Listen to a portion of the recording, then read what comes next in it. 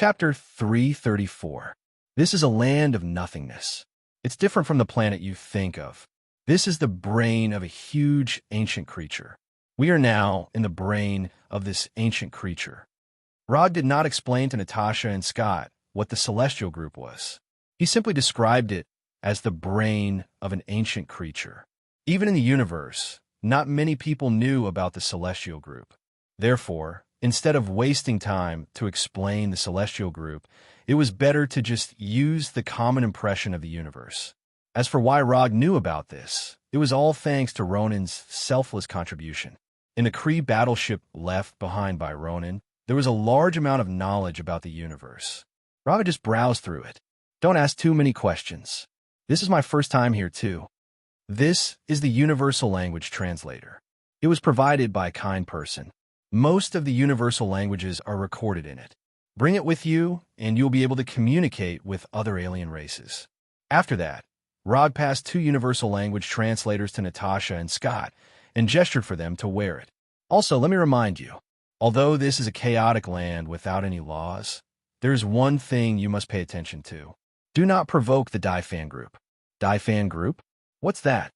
Ant-Man Scott asked curiously. Do you see those robots that look like they're absent from work? Those are the Daifan group's collection robots. A few hundred years ago, the Daifan group sent people to mine the organic substances in the skulls. The collected bones, brain tissue, spinal fluid, etc. are all rare resources. They are very valuable in the black market. Rod pointed at the collection robots that were working hard like worker bees and said calmly. He had obtained the above information from the Kree battleship. The Daifan group was established by the collector Talia Daifan. The collector was one of Rog's targets. All right, let me remind you. There are many intelligent races in the universe. Some of them are exactly the same as the humans on Earth. However, they are not from Earth. After hearing Rog's reminder, Natasha and Scott nodded silently. Then, they continued to observe this magical place that was like a sci-fi city. It was their first time leaving Earth and coming to such a magical place. This was an unprecedented experience for Natasha and Scott. However, while they were sizing up the land of nothingness, many intelligent humanoid creatures were sizing them up as well. There was nothing wrong with Asgard's Bifrost. It was reliable for both civilian and military use.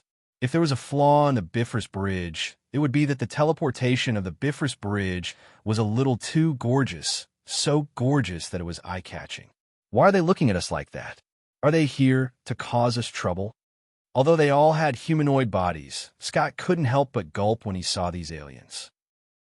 He quietly walked up to Rog and asked in a low voice, "What are you doing?" Our entrance was too ostentatious. As for whether they are here to cause trouble for us, I'm not sure yet. Unlike Scott, who was extremely nervous, Rog had a calm look on his face. It was as if the people gathered in front of them were not aliens, but a group of pet dogs. What should we do now? Attack them, or just leave? Scott was indeed inexperienced. Not to mention Rog, even Natasha, who was also experiencing an alien trip for the first time, was much calmer than him. Either is fine. If your hands are itchy, you can go up and play with them. As soon as Rog finished speaking, Scott shook his head vigorously and retreated behind Rog. Not only was this guy inexperienced, but he was also not brave enough. He didn't have the demeanor of a superhero at all. Newcomers, which planet are you from? Do you know that you have to pay a toll to come to the land of nothingness? You can only move freely in the land of nothingness after you pay the toll. Do you understand? It seemed that he could tell that this was the first time Rog and the other 2 had come to the land of nothingness. A burly man with a height of more than 2 meters, dark red skin, and sharp teeth walked out of the crowd and said arrogantly. Before Rog could say anything, the burly man of unknown race spoke again. Look at you guys. I don't think you've prepared a toll, but you're in luck. I'm in a good mood today, so I won't argue with you about the toll. Hand that chick to me, and you don't have to pay the toll. If you run into any trouble here, you can mention my name. I'll protect you. How about it? It's a good deal, isn't it? Send that chick over quick. The burly man held a gun thicker than Rog's thigh in his hand, as if he was certain that they would be defeated. He waited confidently for Rog and the other's reply. Rog did not expect that the first trouble he encountered in the land of nothingness would be caused by Natasha. However, even if Natasha wasn't here, the burly man would probably find other excuses to cause trouble for them. Thinking of this, Rog couldn't help but think of an alternative statistic he saw on the Carey battleship. According to the statistics, the intelligent races in the universe had a surprisingly consistent evaluation of the attractiveness of the opposite sex. In other words, if a blue-skinned Carey woman was popular in the Carey Empire, then this Carey woman would also be popular among the green-skinned Skulla people. Because there were as many intelligent races in the universe as there were stars in the sky, most of the races in the universe were extremely tolerant of the opposite sex of other races. According to what Rog knew, there was a certain marauder from Earth who would not reject anyone in this aspect.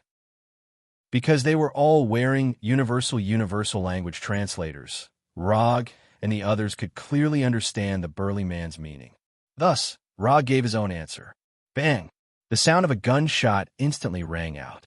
The light blue chakra bullet instantly pierced through the burly man's head, completely exploding his head.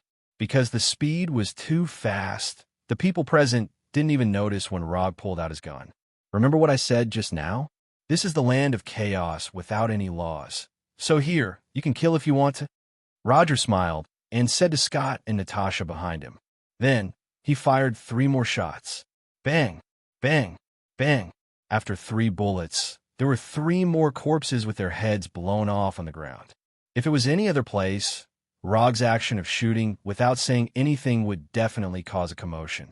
But not here, because this is the land of nothingness, a real land of chaos. Chapter 335. Collector Talia Divan was a famous existence in the universe. His obsession with collecting had reached an incomprehensible level. The Collector was one of the oldest life forms in the universe, and he was also a member of the Council of Elders of the universe. No one knew how long he had lived, just as no one knew what kind of power he had. The only thing people knew was that no one could forcibly take his collection from the Collector. Anyone who tried to rob the Collector's collection, without exception, all disappeared. Although there was no nominal ruler in the land of nothingness, Collector Talia Divan was the actual ruler of the land of nothingness. Rog used the land of nothingness as the first stop of the mission, and he came specifically for Collector Talia Divan. The universe was vast, so vast that it made people feel desperate. It is not an easy task to find Banner's whereabouts in the vast universe. In order to find Banner as soon as possible, Rog decided to make a deal with the Collector, a deal that the Collector would never refuse. The reason why the land of nothingness became a magical place famous throughout the universe was not only that the place itself was unique, but more importantly, Collector Talia Divan was here. As long as you could give him a unique collection, the Collector would give you a huge return that you could not imagine. Money, power, strength, weapons, resources, even an entire planet. As long as you wanted it, the Collector could satisfy you. To some extent, the Collector was like the spirit of the wishing lamp. As long as you could satisfy him, he could fulfill your wish.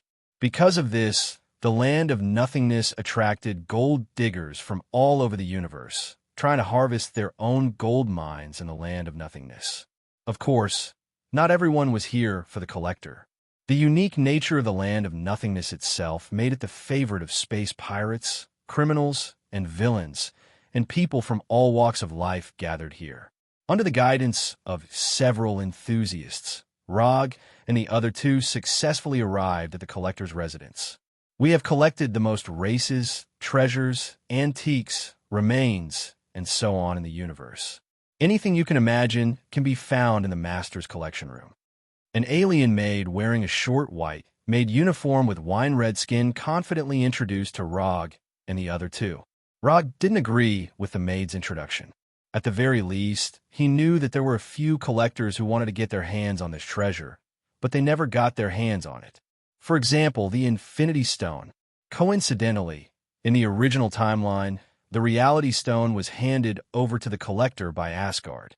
But because of his appearance, the Reality Stone was intercepted and fell into his hands. Although he came to do business with the collector, he had no intention of handing over the reality stone.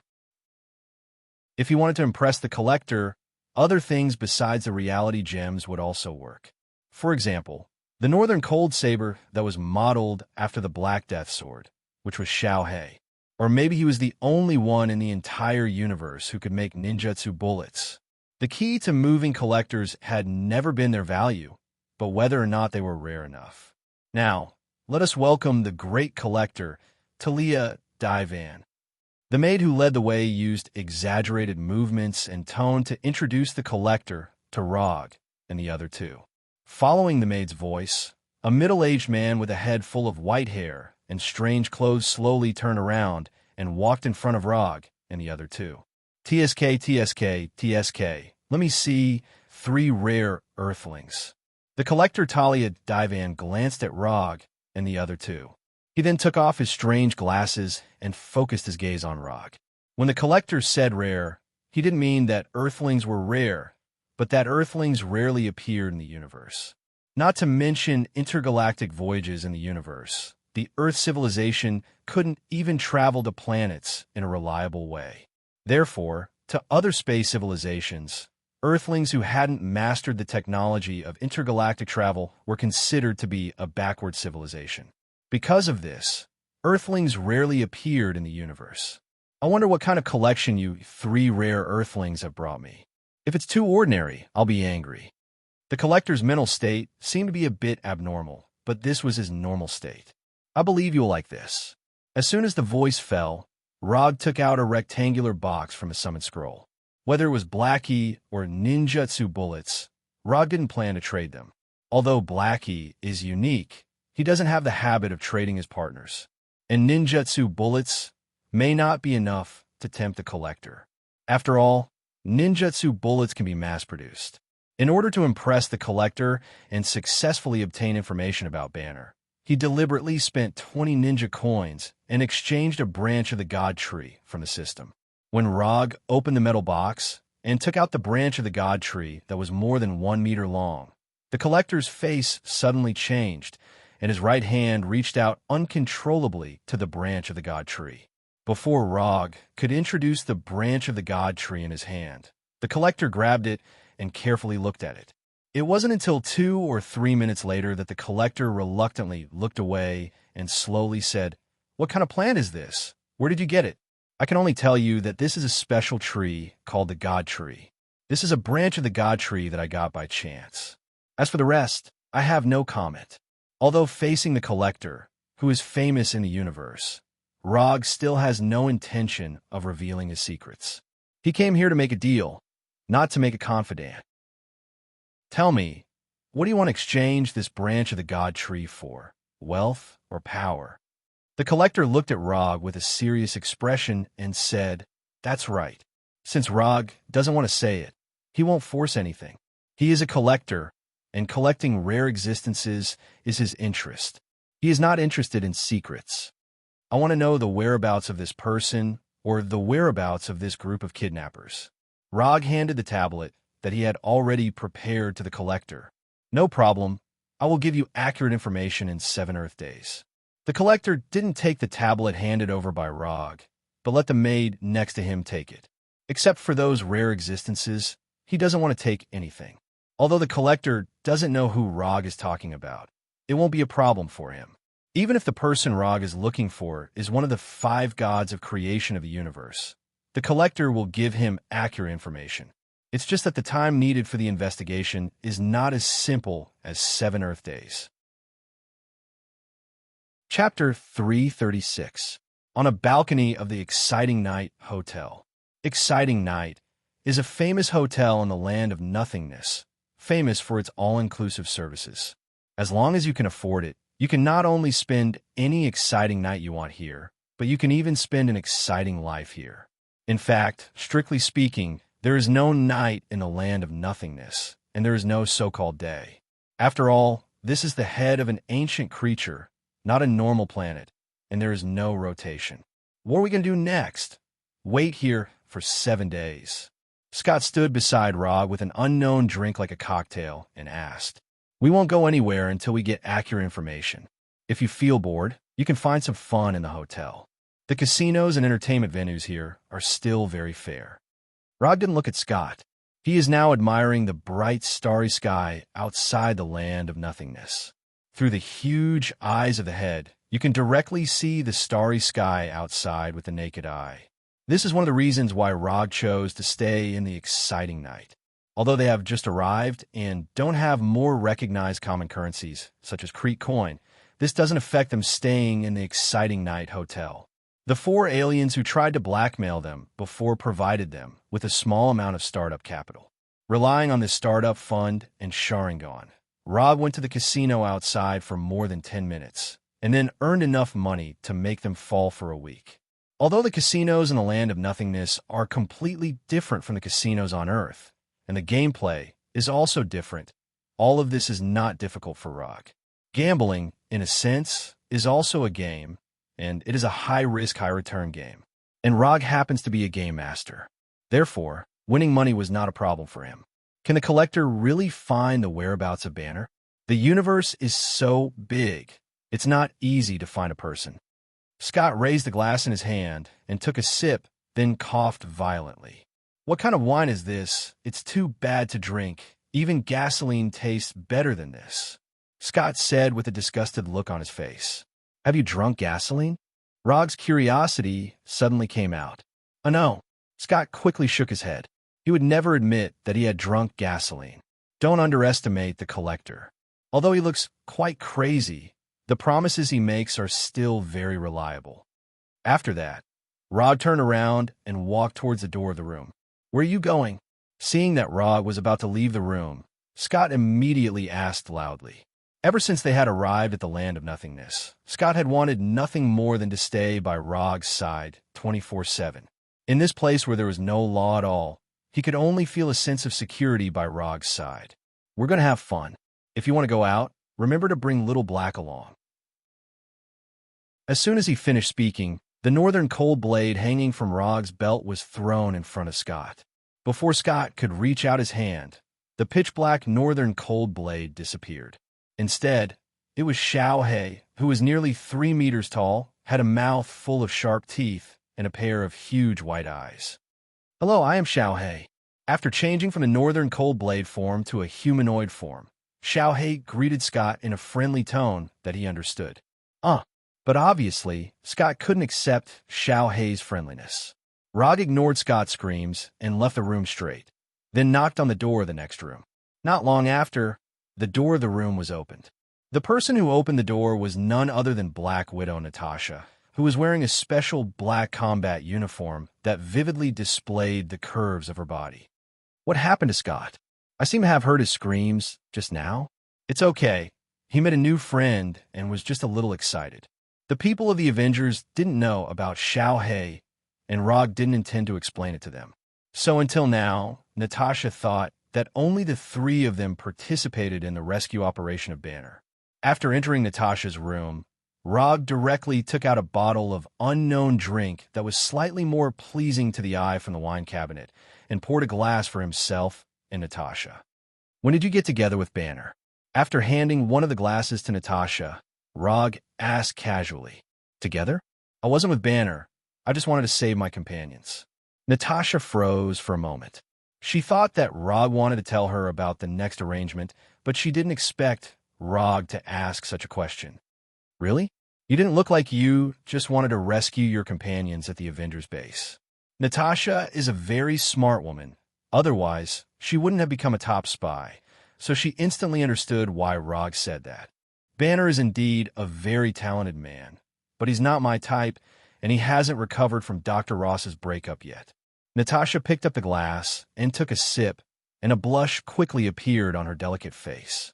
Not only do you have such a misunderstanding, but others also have similar ideas. Rogers even took the initiative to set me up with Banner. At this point, Natasha smiled bitterly. Wait, the person you like is not Banner. Then it can't be Hulk, right? Do you like Hulk? Rog knows that there is some kind of emotional thread between Natasha and Banner. After all, this is the case in the timeline he knows. But now it is clear that the development of things is completely different from what he remembers. Natasha doesn't like Banner, but she likes Hulk.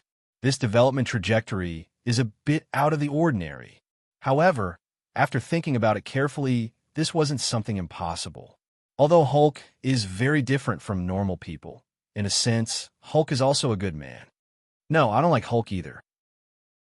Also, put away those dirty thoughts in your mind. Natasha is worthy of being an experienced top spy. Although Rog hasn't said anything yet, Natasha can see what he is thinking at a glance. Ahem, I'm a gentleman. I won't have any inappropriate thoughts. No, you don't like Banner, and you don't like Hulk? Then why are you so nervous? This is not the mental state a qualified spy should have. Rog soon found the blind spot. Are there only these animal instinctive thoughts left in your men's minds? I have carried out several missions with Hulk. In the process of carrying out the mission, I found that Hulk is not as barbaric and violent as people think.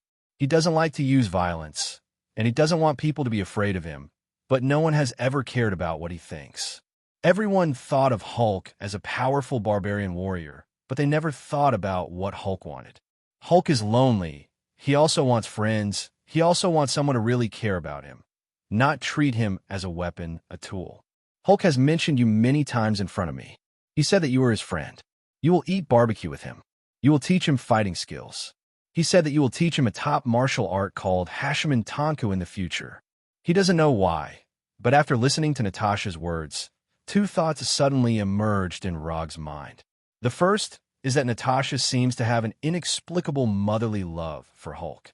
The second was that Hulk, this little guy, actually really remembered what he had said before. After the commission is completed, he will try to teach Hulk the Hashiman Tanku. Since Hulk regards him as a real friend, Rog will naturally live up to Hulk's expectations. And he also wants to see if Hulk, who has practiced the Hashiman Tanku, can kick out the legendary ending. Chapter 337. Time passed in a flash. Unknowingly, Rog and the other two had already spent 5 Earth days in the land of nothingness. At this time, there were only 2 days left before the time promised by the Collector. Although the Collector hadn't contacted them in the past few days, Rog wasn't worried that the Collector would violate the promise.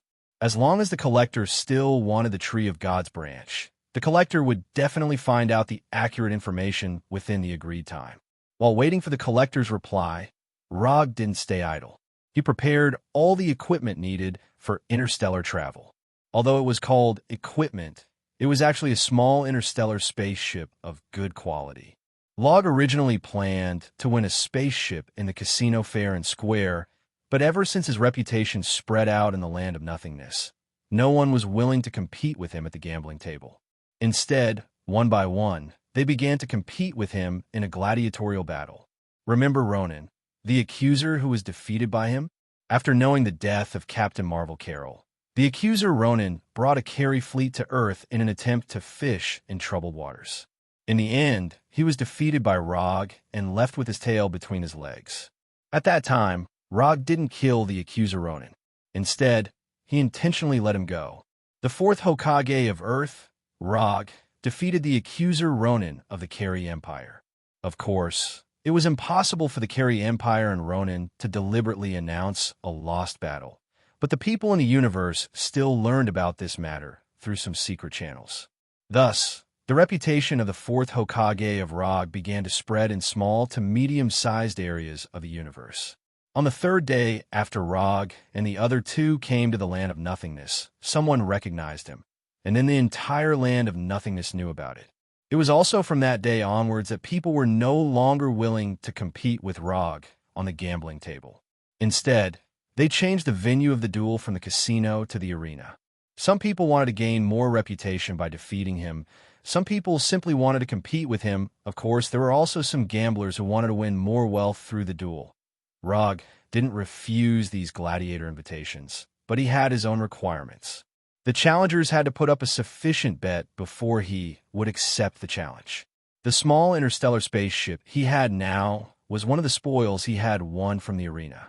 As for loot of similar value, he still had 8 more. There would only be 3 matches a day, and the highest bidder would win. This was the second rule of Rog's gladiator fights. In these 3 days, he fought a total of 9 battles and won all 9 battles. None of the 9 matches lasted more than a minute. The one with the best result lasted until 52 seconds. By now, not many people were willing to fight with him. After all, no one liked a gladiator battle that was guaranteed to fail. Are you still going to the arena today? After witnessing Rog's heroic fighting style, Scott fell into a state of blind worship for Rog. Now, he even began to consider whether he should leave the Alliance and join Konoha after returning to Earth. I don't think so. So far, I haven't received any gladiator invitations. Rog lay on the sofa on the balcony and answered casually, his eyes still looking at the bright starry sky outside. Can I ask you something? Scott got rid of Xiao Hei, who was frantically ravaging his hair, and asked Rog with difficulty. What do you want to know? Have you been sleeping in the room next door for the past few days? I heard that Agent Romanoff and Dr. Banner are a couple. Isn't it a bit inappropriate for you to do this? Looking at Scott's hesitant look, Rog shook his head helplessly. They are not a couple.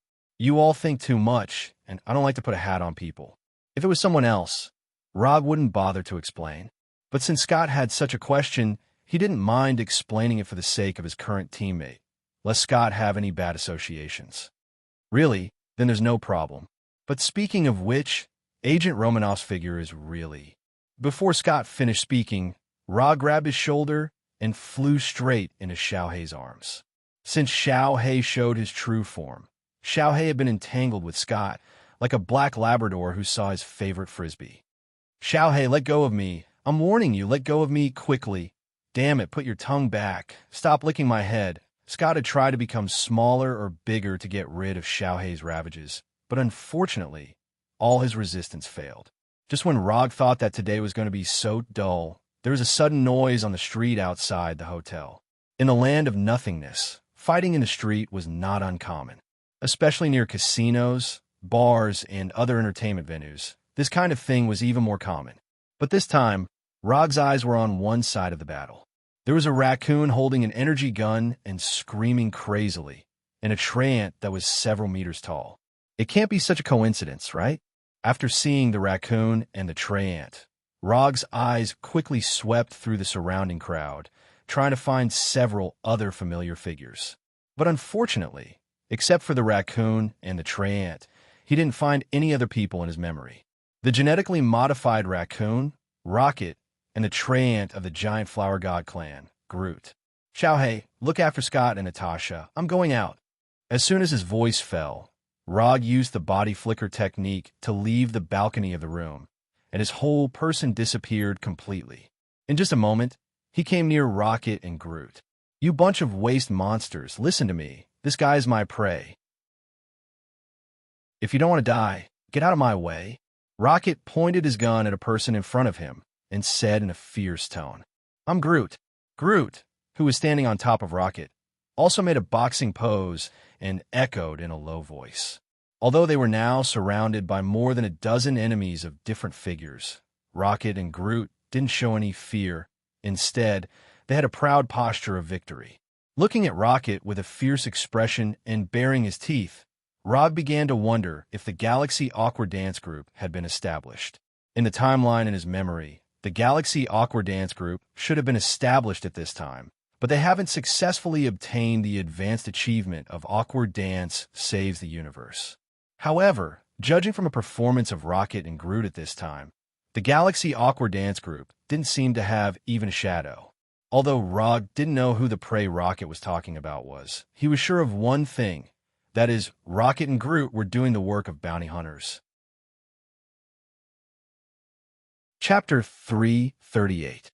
When did he become a bounty hunter? Rocket couldn't even remember.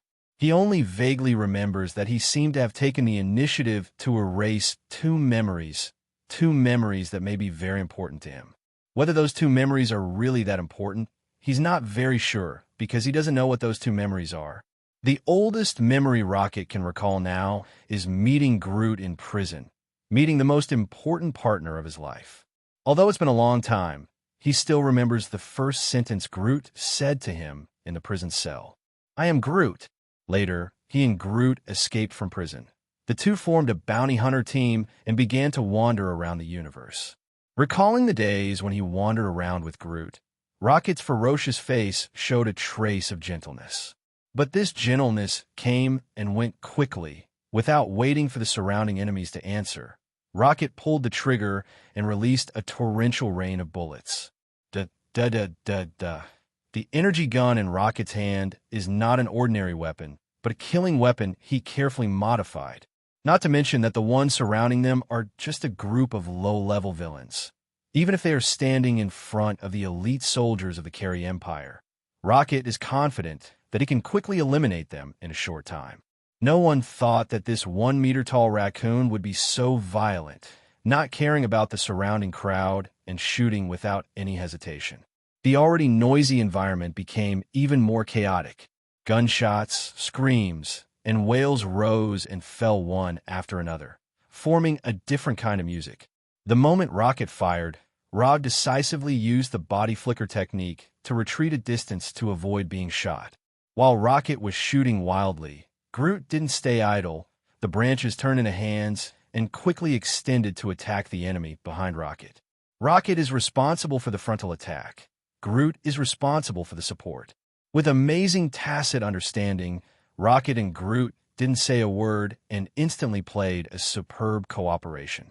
In just a few seconds, Rocket and Groot finished off all the surrounding enemies, as well as their mission target. Damn, this fat pig is also dead. Rocket ran to the front of an abnormally fat alien and cursed as he looked at the face that had been completely smashed. I am Groot. Rocket and Groot's mission this time was to capture this fat guy alive. When the rocket was fired, it deliberately avoided the target's position. But he didn't expect that the target would eventually die from a stray bullet flying out of nowhere.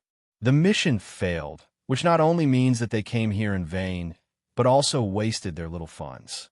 Thinking of the high docking fee of the void, as well as the wasted energy of the spaceship, Rocket's face became even more ugly.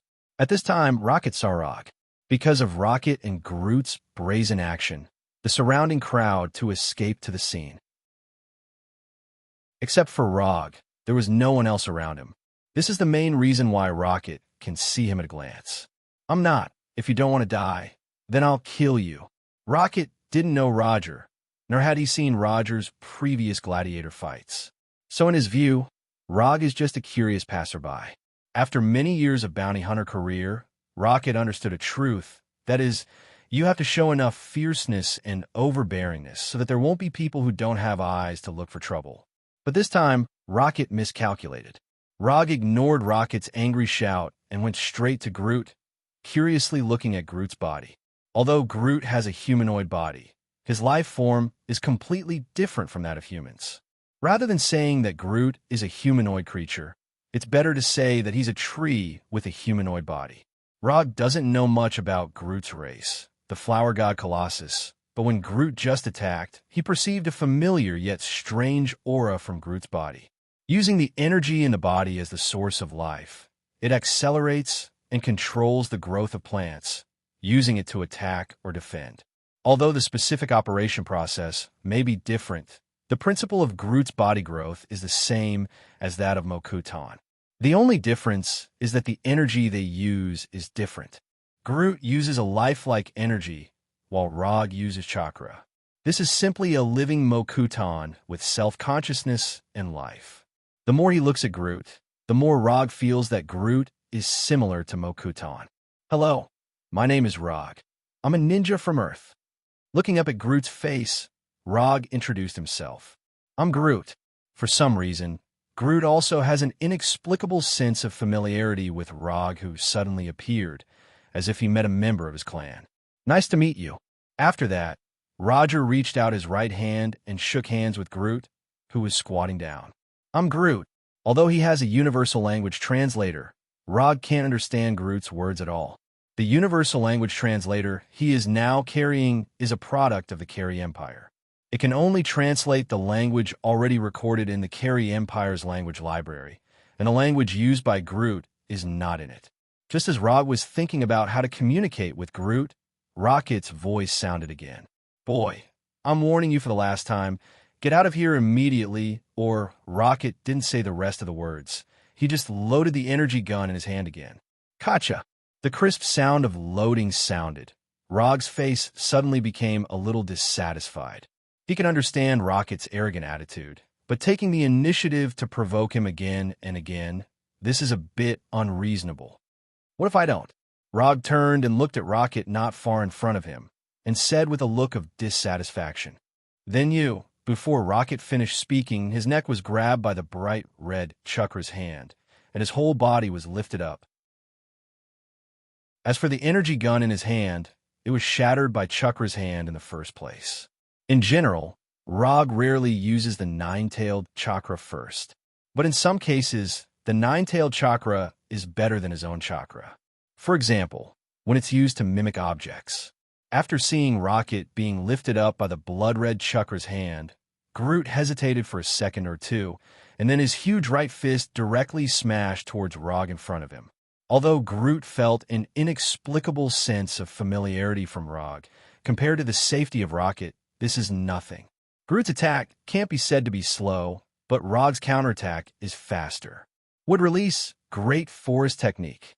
Rog's right hand's 5 fingers instantly turned into wooden vines, like 5 vipers attacking their prey. They instantly knocked Groot away and firmly tied him up. "What's going on?" After seeing Rog's 5 fingers turned into wooden vines and flew away and tied up Groot, Rocket's face was full of disbelief. He couldn't believe what he saw in front of him. "I'm Groot." However, the most surprised person was not Rocket, who was pinched by Chakra's hand, but the tied-up Groot. "I'm Groot." Chapter 339. Exciting night, hotel, first floor bar. Rocket and Groot sat opposite Rog, looking at Rog with a complicated look. More than 10 minutes ago, they were still fighting on the street outside, but now, they are sitting together in a bar. Rocket and Groot's strength is not bad, and they are also a little famous among the bounty hunters. However, in front of Rog, their strength is still a bit too weak. Just casually using a few ninjutsu, Rog easily defeated the two of them, making them come to the bar willingly. "Who are you? What do you want to do?" Rocket asked Rog with a vigilant look. Rog's strength is very strong, but what Rocket really cares about is not his strength, but the Mokuton he just used. Rocket is also a knowledgeable bounty hunter, but he has never met someone like Rog. Making the body grow like a tree, except for Groot, this is the first time Rocket has seen this ability in other people. And unlike Groot, Rog's Mokuton is obviously more magical. Groot is a giant flower god. His body is originally a tree, so even if his body suddenly grows, it is not a particularly strange thing. But Rog is different. Rocket is very sure that Rog is a human, a real flesh and blood body. I said before, my name is Rog, a ninja from the earth. Rocket is curious about Rog's Mokuton, and Rog is also curious about Groot's life form. If it weren't for the current conditions, he really wants to do a detailed physical examination for Groot, and his intuition tells him that Groot is hiding the secret to further improve his Mokuton. After meeting Groot, he finally understood why Orochimaru, one of Konoha's Sannin, embarked on the path of a mad scientist. "I have no malice to you. I'm just a little interested in Groot or Groot's race. But don't worry, I'm not some Frankenstein monster. I won't do something like dismembering people and soaking them in formalin." Rog didn't explain to them what Mokuton was, nor did he hide his interest in the Groot race. "Please don't say that you just want to make friends with us," Rocket said disdainfully. "I don't care if you believe me or not, but I do intend to make friends with you. What happened just now can only be considered as an exchange of blows leads to friendship. I still have some things to do, so I can't tell you too much for now. This is the contact code of my spaceship. If you're interested, you can contact me at any time." After that, Rog took out a small piece of metal from his pocket. The metal plate was engraved with the internal communication code of his small spaceship. As long as the distance wasn't too far, any spaceship could use this communication code to contact Rog's spaceship. To put it simply, it was a communication number between spaceships. After handing the metal plate to Groot, Rog went on to say, "If you like, you can play here for a few days. Just put the bill under my name. Because of the bet, Rog now had a considerable amount of wealth on him, which was enough for Rocket and Rocket to indulge in debauchery for a long time. After saying that, he directly left the bar. Meeting Rocket and Groot was purely an accident, but since he met them, Rog didn't mind greeting them in advance. It would be more convenient to deal with them in the future. When Rog's figure completely disappeared behind the bar, Rocket took the metal plate from Groot's hand and put it in his pocket. "He's a weirdo. I'm Groot," Groot replied silently. After spending another exciting night with Natasha in the hotel, the Collector's exaggerated maid finally appeared in front of Rog's group again. "I didn't expect you to be the one who defeated Ronin, the fourth Hokage. When I met you last time, I felt that you weren't an ordinary person." As soon as the voice fell, the white-haired Collector, Tanya Divan, came in front of Rog. His fingers danced excitedly as he said in a greedy tone, "Your eyes are simply a masterpiece. When you die, please let me pay for your eyes." Rog silently stepped back, widening the distance between himself and the Collector. He didn't like a male creature so close to him, especially a male creature with an unstable mental state. "Let's talk about the eyes later. I just want to know, did you collect the information I want?" Rog psychically summoned the metal box where the branch of the Tree of God was placed, and casually took out the branch of the Tree of God. You should be more careful when dealing with rare existences. The Collector took the branch of the Tree of God from Rog's hand and signaled the maid next to him to return Rog's tablet to him. The ones who captured Bruce Banner were a group of slavers called rope catchers. They don't belong to any faction. They capture all kinds of powerful creatures in the universe, and then sell these creatures to customers who need them. As far as I know, my brother Ansaka bought a lot of interesting creatures from the rope catchers. Collector Tanya stroked the branch of the sacred tree in his hand with exaggerated movements, then continued, "Your tablet has the information and the latest location of the rope catcher slave hunters. If you're fast enough, you should be able to find them before they sell Banner." Rog turned on the tablet and saw the star map on it, as well as the planet whose coordinates were specially marked. Xander. The rope catchers are on Xander? If Rog remembered correctly, Xander was the planet where the New Star Army's headquarters was located, and it was also one of the most orderly planets in the universe. The rope catchers were a slaver group, and if they took the initiative to go to Xander, it was no different from a fugitive going to the police station. Xander was a place where a street brawl could land one in jail for serious crimes. Isn't this information a little wrong? Xander will not allow the existence of slavers. The brighter a place is, the easier it is for darkness to breed. The Collector replied with a smile, then signaled the Burgundy, made to see him out.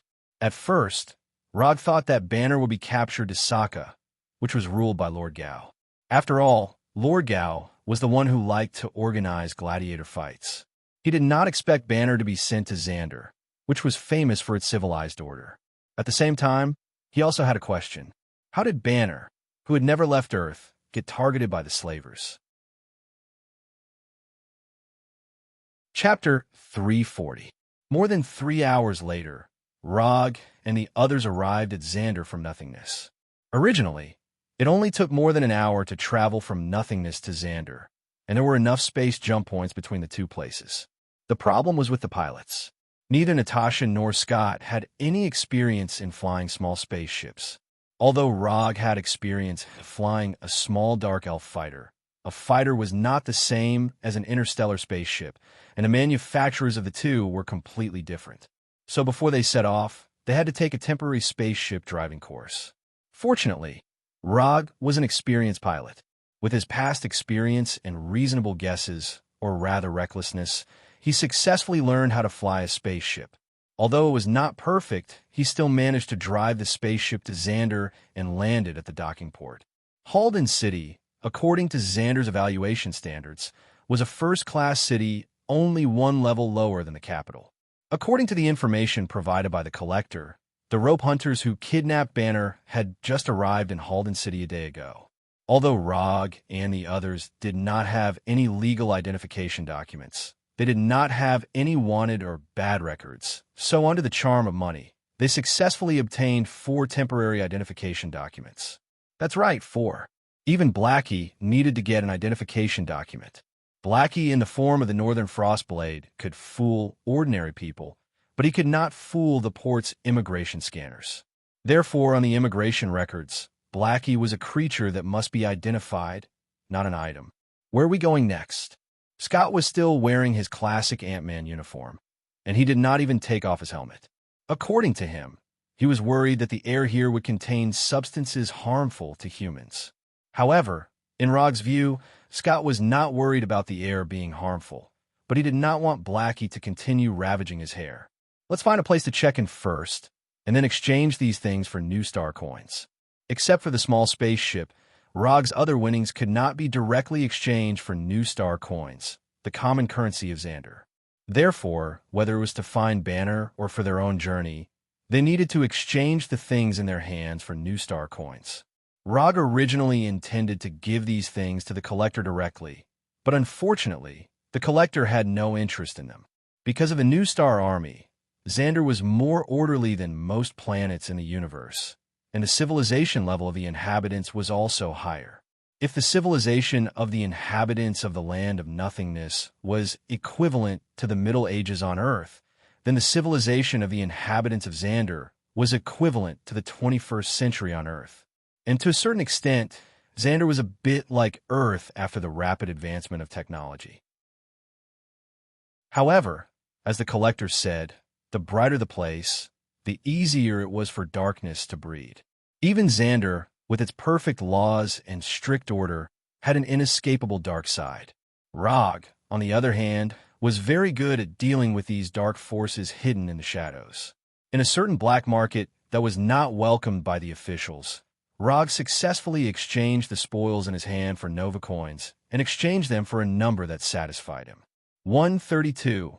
68 million new star coins. Rog had just inquired that the most expensive suite in the most luxurious hotel in Halton City was only 100,000 new star coins per night. So, he was not dissatisfied with this number.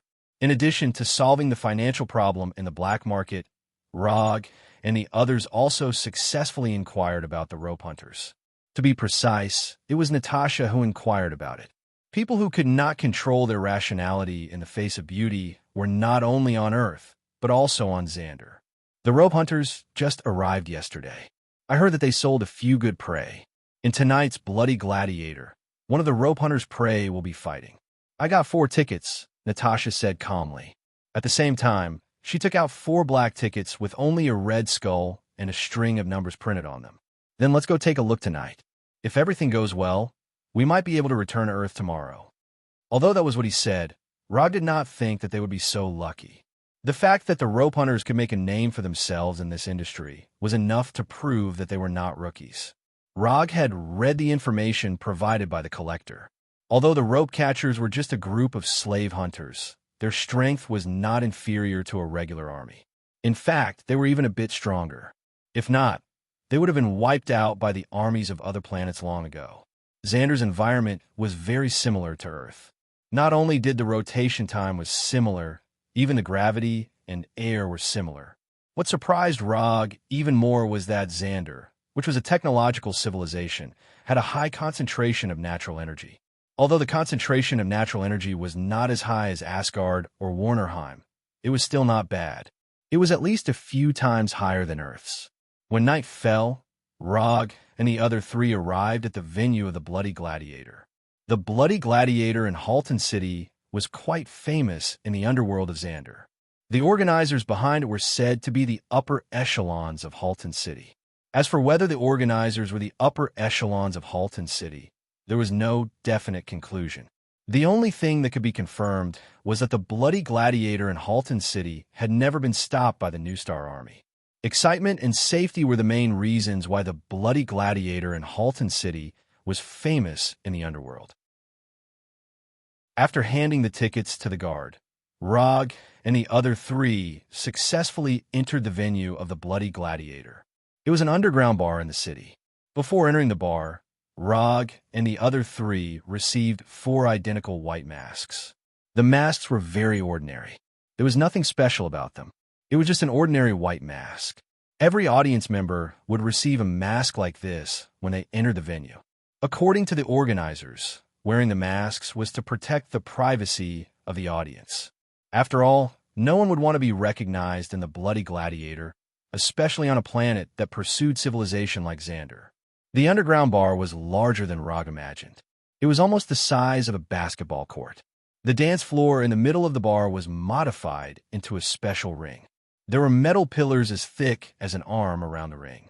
They looked like fences for the ring. All the audience members wore white masks. They were either sitting at the table or standing by the ring. Some were whispering, some were silent. Welcome to the bloody gladiator. Tonight, you will enjoy a fight for survival where fists meet flesh and blood splatter everywhere.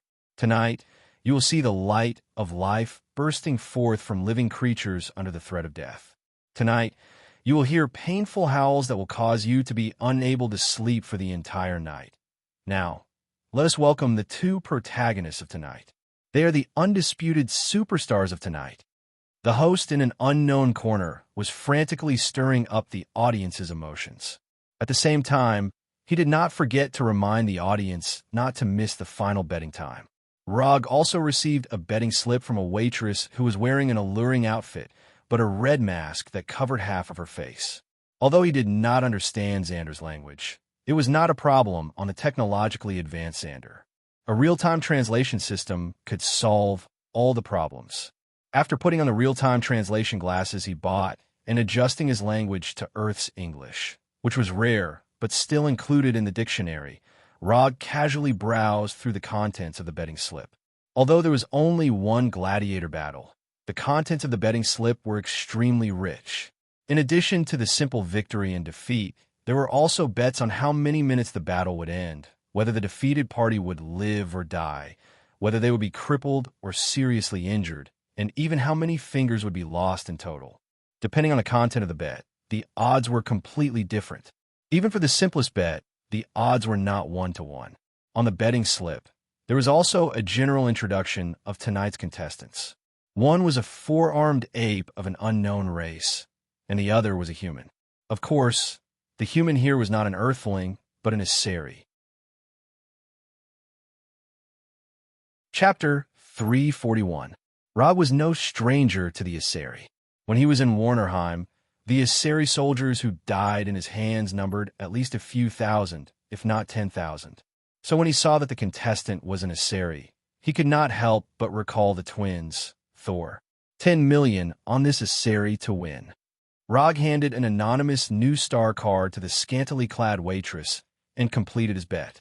On the anonymous new star card, there was a deposit of 10 million new star coins. As long as one had this card, anyone could withdraw money from any bank without needing a password. This new star card was the favorite transaction method of the Dark Forces.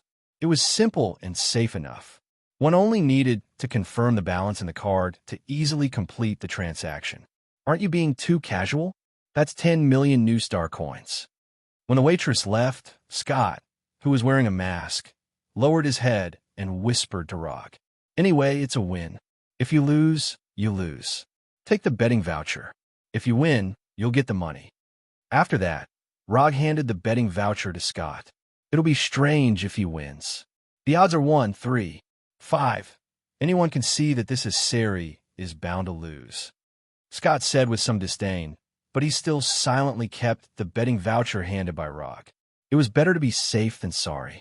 If he wins, this voucher would be worth 35 million new star coins.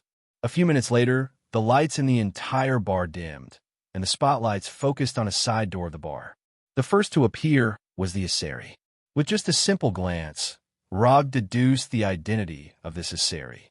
This was a Chiliarch of the Sword and Shield Brigade. He had a sword in his right hand and a shield in his left hand. The armor on his body was also the standard armor of a Chiliarch in the Aseri army. Although a Chiliarch was not a general, he was only one step away from being a general. Even such an existence had become a gladiator. This bloody gladiator was not simple. Amidst the cheers of the audience, the captain of the Sword and Shield Chiliarch of the Asso Divine army walked up to the arena unhurriedly. His face was as resolute as ever, as if he was not in the arena of a gladiator, but on a glorious battlefield.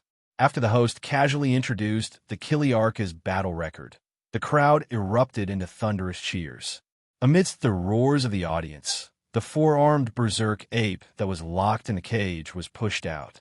When a metal column on the stage emitted a light blue electric radiance, the four-armed wild ape in the cage was pushed to the entrance of the stage.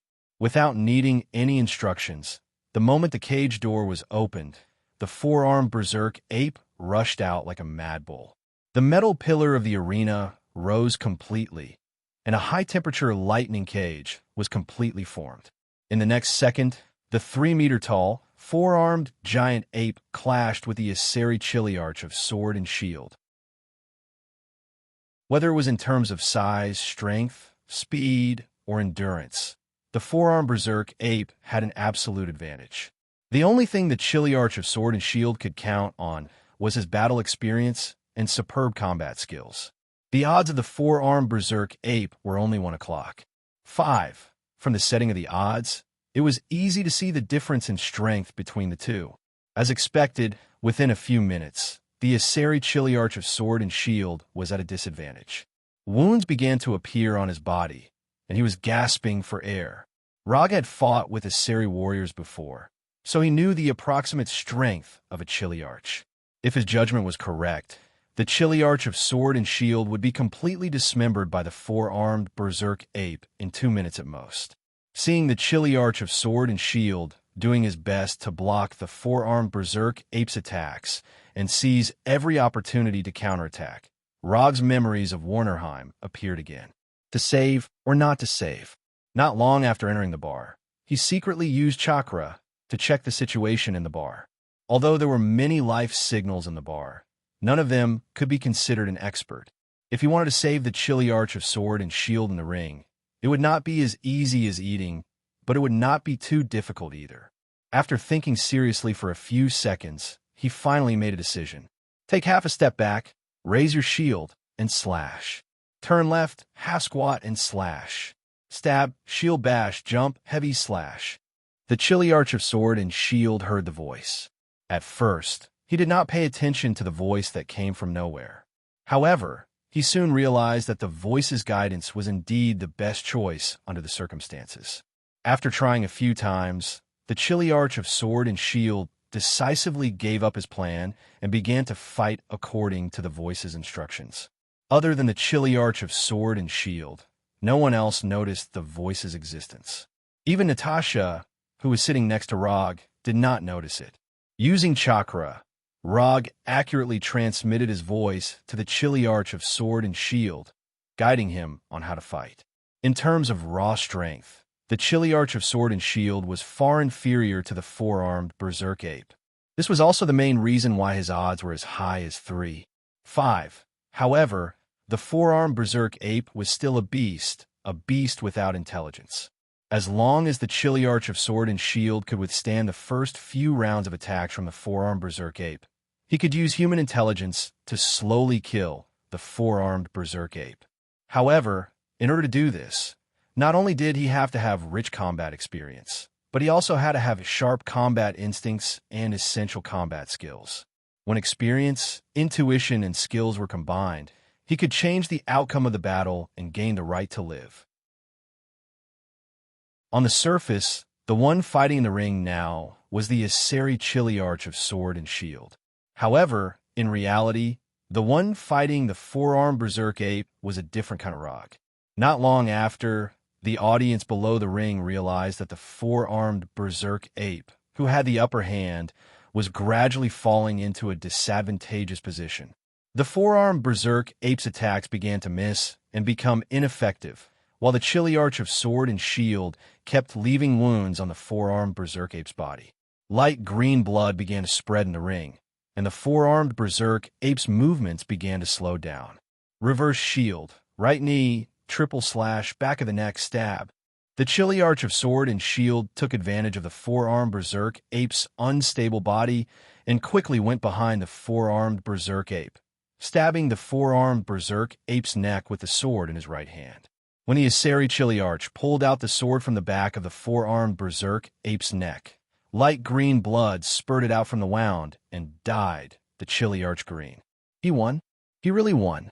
Scott stared at the arena in disbelief, and he almost lost control of his emotions and shouted out loud.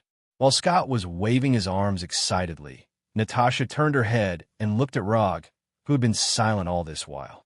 Natasha didn't know why, but she felt that she had seen the chilly arch of sword and shields fighting style somewhere before. That style of fighting style that was at his fingertips and treated close combat like a game was very similar to that of someone she knew. No, it wasn't just similar, it was exactly the same. The fighting style that the chilly arch of sword and shield used was Rog's fighting style. Chapter 342. Did you help the chilly arch? Natasha asked in a low voice. Before speaking, she wisely turned off the universal language translator in her ear.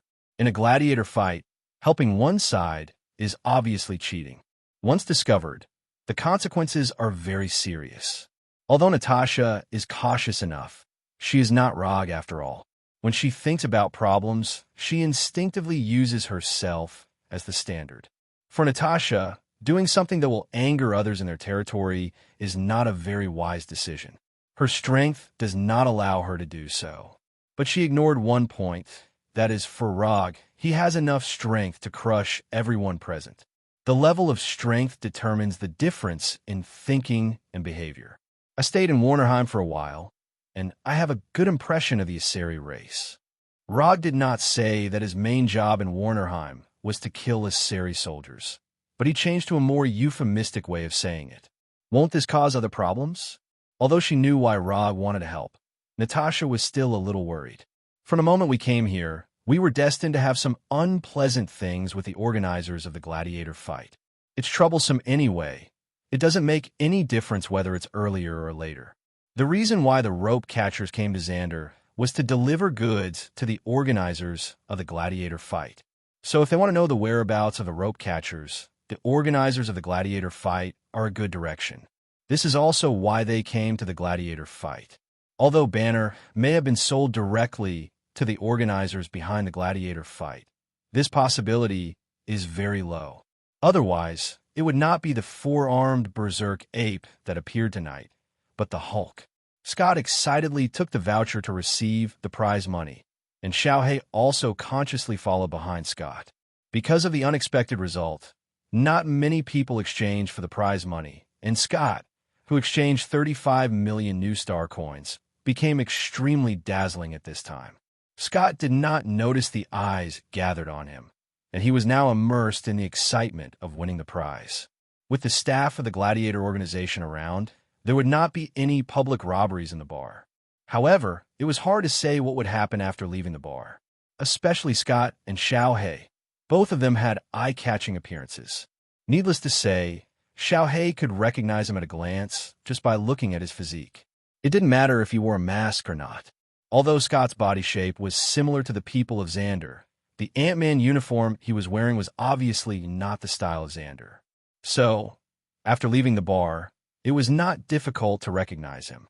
Under normal circumstances, the spectators who came to watch the gladiator fight would not wear too many different outfits to avoid being recognized after leaving the bar. As for Rog and the other three outsiders, they obviously did not have such experience. But for them, they didn't need a similar experience because Rog didn't plan to leave the bar normally in the first place. When most of the audience in the bar had left, Rog took off the white mask on his face and went straight to the staff in charge of exchanging his bonus.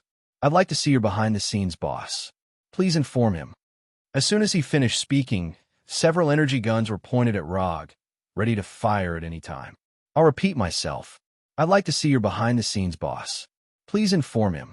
Rog continued to speak without changing his expression, as if he did not see the guns pointed at him at all. After he finished speaking, the staff in front of him still remained unmoved. The only change was that more guns were pointed at him. "Why do you have to force me to do it?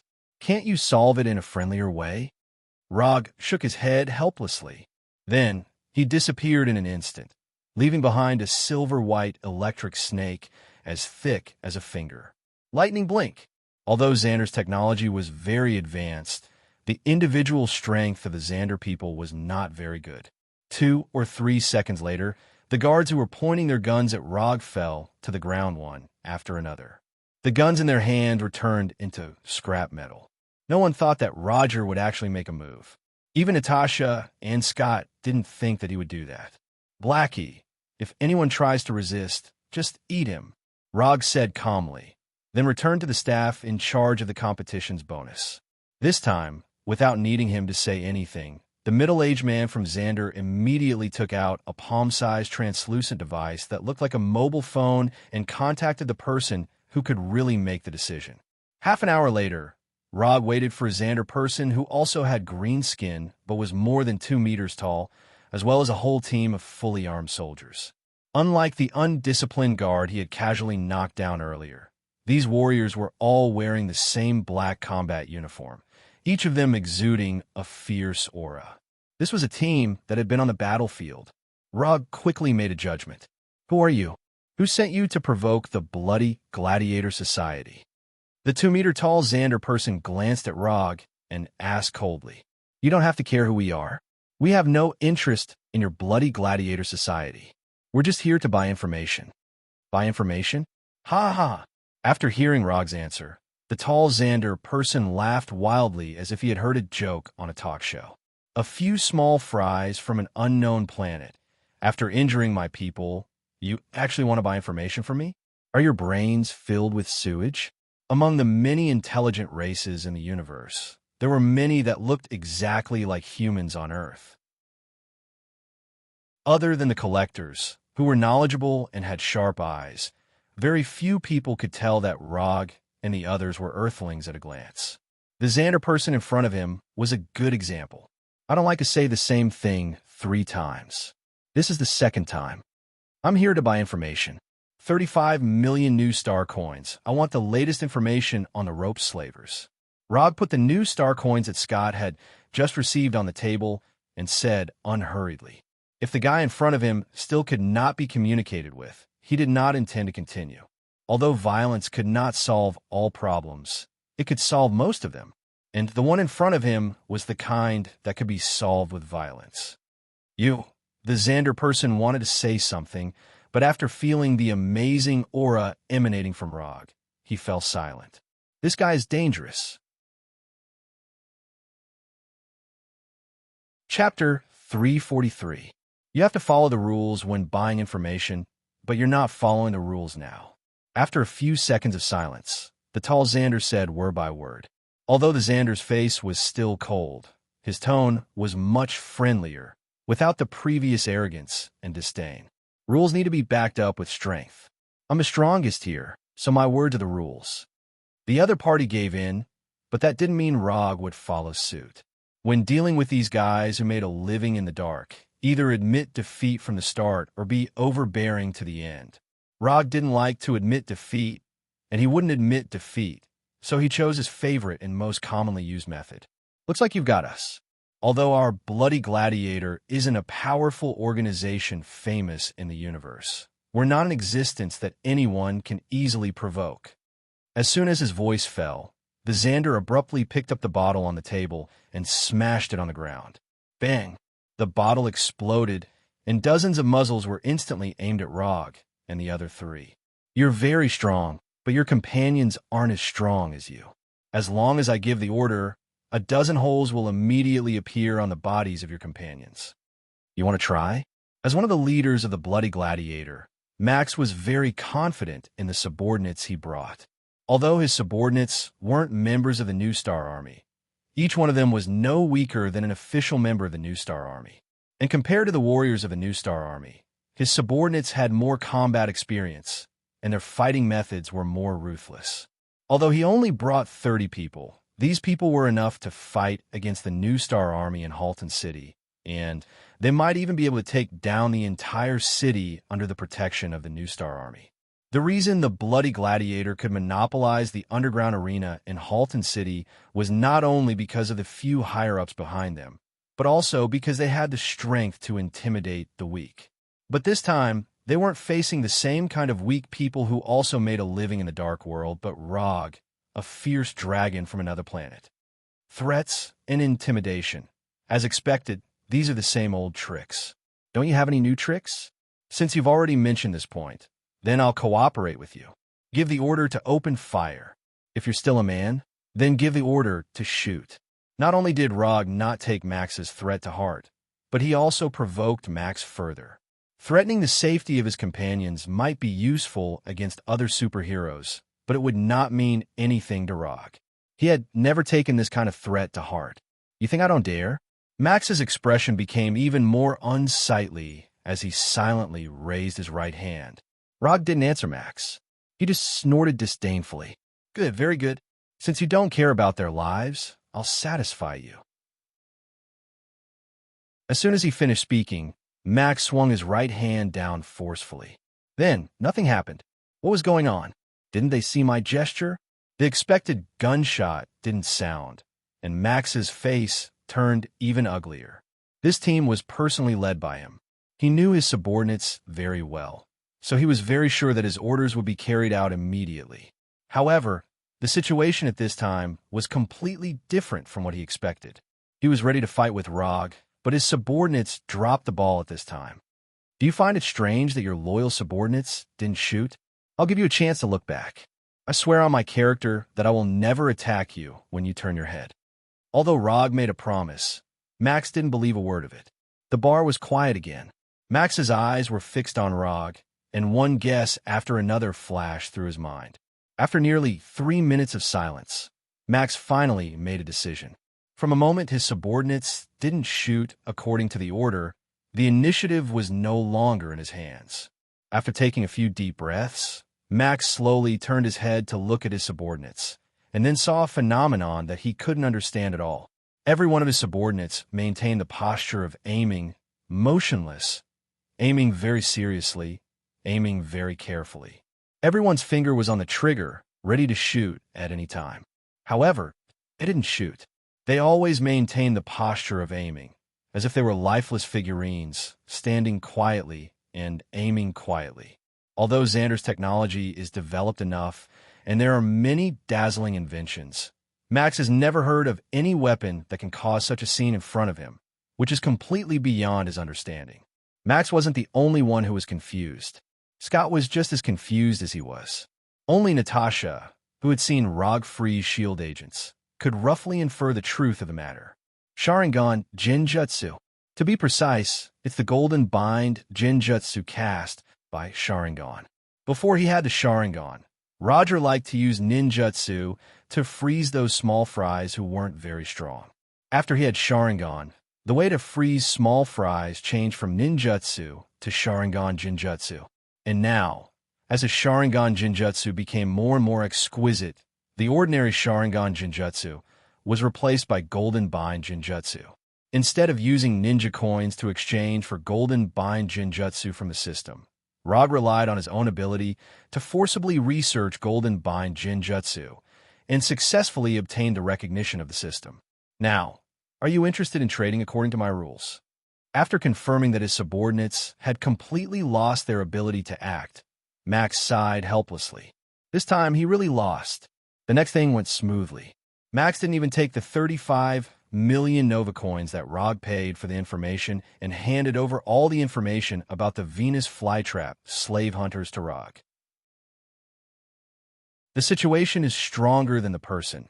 Even if Max tries his best, he can't change the fact of failure. Instead of making an indifferent resistance on a whim, which will lead things to a worse direction, it's better to admit defeat and control the loss within a controllable range. As one of the leaders of Bloody Gladiator, Max knows when to be tough and when to admit defeat. I've given you all the information you want. When can my subordinates recover? Max asked in a very kind tone, without the slightest dissatisfaction on his face. They'll be back to normal in an hour. After that, Rog left the bar with Xiaohei and others and began to go to the hiding place of the Venus flytrap slave hunters. Chapter 344. In a farm dozens of kilometers away from Halden City, Jaros, who had just celebrated his 20th birthday, pushed a cart full of food toward a secret detention room below the farm. This farm was the only one within more than 10 kilometers. It mainly grew a herb called blue potato. Blue potato was easy to grow, had a considerable yield, and had good nutritional value. Thousands of years ago, blue potato had become one of the main foods of Xander. On the surface, this was an ordinary farm that grew blue potato. But in fact, this was one of the secret bases of the Venus flytrap slave hunters on Xander. Unlike the other members of the slave hunters, although Jaros was also a member of the slave hunters, he had never left Xander, let alone participated in specific slave hunting activities. Even his identity as a member of the slave hunters was inherited from his deceased father. Normally, Jaros' main job was to plant blue potatoes and be a responsible grower. When the Venus flytrap slave hunters came to Xander, he was responsible for delivering food to the prey and providing other reasonable services to the other members of the slave hunters. This included, but was not limited to, cooking, cleaning, serving tea, and so on. I don't know when I can become a real slave catcher. Deputy Commander Noah has already promised me that as long as I take good care of Special Prey number 41, I will be qualified to be a trainee slave catcher and follow the team to catch prey in the universe. Thinking of this, the tired look on Jaros' face was suddenly replaced by excitement.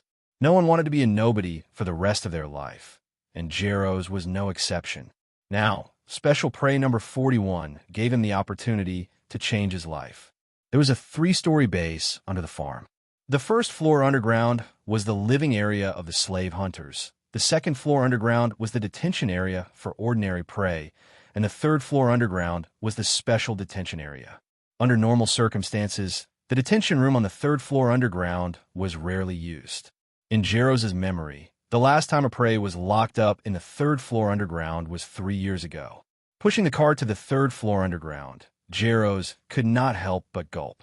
Then, he mustered up his courage and walked toward the detention room of Special Prey number 41. Jaros did not know much about Special Prey number 41.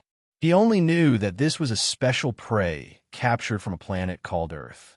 Compared to normal prey, there were not many creatures that the rope slavers could note as special prey. These special prey were either extremely rare or extremely powerful. Every special prey could bring a huge amount of profit to the slave hunters. However, the risks were equal to the benefits. These special preys could indeed bring unimaginable benefits, but the danger was also unimaginably high. Jaros remembered that his father had once told him that dozens of years ago, the slave hunters were almost wiped out because of special prey.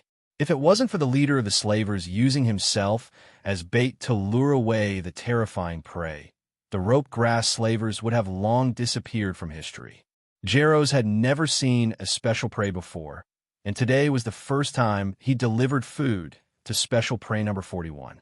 This job was originally done by the official members of the slavers, but after the death of 7 official members, the job of delivering food fell to Jaros. I can do it. I can definitely do it. I will definitely become a real slave catcher. Jaros pushed the dining cart forward slowly in the dimly lit passageway. Every few steps, he would encourage himself. Although this meal delivery mission was very dangerous, Jaros believed that Deputy Head Noah would not deceive him. I have reached an agreement with Special Prey number 41. He will not continue to hurt the person who delivers the food. You can go there without worry. Although it was the first time Jaros had met Deputy Commander Noah, he didn't doubt Deputy Commander Noah's words. Deputy Head Noah was a powerful existence who had won 3 consecutive victories in the Sokka Planet arena. Such a powerful existence had no need to deceive a small character like him. While Jaros was pushing the dining cart to the detention room, Hulk, who was noted as Special Prey number 41 by the slave hunters, was in his room, working hard on his fighting practice. Boxing, Muay Thai, Brazilian Jiu-Jitsu, Sanda, Israeli martial arts, Skark fighting system of the UA Special Forces. What Hulk was practicing now was the fighting technique that Rog left in his memory with illusion, false memory. Even though Hulk didn't look very agile, under his hard work, not only did he successfully master these fighting techniques, but he also gradually summed up his own fighting techniques. For this reason, Hulk also gave his fighting technique a name that he liked very much. Invincible Hulk Fighting Technique. Although this name didn't look like much, its power was not ordinary, especially when combined with Hulk's astonishing strength. This fighting technique really had an invincible aura. While Hulk was working hard on his fighting technique, the thick metal door of the detention room was opened, and Jaros walked in with the dining cart. "Hello, I am today's meal delivery man. My name is Jaros." Jaros tried hard to control his nervousness and said in a calm tone as much as possible. However, after seeing Hulk's amazing body and his proficient fighting skills, Jaros couldn't help but swallow his saliva. This person is so strong. After more than 10 seconds, Hulk stopped punching and walked step by step to Jaros, who also had green skin. "Hello." After a simple reply, Hulk directly sat on the ground and used his palm, which was bigger than Jaros' head, to take out food from the dining cart. The dining cart full of food didn't even last 3 minutes in front of Hulk, who had an amazing appetite, before it was completely consumed.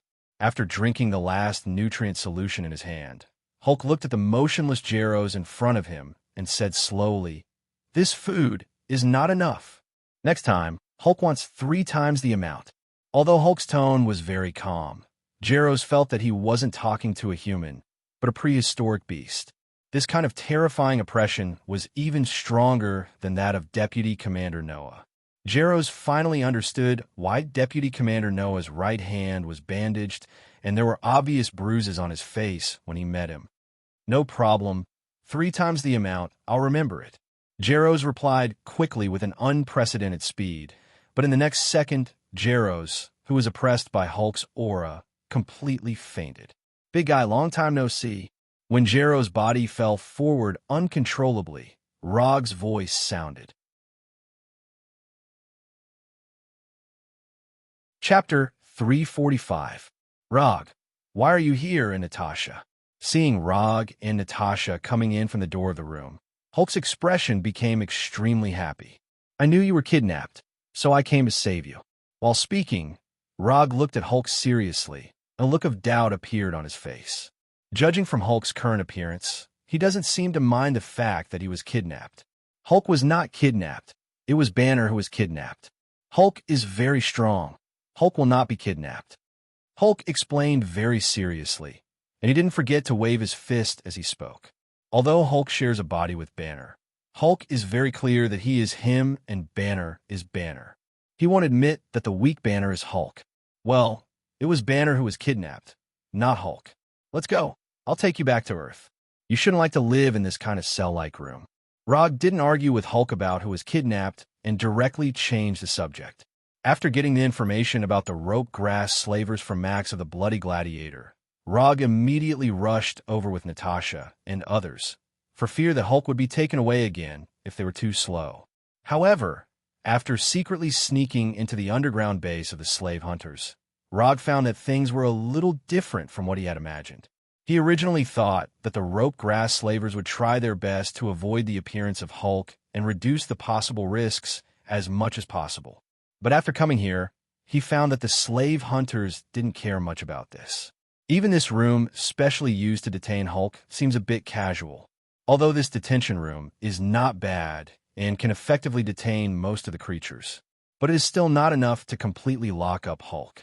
With Hulk's strength, if he wants to leave here, he only needs to consume some stamina, and he can easily leave here and destroy the entire underground base on the way.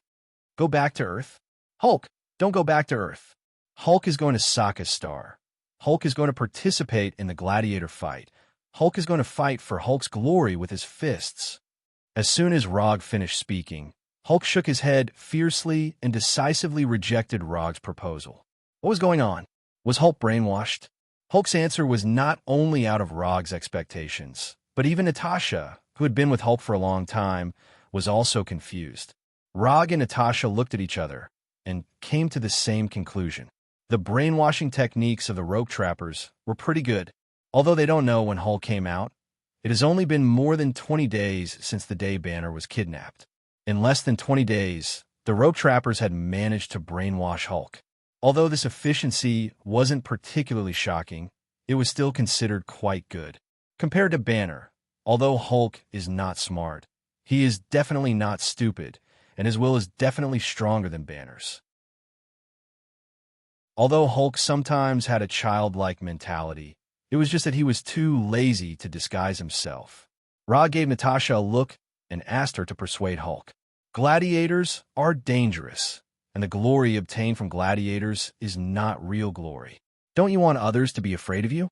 If you participate in gladiators and use force to fight for glory, it will only make others more afraid of you. If you want to get your own glory, you can do it on Earth. You are a superhero on Earth, and people on Earth like you, and they will be proud of your glory. Natasha slowly came in front of Hulk, holding Hulk's huge right hand with both hands, and said in a gentle tone. Looking at Natasha's gentle demeanor at this time, Rog couldn't help but think of the profession of a kindergarten teacher. Hulk was the stubborn child in the kindergarten, and Natasha, the kindergarten teacher, was trying to persuade him.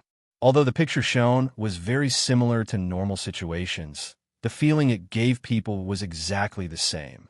When the person who was persuading him became Natasha, Hulk's refusal obviously lessened a lot. However, after a few seconds of silence, Hulk shook his head silently and rejected Natasha's proposal. Earth doesn't like Hulk, Sokka Planet likes Hulk. Noah promised Hulk that Hulk would become a hero that everyone on Sokka Planet would like. Hulk wants to fight. Hulk doesn't want to disguise himself. Hulk wants to be recognized by others. Although Rog has never seen Noah, he knows that the Noah mentioned by Hulk is the deputy head of the slave hunters.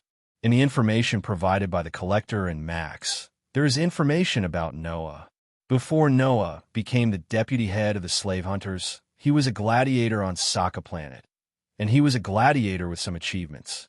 But unlike other gladiators, Noah participated in gladiators as a free man. So after fighting a few gladiators and getting 3 consecutive victories, he left Sokka Planet and joined the rope hunters.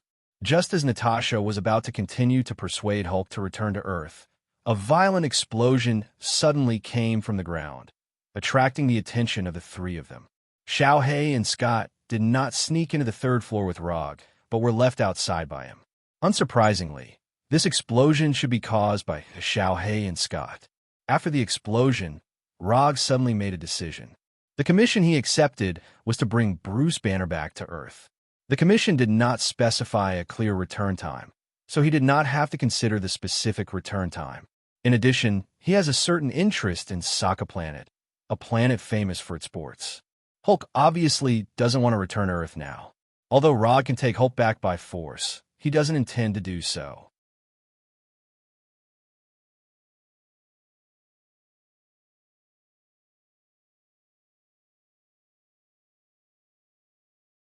Chapter 346. No, I don't agree with this plan. Before Rog could answer Hulk, Natasha quickly stopped him. Although Natasha didn't know what kind of planet Sokka was, she was very sure that once Rog and Hulk arrived at Sokka, they would definitely make a big move that would surprise everyone. Whether it was Rog or Hulk, neither of them were law-abiding people. The 2 of them were equivalent to 2 human-shaped self-propelled nuclear bombs with the safety off, and they were the kind with a large yield. Hulk wants to go to Sokka. Hulk agrees with the plan. Without waiting for Rog to answer, Hulk said to Natasha with a firm face. Although Natasha was the only friend Hulk recognized in the Avengers, Hulk couldn't make concessions at this time. Since Hulk has agreed, then let's go to Sokka Planet. Just treat it as an extra activity before returning to Earth. Hulk had no dissatisfaction with Rog's statement. As long as he can go to Sokka to participate in the gladiator fight, returning to Earth or something is not unacceptable. At this time, Hulk was no different from a real child. If you want to persuade Hulk, you have to follow Hulk's train of thought. This is like coaxing a child. You have to use the child's way of thinking. Looking at Rog and Hulk, who quickly reached an agreement, Natasha sighed helplessly. She is not Rog. She doesn't have the strength to forcibly take Hulk away, so once Rog and Hulk reach an agreement, all she can do is to cooperate silently. When they left the detention room, Hulk turned around and glanced at the unconscious Jaros. After thinking for a few seconds, he grabbed Jaros and brought him out of the detention room. Rog and Natasha didn't say anything about Hulk's move. He's just a small character. There's nothing to worry about. Since Hulk likes him, then let him take him. Anyway, there can't be any accidents. The battle in the farm continued. Although Xiao He and Scott were at an absolute disadvantage in terms of numbers, the combat power they showed was not worse than the slave hunters. This was especially true for Xiao He, who had fused with 20 Lord-ranked symbiotic demons. Xiao He's strength was simply overwhelming. Although Little Black wasn't a symbiotic entity under the normal concept, Little Black could do anything that a symbiotic entity could do, and it could do it better. According to the symbiotic demon's levels, Xiao He could be considered half a monarch rank. Ordinary slave catchers couldn't even withstand one strike from Blackie. Only those elite slave catchers could block Blackie for a few seconds. Fortunately, the vice leader of the slave hunters, Noah, was also in the farm. Otherwise, Blackie alone could quickly kill all the slave hunters in the farm. As an experienced slave catcher, Deputy Leader Noah quickly recognized Blackie's identity. Although it was slightly different from the symbiotic demon in his memory, he was 100% sure that Blackie was a symbiotic demon. Perhaps it was because its master was Rog, but Little Black also had the thought of obtaining pleasure from the battle. Under Little Black's intentional indulgence, Noah, who was holding a two-handed greatsword, had a rare chance to catch his breath. In the beginning, Noah and the other slave catchers used firearms. However, under Little Black's unstoppable attacks, they helplessly realized that using firearms would only make them die faster in front of Little Black. Thus, each of them took out their cold weapons and began to fight with Little Black in close combat. Of course, other than cold weapons like swords and knives, they also used some special capturing weapons.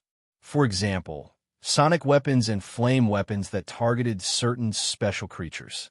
However, Little Black wasn't one of those common symbiotic demons. Sonic weapons and flames couldn't cause fatal damage to him. When Little Black quickly killed more than half of the slave catchers and directed the battle to close combat that he was interested in, Scott completely withdrew from the battle.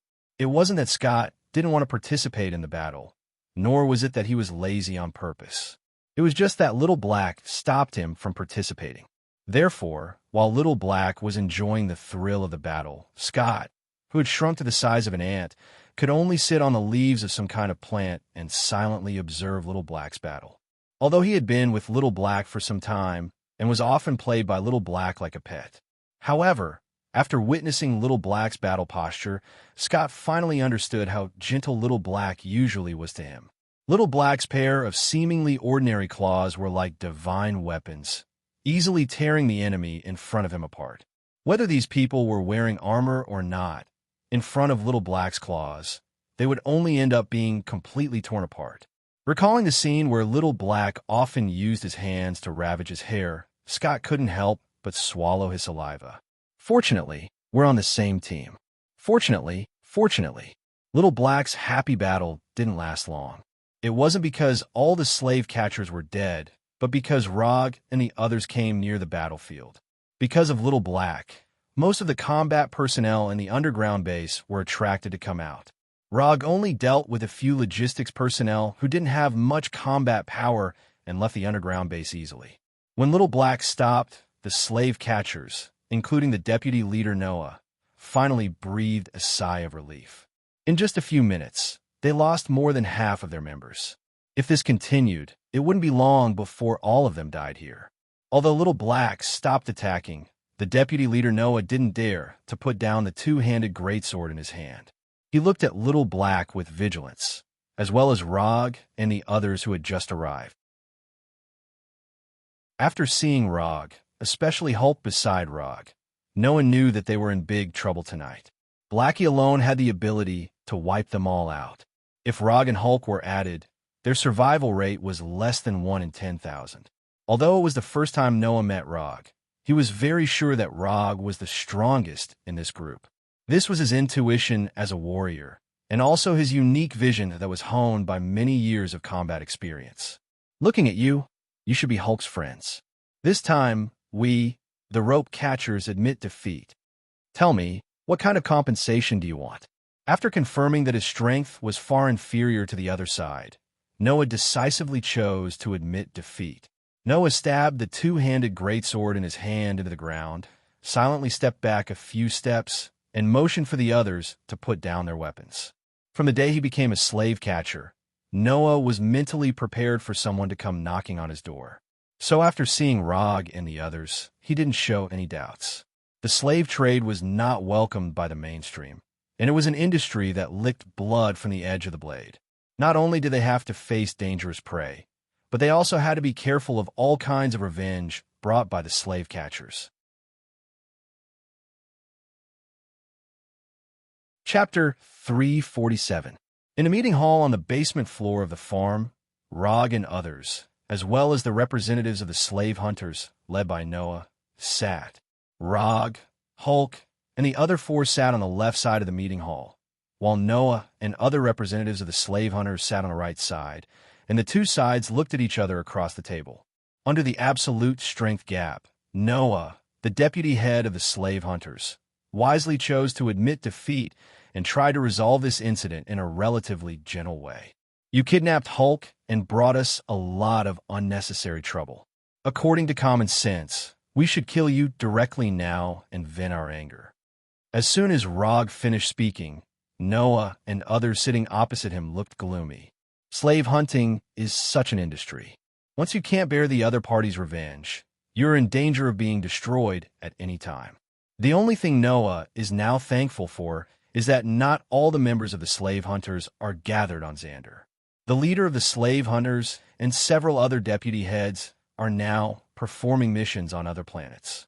Even if Rog really killed all of them, the slave hunters would not be completely destroyed. But you didn't do that, which means that there is still a possibility of reconciliation between us. As the deputy head of the slave hunters, Noah can be regarded as experienced and knowledgeable, so he immediately grasped the key in Rog's words. Yes, we do have the possibility to reach a reconciliation. But the premise of reconciliation is that you can give us what we want. Having said this, Rog paused for a few seconds, then continued, I don't know what you said to Hulk that made him want to participate in the Battle of Sokka, but since he has such an idea, we will naturally meet his request. First of all, we want the specific coordinates or interstellar map of Sokka. Secondly, you have to pay reasonable compensation for your wrong behavior this time. The specific compensation is up to you. I only have one request. That is, the price of compensation is 3 times Hulk's value. Finally, I want the specific information of the planet where the blooming giant elephant clan is located. If not, you can hand over a living blooming giant elephant clan treant to me, except for the bounty hunter named Groot. Rog unhurriedly stated all of his requests. The first request was the simplest one, and it was also the prerequisite for fulfilling Hulk's wish. Although Sokka Planet was very famous in the universe, not many people knew its exact location. In particular, the safe route to Sokka Star was a secret that only a few people and organizations knew. Unlike other planets, Planet Sokka was surrounded by all kinds of known and unknown universes. It was impossible to enter and exit Planet Sokka normally. Moreover, there were no public jump points near Sokka Star, so it was very difficult for ordinary spaceships to fly to the star field where Sokka Star was located. Whether it was entering or leaving Sokka Star, it wasn't a simple matter. If one didn't have enough information and rashly went to Sokka Star, the result was likely to be a crash. Noah didn't have any objections to Rog's first request. It wasn't a difficult thing for them to do. The rope grass slavers had a lot of dealings with the ruler of Sokka Star, Gao Tianzun. They had information on how to safely get to Sokka Star. In addition to the first request, Noah also felt that the second request was very reasonable. The loser had to pay reasonable compensation. No matter which planet it was in the universe, this was a common practice. The only thing that gave Noah a bit of a headache was the last third request, the flower god Colossus clan. Noah knew about this special race. He had done some research on this race before, and even planned some capture plans. Groot was once on their arrest list, but unfortunately, they didn't catch any flower god Colossus clan treants in the end. Even Groot's traces were intermittent. They couldn't track him at all. As for Planet X, which was said to have a large number of flower god Colossus clan treants. The rope grass slavers hadn't obtained any useful information so far. The first two requests are no problem. I can make the decision to agree to them now. But if you want the location of the flower god Colossus clan's planet, or a living flower god Colossus clan treant, I can't give you an accurate answer for the time being. Some customers have made similar requests before, but until now, we haven't caught any flower god Colossus clan treants, let alone the location of their planet. Some scholars even believe that the flower god Colossus clan has been completely extinct. The treant Groot may be the last flower god Colossus clan treant in the universe. Noah didn't dare to directly reject Rog's third request. He tried his best to explain the difficulty of the request. This is your business. I just need a result. If you're sure that this request can't be fulfilled, I won't force you too much. After all, I'm not a demon. Rog answered calmly with an indifferent expression. Although he looked very easy to talk to now, Noah was 100% sure that if he said that he couldn't fulfill it now, they would definitely not be able to see the sunrise tomorrow. We will do our best to fulfill this request, but it will take some time, so I hope you can give us a little more time. That's not a problem. Before the third request is fulfilled, you can follow me. When your leader sends the information or a living treant, you can leave. After hearing Rog's answer, Noah froze for a moment, then showed a wry smile. Rog is obviously using him as a hostage, and at the same time, he is forcing the slave hunters to make a choice. If the slave hunters feel that their deputy leader is not as valuable as a flower god Colossus clan treant, then of course, they will not pay attention to Rog's request. At that time, Noah, who has been abandoned by the slave hunters, will continue to keep the secret for the slave hunters. This is also a problem. Noah is loyal to the slave hunters. Otherwise, he wouldn't have become the deputy leader of the slave hunters. But no matter how loyal a person is, after being ruthlessly abandoned, there will be some dissatisfaction. This has nothing to do with loyalty, it's just simple human nature. Okay, I agree. Although he knows that this is a trap, Noah can only bite the bullet and jump down. The next thing is very simple. Under Noah's arrangement, the members of the slave hunters began to prepare for the compensation. The relevant information of Sokka was also handed over to Rog for the first time. When receiving the information of Sokka, Rog left a flying Thor technique on Noah's neck in front of him. This is just a safety device, but I believe that you are a smart person and will not let this device take effect. Rog did not explain the role of the flying Thor technique to Noah, but simply reminded him. Chapter 348. Are you sure this is the normal way to travel? I feel like the spaceship is about to disintegrate. Rog sat in the co-pilot seat of the spaceship and asked Noah doubtfully. Planet Sokka is surrounded by a large number of universe passages. These chaotic universe passages are planet Sokka's natural barrier and the only way to get to planet Sokka. Noah held the control stick of the spaceship and steered the spaceship to avoid the various messy things in the passage. Old spaceships, broken tools, meteorites attracted from God knows where, and a large number of household garbage thrown out from various planets. The passage you chose better be safe enough. Otherwise, no one will have a good ending. Although Rog also knew how to pilot a spaceship, he decisively transferred the piloting authority to Noah when passing through this universe passage that was like a collapsed neutron star. The gravitational force of the singularity coordinates is about to break through the spaceship's tolerance limit. The main computer system is offline and has switched to an offline power system. Sitting in the co-pilot seat, Rog was not in charge of the actual flight. Instead, he acted as Noah's assistant and handled the various control commands of the spaceship. Natasha and Scott sat at the back of the spaceship with serious expressions, while Blackie and Hulk were full of excitement. The crazily shaking spaceship did not make Blackie and Hulk feel any fear. Instead, it made them feel an inexplicable excitement.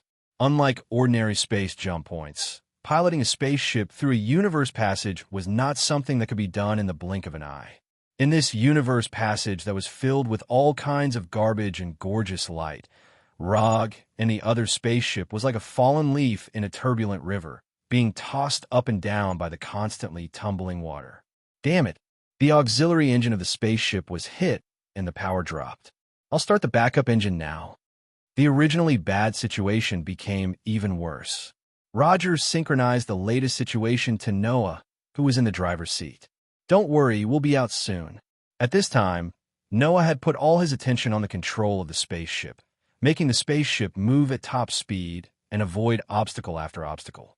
Just as the spaceship's outer shell was about to reach a critical point and was about to be completely torn apart by the omnipresent gravitational force, the spaceship that had been flying for a long time finally rushed out of the universe passage.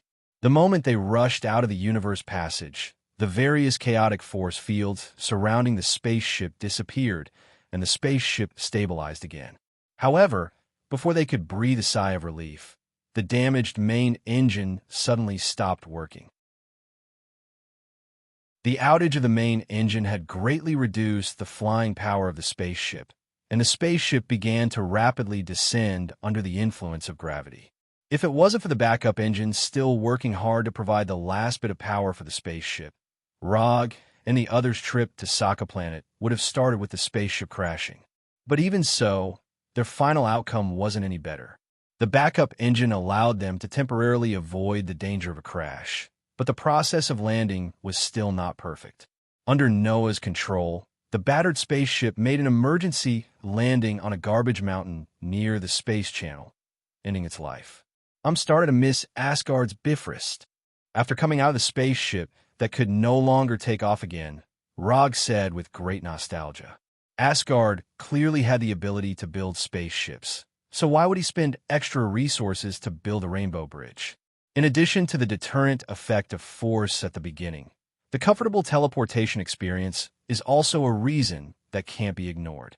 Compared with the teleportation of the Bifrost, the experience of just passing through the universe passage was like a nightmare.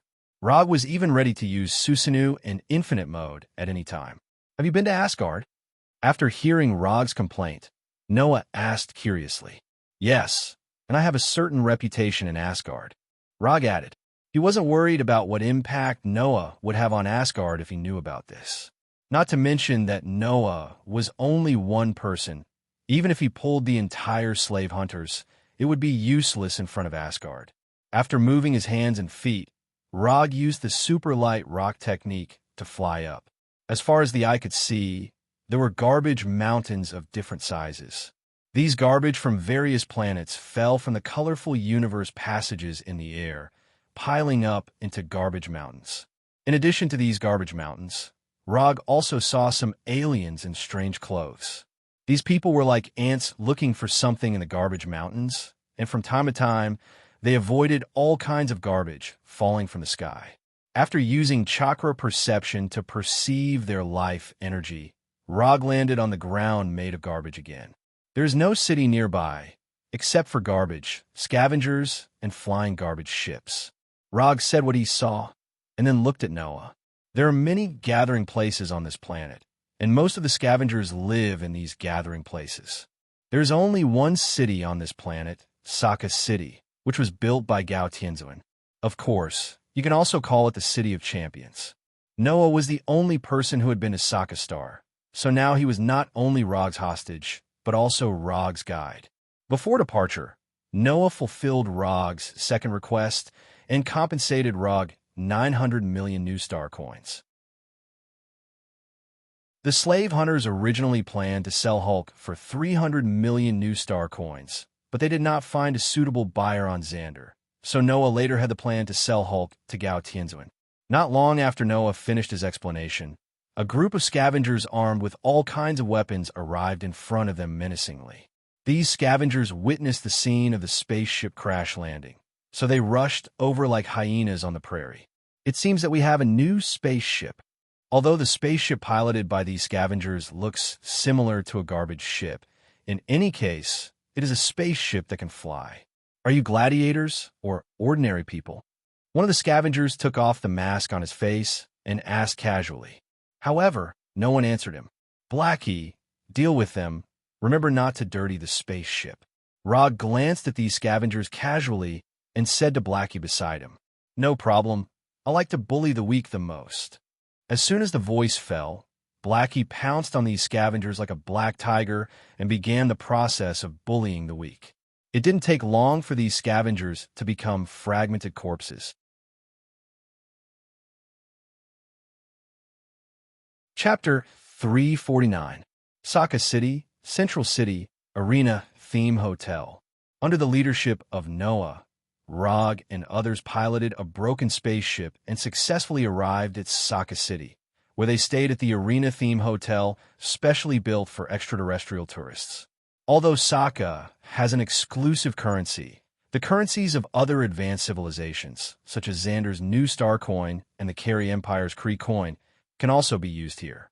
However, in order to facilitate the transaction, Rog still took out 500 million new star coins from the 900 million new star coins and exchanged it for Saka Planet's legal currency, champion coins. As for the remaining 400 million new star coins and the more than 100 million new star coins he originally had, Rog has no plans to exchange them for the time being. Xander's new star coins can be used on many planets, while Saka Planet's champion coins are only valuable on Saka Planet. Leaving some new star coins will also facilitate their activities on other planets in the future. Although for now, they don't have such plans for the time being. But it's always good to be prepared. The 50 million champion coins exchanged for 500 million new star coins were equally distributed by Rog to Natasha, Scott, and others. Even Xiao He and Hulk received 10 million champion coins that belonged to them. As for Noah, a hostage is not eligible to get a share of the money. After dividing the money, Xiao He took the lead and left with Scott, eager to have some fun. Hulk didn't plan to wander around, so Rog arranged the task of guarding Noah for Hulk. As for him and Natasha, of course, they will rest in the hotel for a while. When night fell, Xiao He returned to the hotel with the exhausted Scott and reunited with Rog and others. After resting comfortably for an afternoon, Rog and Natasha enjoyed a dinner in the style of Saka Planet before taking them to the most important and most popular place in Saka City, the Champion Arena. Next to the Champion Arena is the tallest building in the city, which is also the building where the ruler of Saka Planet, Gao Tianzuan, lives. The shape of the building is like a pile of large and small square blocks stacked together, and the color of the outer wall is as red as blood. On the outer wall of the building, there were 4 conspicuous statues. According to Noah, these 4 heads not only symbolize the 4 strongest champion gladiators, but also the gladiatorial culture of Saka Star. Horse-faced Thor, Ares the god of war, two-headed beast, and humanoid. Noah briefly introduced the gladiators represented by the 4 statues. There was a hint of admiration in his tone. Rod remembered that in the original timeline, Hulk's statue also appeared on the building, and it was in the most conspicuous position at the top. But because of him, the future that should have existed had disappeared. Although Hulk still came to Saka Star, it was completely different from when he had inexplicably wandered to Saka Star. Hulk, you could try to carve your own statue too. You should like the feeling of being worshipped and liked by everyone. Roger said encouragingly as he patted Hulk's sturdy arm. Hulk will work hard. Hulk nodded heavily, exuding an extremely serious aura. There were 2 main ways to participate in the championship battle in the gladiator arena. The first way was to become a slave gladiator of Gao Tianzuan and then be arranged by Gao Tianzuan. Although this was the simplest way, it was also the way that the fewest people chose. Because becoming a slave gladiator of Gao Tianzuan meant that they would completely lose their freedom. Everything, including their life, would belong to Gao Tianzuan. Therefore, anyone who had a little confidence in their own strength would use the second way, which was what Noah once used to participate in the gladiator arena as a free man. Participating in the gladiator arena as a free man, regardless of the outcome, would not lose their freedom. But then, the free gladiators who participated in the gladiator arena must start from the most basic multi-person melee. Multi-person melee, team battle, individual battle, preliminary battle, championship battle. The free gladiators must start from the multi-person melee, step by step to the individual battle, and win 10 consecutive victories in the individual battle to qualify for the championship battle. Noah fought from the multi-person melee all the way to the individual battle and won 3 consecutive victories in the individual battle. If it was a slave gladiator of Gao Tianzuan, it would be much simpler. As long as one was strong enough, one's first gladiator battle might be the championship battle. There would be a number of gladiator battles every night in the gladiator arena. There would be multi-person melee battles, team battles, and individual battles. The time of the championship battle was not fixed. Sometimes there would be one battle every week, and sometimes there might not even be one battle in a year. Therefore, every championship battle would cause a strong sensation in the city. If Hulk wanted to achieve the achievement of having a statue on the wall, not only would he have to win the championship battle, but he would also have to win many times in a row in order to obtain the title of the strongest gladiator champion and successfully hang his statue on the building. After helping Hulk register for the free gladiator arena, Rog and the others came to the arena first and booked a VIP box above the arena. Blackie also wanted to register for the competition, but before he could do so, he was pulled away by Rog. Hulk was a warrior anyway. Why would a weapon like you join the fun? Rog took a cup of Sokka Star's specialty drink and sat casually on the sofa in the box, waiting for the gladiator battle to begin. Are you so sure about Hulk's participation? If Hulk's performance is too good, it may cause Gao Tianzuan to make a move.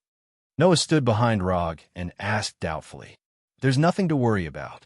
Although Gao Tianzuan likes to gamble, he is not an unreasonable robber. He won't do something like robbing. Even if he really wants to rob Hulk, he has to be able to do it. Rog was not sure what kind of strength Gao Tianzuan had, but he was sure that if he wanted to take Hulk and the others away from Sokka Star, Gao Tianzuan would not be able to stop him. It didn't take long for the list of the first multi-person melee battle to be projected over the arena. In addition to a simple portrait and name, there was also the odds for each gladiator. Rog glanced at it. Hulk's odds were not high, only 1 to 2. Not only was Hulk's odds not high, but the odds for the other gladiators were also about 1 to 2. Only Cronin's odds were 1 to 1. 8. Go and bet on Hulk's victory. As soon as his voice fell, Rog threw his championship card to Noah. It contained the 10 million championship coins he had just exchanged today. Although Hulk's odds were not high, there was no reason to let go of such a sure-win bet. When Rog took out his championship card, Natasha and the others also took out their championship cards and let Noah place his bet.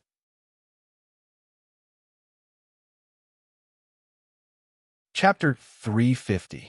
Unlike other gladiators, the number of gladiators in a multi-person melee was not fixed. It could range from 5 or 6 gladiators to 20 or 30 gladiators. The number of gladiators that Hulk participated in this multi-person melee was relatively large. There were more than 20 gladiators. When these gladiators from different planets, with different purposes, and with different weapons poured out of the various passages of the arena, the atmosphere in the arena suddenly became fanatical. The cheers of the audience came one after another, and the host quickly introduced the gladiators in the arena with very provocative words.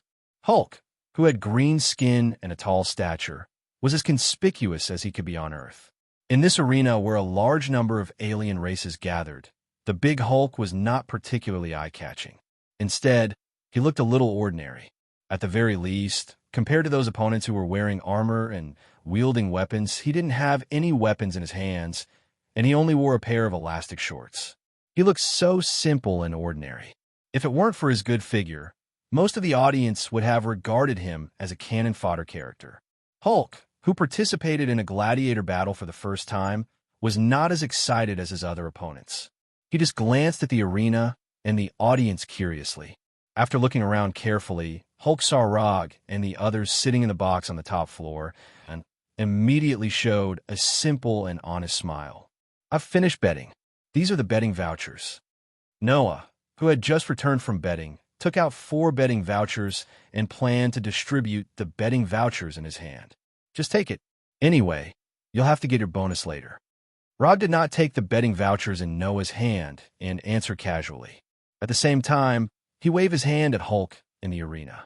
When those gladiators just appeared on the arena, He used chakra perception to sense the strength of life energy in their bodies, and then came to a conclusion that he already knew the answer. There were more than 20 gladiators in the arena. Except for Hulk, all of them were small fries. Even if Hulk fought all of them alone, the battle would be over in 3 minutes. In addition to sensing the strength of the gladiators' life energy, he also deliberately sensed the audience in the arena. More than 100,000 spectators had gathered in this circular arena that was comparable to 2 football fields. Most of the audience were ordinary people with nothing special about them. In some of the VIP seats and private rooms, Rog sensed dozens of slightly noteworthy targets. The life energy of a few of them was not much weaker than Hulk and Blackie. It seemed that there were still some special people present at the scene, but he didn't know how strong they were. The strength of life energy was not equivalent to actual combat strength. Some special races were born with astonishing life energy, but their combat strength could not be more ordinary. After the host introduced the gladiators in the arena one by one, a red smoke bomb was launched into the sky above the arena, signifying the start of the battle. The moment the smoke bomb exploded, the atmosphere at the scene reached its peak. Without any hesitation, the gladiators in the field attacked the enemies in front of them one after another. The battle royale of more than 20 gladiators officially began. The Cronin warrior with a stone body was the first to go berserk. He hammered the first enemy to death in a few hits, then strode towards the second enemy. Unlike the gladiators who were completely excited, Hulk at this time felt like he had not fully entered the state. He looked blankly at the gladiators who were constantly killing each other. Although Hulk did not take the initiative to attack, he quickly attracted the attention of the other gladiators because he was unarmed. 3 gladiators with different skin colors and races attacked him at the same time. When the weapons in the hands of the 3 gladiators were about to hit Hulk, who had been in a state of disorientation, finally entered the state of combat. Hulk roared and suddenly exerted force in his legs. His whole body was like a green heavy truck, rushing in front of one of the gladiators. Before the gladiator with a sword in both hands could react, he was completely knocked out by Hulk. His whole body was like a baseball that was hit, slamming into the metal wall of the arena. Boom! The moment he hit the metal wall, the gladiator with flesh and blood exploded like a watermelon falling from a high altitude. Bright red blood and broken limbs splattered everywhere. After knocking the gladiator away, Hulk did not stop at all. He showed flexibility that was completely inconsistent with his body size. He quickly came in front of another gladiator, and his huge right fist hit the gladiator's chest like a cannonball. Boom! Unlike the explosion just now, the gladiator who was hit by Hulk's right fist made a low, muffled sound. His chest was completely caved in, and he had completely lost his life before he fell to the ground. After killing the 2 gladiators in a flash, Hulk jumped and fell from the sky like a meteor. His thick right leg directly stepped on the gladiator's head, completely crushing his head. He made 3 moves and killed 3 gladiators. Hulk did not make a move, but once he made a move, it was amazing. He quickly attracted the attention of most of the audience. Although the strength of these audience members was not very good, and their vision was not very sharp, they had seen too many gladiators after all. So, they could easily distinguish which gladiator's strength was outstanding. The attack was simple and violent, and the scene was bloody and violent. Hulk's fighting style perfectly met the requirements of these audience members. Soon, cheers for Hulk sounded in the arena. Hulk! Hulk! Hulk! Hulk! Listening to the cheers that were getting more and more orderly and intense, Hulk smiled. He smiled happily. This was the first time he heard others cheering for him. This was the first time he saw people like his battle. This was the first time he was liked because of his battle. Hulk wants to fight. Hulk wants to fight. Hulk wants to fight. Hulk roared excitedly, venting the depression and unhappiness that had accumulated in his heart for many years. On this day, Hulk found the meaning of fighting and the glory that he had longed for a long time. When Hulk was completely excited, the chaotic battle in the arena quickly came to an end. Except for the stone-bodied Cronin warrior, No other gladiator could withstand Hulk's punch. Whether they were wearing armor or not, whether they were strong or not, their ending was to be killed by Hulk's punch. Simple, violent, and without any suspense, he killed them with one punch. When Hulk was the only one left in the arena, the cheers of the audience were like a volcanic eruption that resounded throughout the entire arena. This was originally a mixed battle with many gladiators that was not much to watch. However, with his own strength, Hulk turned a battle that was not much to watch into his personal debut.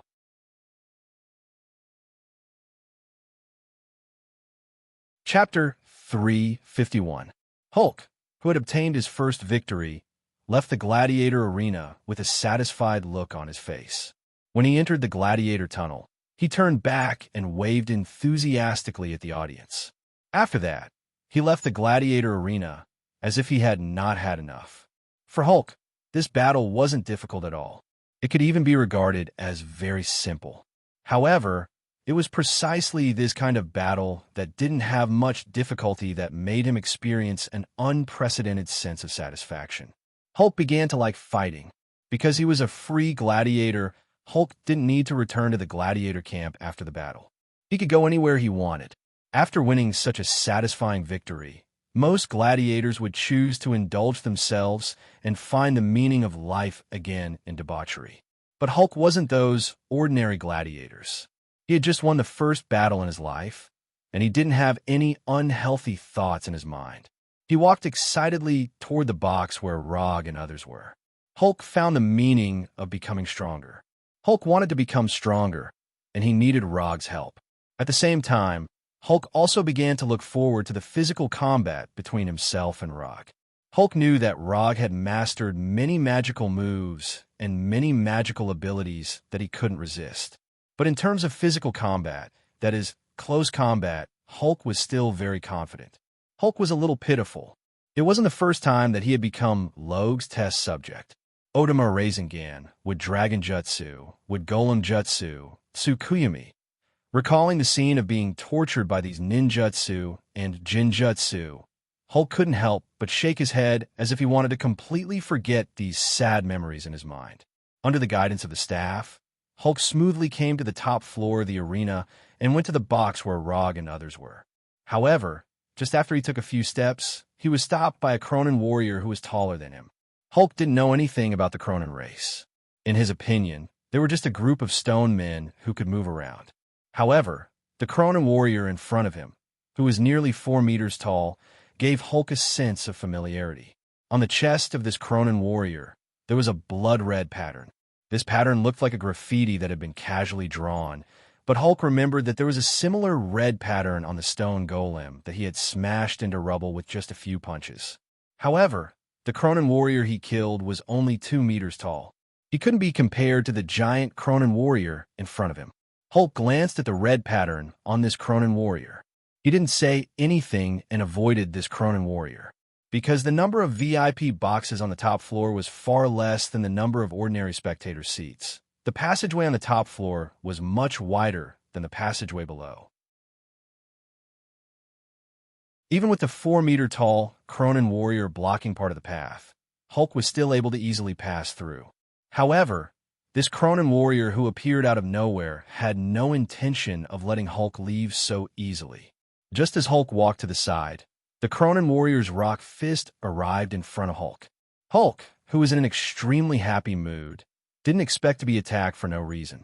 Caught off guard, the rock fist that was several times bigger than his head hit his chest hard. Boom! Hulk flew out uncontrollably as if he was hit by a high-speed train. He crashed heavily into the metal wall dozens of meters away. A hole about the size of Hulk's body appeared on the metal wall that was strong enough to withstand the attack of a rocket. Broken metal fragments scattered all over the ground. The loud explosion attracted the attention of many people. The staff of the gladiator arena quickly rushed over. The doors of the nearby boxes opened one after another, and spectators walked out one after another. When they realized that the one who was sent flying was Hulk, who had just won, many of the spectators immediately guessed the truth of the matter. It wasn't difficult to guess the truth just by looking at Hulk, who was sent flying, and the Cronin warrior, who had an unfriendly expression on his face. Hulk had just killed a Cronin gladiator in the gladiator arena. Now, the Cronin gladiator's friends or family members immediately found Hulk and tried to get justice from him. If it was on other planets, this kind of public retaliation against a gladiator would definitely cause strong dissatisfaction in the gladiator arena. But it was different here. This was planet Sokka. As long as you didn't attack Gao Tianzuan's gladiator, as long as you didn't retaliate in public in the gladiator arena, and as long as you could give enough compensation, Gao Tianzuan wouldn't mind the death of a free gladiator. It was precisely because of this that the Cronin warrior dared to attack Hulk here. Skull Crusher, the Master wants you to deal with this guy as soon as possible. The Master wants to watch the next battle in a quiet environment. A curvy, carry woman came to the side of the Cronin warrior Skull Crusher and said expressionlessly, "Before the next battle begins, I will bring this guy's head back. I will definitely not disturb the Master's mood." Although this curvy, carry woman was less than half of Skull Crusher's height and didn't have any strength at all, Skull Crusher's reply was full of respect. After getting Skull Crusher's reply, the carry woman didn't even look at Skull Crusher and Hulk. She didn't even look back as she walked into a private room and lightly closed the door. "The person you killed in the gladiator arena is my younger brother. Although I am very angry, this is not a reason for me to kill you. You will die purely because you made the Master lose the bet. That's all," Skull Crusher said as he walked towards Hulk. He didn't care about Hulk's burning anger at all. Although this green guy had some strength, he would definitely die today. Skull Crusher wasn't blindly confident. Instead, it was his battle record that gave him such confidence. Unlike other Cronin warriors, Skull Crusher had the potential to become the Lord of Cronin. Once his height exceeded 5 meters, he could become the king of the Cronin tribe and become the overlord of the Cronin tribe, a name that would strike fear in people's hearts. Unfortunately, Skull Crusher didn't have such an opportunity. Just as he walked towards Hulk, a voice that wasn't loud but was clear enough entered his ears. "The Hulk you just attacked is my friend. Although I am very angry, this is not a reason for me to kill you. You will die purely because you have a pretentious master behind you. That's all." The person who spoke wasn't someone else. It was Rog, who walked out of the private room with an unhappy expression on his face. Rog.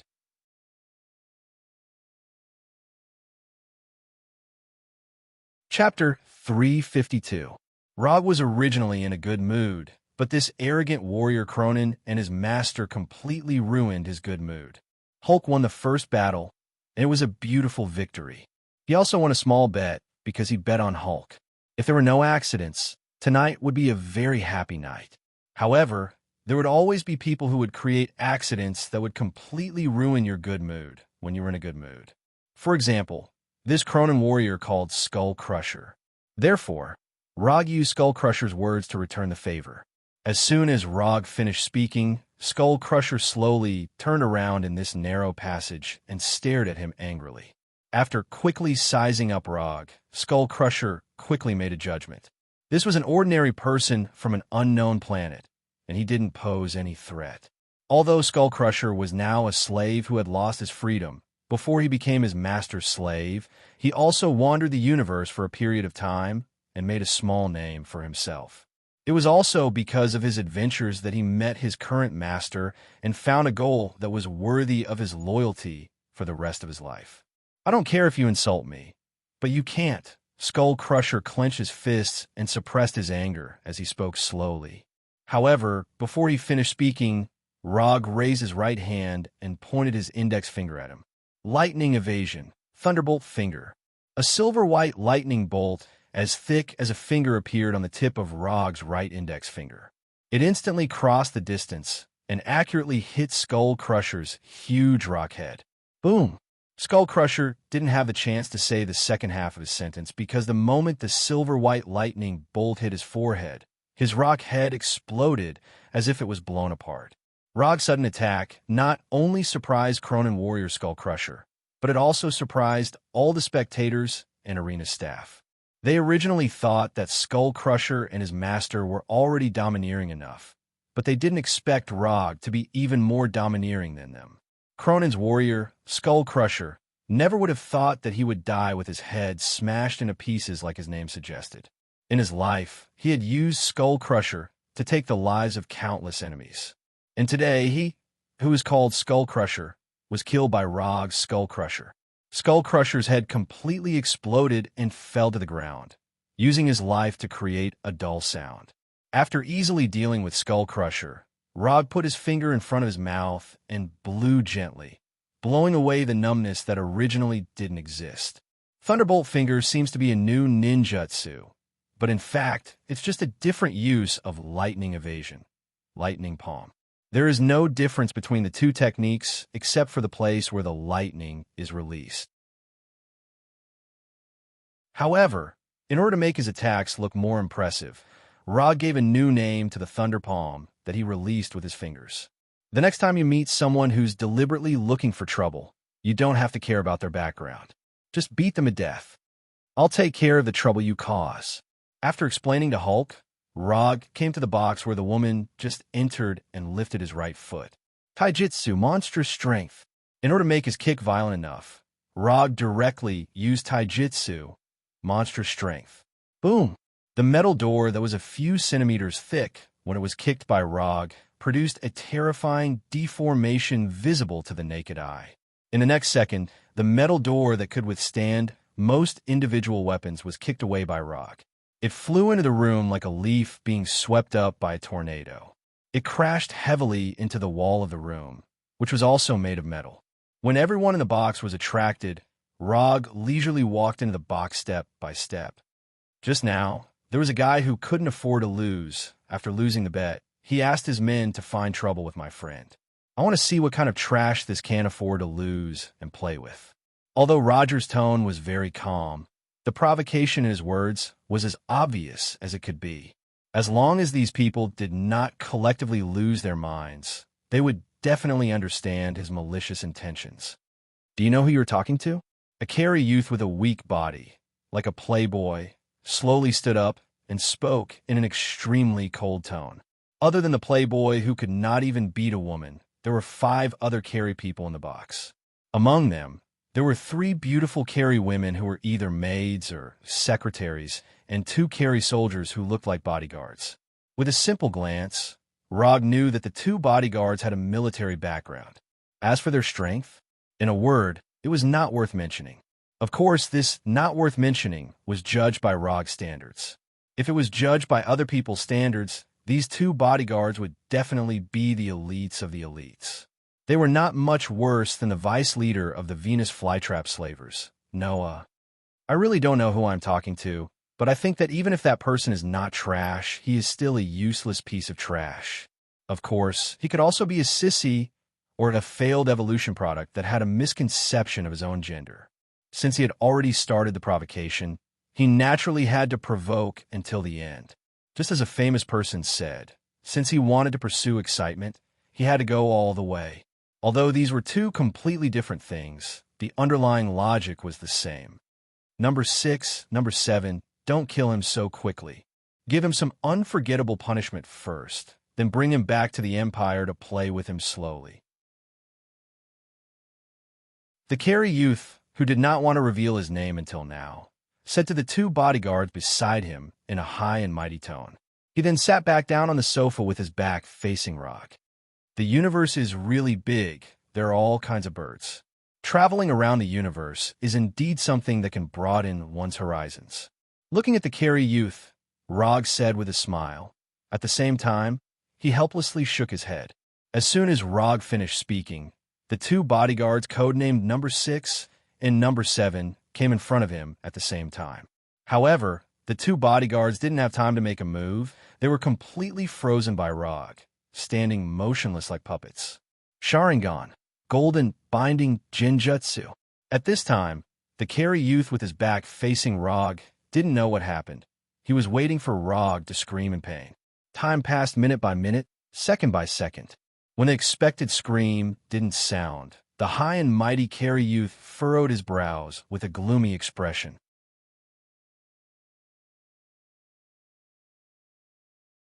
Chapter 353. Even if his reaction was slow, the arrogant Carey youth realized that something was wrong. Number 6 and number 7 definitely did not dare to disobey his orders. The Carey youth was 100% sure of this point. Since there was no sound, it meant that number 6 and number 7 had completely lost their ability to move and even their lives when he was completely unaware of what had happened. Although the Carey youth was arrogant, this did not mean that he did not have a brain.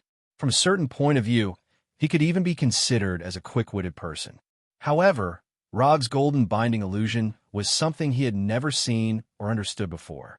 To this Carey youth who acted like a playboy, Loeb's golden binding illusion was a form of dimensionality reduction without any suspense. Are you curious as to why your subordinates suddenly stopped making a move? If you want to know the answer, just turn around and take a look. In any case, you will soon get used to the feeling of constantly losing face. Just as the Carey youth was thinking about whether to turn around and take a look, Rog's voice reached his ears. This guy was not an ordinary person who made people feel uncomfortable. From the moment Rog kicked open the door of the box, every word he said had a perfect provocation effect. This made the Carey youth, who was used to being high and mighty since childhood, realize for the first time what was called the dangers of society. Although he was 100 times unwilling, the Carey youth finally stood up and turned to face Rog. His two most loyal and reliable subordinates were now standing motionless in their original positions like statues. The Carey youth could not even determine whether number 6 and number 7 were still alive. Even he could not make an accurate judgment. His 3 maids, of course, could not tell. And because of his domineering style, without his permission, his maidservant didn't even have the courage to open her mouth.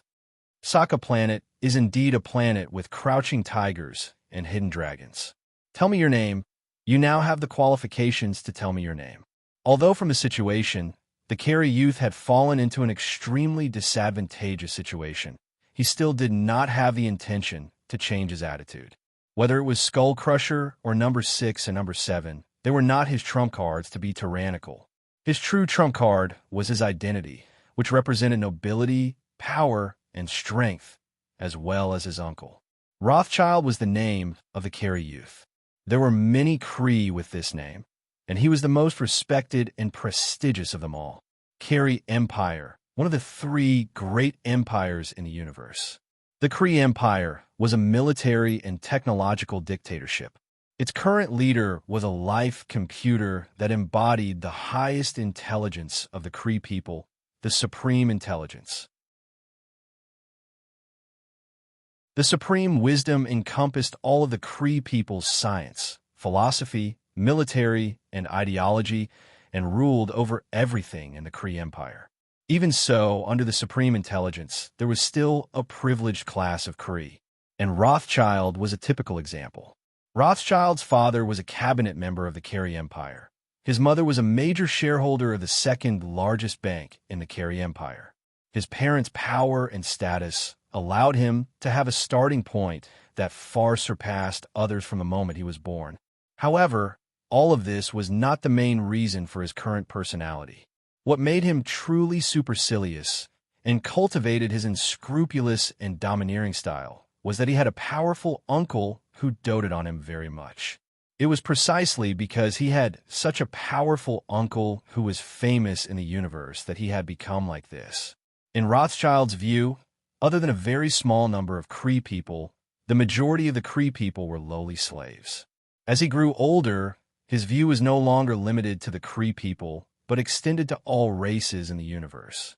Because of his uncle's status, he had number 6 and number 7, who were strong enough to be the bodyguards of the Carey Empire's high-ranking officers. Because of his uncle's reputation, most of the people in the universe were willing to give him face and tolerate his tyrannical behavior. Therefore, even when number 6 and number 7 status was unknown, and they had completely lost their ability to move, he still maintained his original arrogant attitude. So what if you can instantly take care of number 6 and number 7, as long as I say my uncle's name? You can only obediently apologize. Rog did not have any understanding of Rothschild, so he did not know where Rothschild's confidence came from. Of the 3 bodyguards, 1 was dead, and the other two had completely lost their ability to move. Although Rothschild still had 3 seductive maids, the experienced Rog could tell at a glance that these 3 charming maids were just playthings that Rothschild carried with him. The qualifications to say your name? I suddenly realized that you are very similar to a Cree I know. Although he was defeated by me when we first met, he also said something similar to you. Say your name. You have the qualifications for me to personally take action. His tone and attitude back then were exactly the same as yours now. They were equally arrogant and ignorant. The defeated opponent that Rog was referring to was, of course, Accuser Ronin, who had been tortured to death by Tsukuyumi. Speaking of which, it was strange. Ever since he officially began his journey in the universe, Accuser Ronin had appeared more and more often in his memories. It was like this when he was in the land of nothingness, and it was still the same when he came to planet Sokka. He couldn't help but wonder if some ill-fated intertwining of fate had occurred between him and Luo Nan. I'll give you one last chance. Say your name. Otherwise, you will understand how terrifying the supreme accuser of the Carey Empire, Ronin, is. Rothschild took a few deep breaths and suppressed the anger in his heart. He issued an ultimatum to Rog with a cold tone. Accuser Ronin? When Rothschild said the name of Accuser Ronin that had just appeared in his memory, Rog was stunned. Could there really be some ill-fated relationship? Rog began to worry about his future. However, Rog's worry was completely different in Rothschild's understanding. Sure enough, as long as I say the name of Uncle Ronin, I can see the fear shown by these lowly existences. What's your relationship with Accuser Ronin? Rog directly ignored the disdain on Rothschild's face and asked with a solemn expression. There's no harm in telling you. The supreme accuser of the Accuser Society, Ronin, is my uncle. I am the junior he cares about the most. Offending me is equivalent to offending the supreme accuser of the Carey Empire, Ronin. But I'm very satisfied with your fearful expression just now. If you can continue to satisfy me, it's not like I can't. Before Rothschild could finish his words, Rog passed number 6 and number 7 as if he had teleported.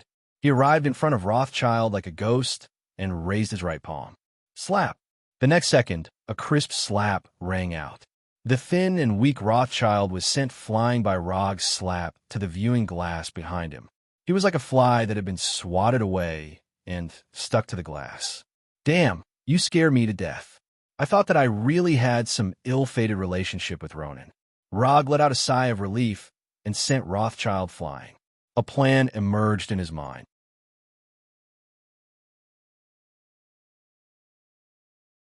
Chapter 354. When Rog let Luo Nan off the hook last time, he only planned to use Luo Nan to spread the fame of the 4th Hokage of Earth. So he didn't deliberately find trouble with Luo Nan or the Carey Empire after starting his journey in the universe. However, he didn't expect that instead of finding trouble with Luo Nan and the Carey Empire, Luo Nan's most important nephew took the initiative to find trouble with him. It was as if fate deliberately pushed Luo Nan in front of him, so that he had no choice but to continue the grudges between him and Luo Nan. When luck came, it couldn't be stopped. When Luo Nan came, he couldn't get rid of him. Since fate had arranged it like this, Rog could only accept it with a smile. Rothschild, who was slapped by Rog, was stuck on the cracked glass for a few seconds. Then he fell heavily to the ground under the influence of gravity. Until now, Rothschild still couldn't believe the fact that he was attacked. Moreover, the attack was in the form of a slap. Rothschild had slapped many people since he was born, but this was the first time in his life that he was slapped. Even his parents had never slapped him. Being slapped was miserable enough, but the slap that Rothschild received wasn't an ordinary slap. Although Rog didn't use his monstrous strength and didn't use his full strength, his slap was undoubtedly unbearable for Rothschild, who was thin and weak and had close to zero strength. Rothschild felt that the left side of his face was like being stabbed by a red-hot iron needle at a high frequency. The burning sensation was accompanied by a tingling sensation that made him tremble uncontrollably. Green blood flowed out of the corners of his mouth and nostrils. Not only that, Rothschild's left ear was buzzing, as if hundreds of thousands of bees were flying in his ear. As for the pain from hitting the glass, it wasn't particularly obvious at this time, especially when compared to the tingling sensation on his left cheek. It seemed to be insignificant. Rothschild lay on the ground with a dull face. After a few minutes, he stood up again as if he had experienced the most painful experience in his life. He dared to look at Rog with anger, but didn't dare to speak. This man really dared to kill him. Although Rothschild didn't have any combat experience, he didn't have the ability to sense killing intent. But there was one thing that he was certain of. That was when Rog slapped him in the face, he didn't care about his life or death at all. He also didn't care about his uncle, Luo Nan, who had accused him. Luo Nan, the accuser, knew his nephew's usual style when he was outside. Therefore, he had reminded him more than once that if he met someone who didn't care about his life or death, he mustn't provoke the other party in a situation where he wasn't certain of victory. It doesn't matter if you suffer for the time being, as long as you're still alive. Uncle will take care of the rest for you. Roskilde recalled accuser Luo Nan's instructions to him. Looking at your appearance, you shouldn't have been beaten into an idiot. So you should still remember how to contact Luo Nan. Go notify Luo Nan right now. Have him come to Sokka Planet to save you. Also, when you inform him, remember to tell him who you met. My name is Rog, 4th Hokage Rog. When Rog revealed his identity, the vigilance in Rothschild's eyes instantly turned into shock. He's Rog. He's actually the 4th Hokage Rog. The news of accuser Luo Nan losing to Rog wasn't widely spread, and the details of the battle weren't spread out. But Rothschild, as Luo Nan's most doted nephew, was one of the few people who knew the details of the battle. The moment he heard Rog's name, Rothschild finally understood why Rog didn't put him in his eyes from the beginning to the end, and why Rog didn't care about the fact that his uncle was accuser Luo Nan. I actually used my uncle Luo Nan to threaten Rog, who defeated my uncle. I'm really fucking smart. This wasn't a matter of losing face. This was purely a matter of having a brain problem. After knowing Rog's identity, Rothschild immediately made a decision. Admit defeat. Obediently admit defeat. Quickly admit defeat. I didn't expect you to be Mr. Rog. I heard your name from my uncle. I apologize for my previous arrogance and all my actions. As long as Mr. Rog opens his mouth, no matter what request you have, I'll do my best to fulfill it.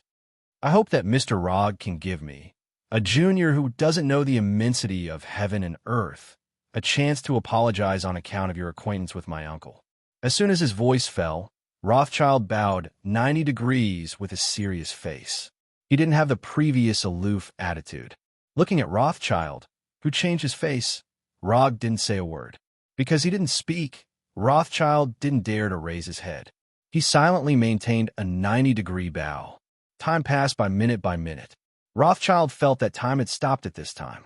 It didn't flow forward at all. When Rothschild's legs and back trembled uncontrollably, Rog slowly opened his mouth and said, "For Luo Nan's sake, I'll give you a chance to explain. Get up." After getting Rog's answer, Rothschild straightened his waist with difficulty. Then he carefully moved his trembling legs and waist. For the first time, Rothschild discovered that it was so difficult to maintain a 90-degree bow for a long time. He felt that his waist didn't belong to him anymore. I was fortunate enough to hear from my uncle about Mr. Rog's heroic appearance in battle. I know that you're a true warrior who constantly pursues strength. I'm ashamed to say that although my uncle personally guided and taught me how to fight, I'm still unable to become a hero like Mr. Rog. So I don't dare to guess what kind of way of apology you would like.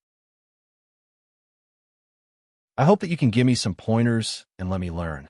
It had to be said that although Rothschild wasn't a good person, he was indeed a smart person to a certain extent.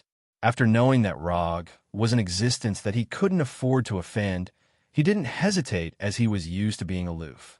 He immediately lowered his posture and even directly put himself in the position of a junior. Although it was a bit intentional, he tried to put Rog on a moral high ground that an elder shouldn't argue with a junior.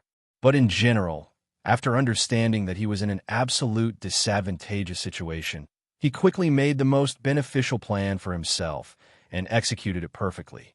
Dignity and face were put down without any hesitation. He deserved to be a guy born in a powerful family.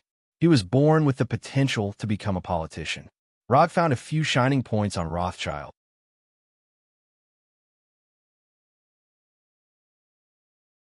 Chapter 355. Inform your Uncle Luo Nand to come to Sokka Planet. Tell him that I want to compete with him again. After more than 10 seconds of silence, Rog spoke to Rothschild. Okay, no problem. I will help you pass on the message. After hearing Rog's words, Rothschild was stunned for a moment. He only replied after a few seconds. Although Rothschild didn't know why Rog wanted to compete with his Uncle Luo Nan, since Rog said so, he could only agree. As for whether Luo Nan could defeat Rog, or what Rog wanted to gain through this competition, it was not within Rothschild's consideration. After telling Rog the hotel where he was currently staying and the contact information, Rothschild respectfully sent Rog away. Rog did not leave the Flying Thor technique on Rothschild, nor did he intend to leave a shadow clone or would clone to watch over Rothschild. Although Rothschild was a little arrogant, he was a smart person. He knew very well what the consequences of secretly escaping would be. Because of this unexpected episode, Rog did not continue to stay and watch the gladiator fight. He returned to the hotel with Hulk and others. In the next few days, Hulk signed up for the gladiator fights every day, and he won again and again. Hulk's simple and violent fighting style was inexplicably in line with the preferences of the Sokka Planet audience. Therefore, Hulk had his own gladiator nickname, World Destroyer. Of course, there were also some audience members who felt that the title of World Destroyer was not domineering enough, so they called Hulk King Hulk. For these two new nicknames of Hulk, Rog's only feeling was that the magical fate had once again played a role. Whether it was World Destroyer Hulk, King Hulk, or Green Death who had not been born yet, they were actually another form of Hulk in other parallel universes. In the parallel universe, World Destroyer Hulk, also known as Green Death, was a combat master who could use cold weapons such as greatswords, spears, and shields. He also had the wisdom and personality of Dr. Bruce Banner. He was an excellent leader and strategist. Although Hulk now had the title of World Destroyer, he was still very far away from the true World Destroyer Hulk, which was Green Death. It was not difficult for the current Hulk to use cold weapons such as greatswords and spears. However, it is still impossible for him to have Dr. Banner's wisdom and personality at the same time. Although it was not a complete Green Death, Hulk still displayed unparalleled absolute dominance in the gladiator arena and quickly obtained the qualifications to participate in the individual battle. As long as Hulk could obtain no less than 10 consecutive victories in the individual battles, he would be able to participate in Sokka Planet's highest standard and also the most popular gladiator tournament, the Battle of Champions. When Hulk shone brightly in the arena, Rog and Blackie couldn't help but play a few rounds. Of course, in order to avoid being assigned to the same battle, they chose to participate at different times. While Rog, Hulk, and Blackie were having fun in the arena, Natasha and Scott were getting more and more depressed. Although the journey in the universe was very interesting, as ordinary Earthlings, Natasha and Scott still hoped to return to Earth as soon as possible. After all, only on Earth did they have a true sense of belonging. But judging from the current situation, Rog and Scott would not have any plans to return to Earth in a short time. Time passed day by day. When Rog and Blackie successfully obtained the qualifications to participate in the individual battle, Rothschild's uncle, Ronan, finally arrived at Sokka Planet on his own battleship, Dark Star. If it weren't for Rothschild being his favorite nephew, Ronan would never have come to Sokka Planet, let alone meet Rog. After the last battle, Ronan recuperated in the highest-level private hospital in the Carey Empire for a whole month before he finally got rid of the aftereffects brought by Tsukuyami.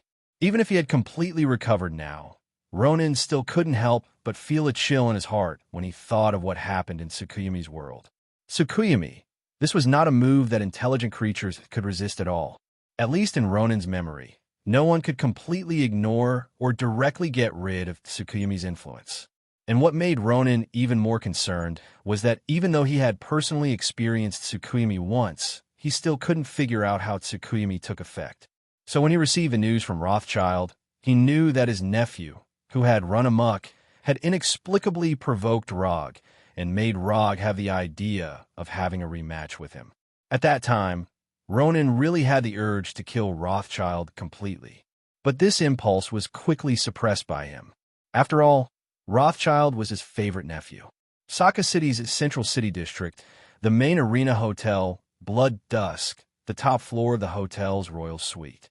Seeing your current healthy appearance, I'm very gratified. Rog sat on the sofa in the suite's living room, holding a glass of Blue Saka Planet's specialty liquor, and said with a casual expression, "The Carey Empire's medical standards are much more advanced than Earth's, so recovering isn't difficult."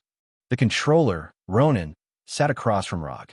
He sat upright and still, wearing the typical Carey armor. The Carey Empire's high-tech warhammer, known as the Omnipotent Weapon, was placed less than a meter away from him on his right. Your nephew should have already told you the general situation, so I won't be long-winded. My request is very simple. I want to have a personal battle with you in the gladiator arena. Regardless of the outcome, you can leave with your nephew. Of course, in order to make the battle fairer, I won't use Tsukuyami to deal with you. You can rest assured. After taking a sip of the blue liquor in the glass, Rog continued. It's that simple. It wasn't that Ronan didn't believe in Rog's guarantee, but he couldn't understand why Rog had asked him to come all the way here just to have a fight with him in the gladiator arena. After knowing that Rothschild had provoked Rog, Ronan also learned everything from Rothschild. It was precisely because of this that he didn't believe that Rog would be so easy to talk to. Apart from Cronin, who was killed and Rothschild being slapped, Rog basically didn't do anything. According to Ronan's conjecture, Rog shouldn't be so easy to talk to. It's that simple. After the fight, you can leave with your nephew. But speaking of which, I suddenly have a small question. I learned from Rothschild that although you and his father are brothers, your relationship hasn't been good since you were young. He likes to use wisdom to solve problems, so he embarked on the path of politics and finally became a member of the cabinet. As for you, you like to use force to solve problems, so you became a warrior and joined the controllers, who have military power. You were appointed as the Supreme Controller by the Supreme Wisdom. The relationship between the two of you isn't good, but you inexplicably dote on his son. I can't help but think of some bad things. And I heard that his mother met you first before she met his father. Originally, Roger didn't really want to know about this matter. But when he saw Luo Nin personally rush to Saka Planet from far away, and when Luo Nin didn't hesitate to risk his life to exchange blows with him, his gossipy soul suddenly ignited.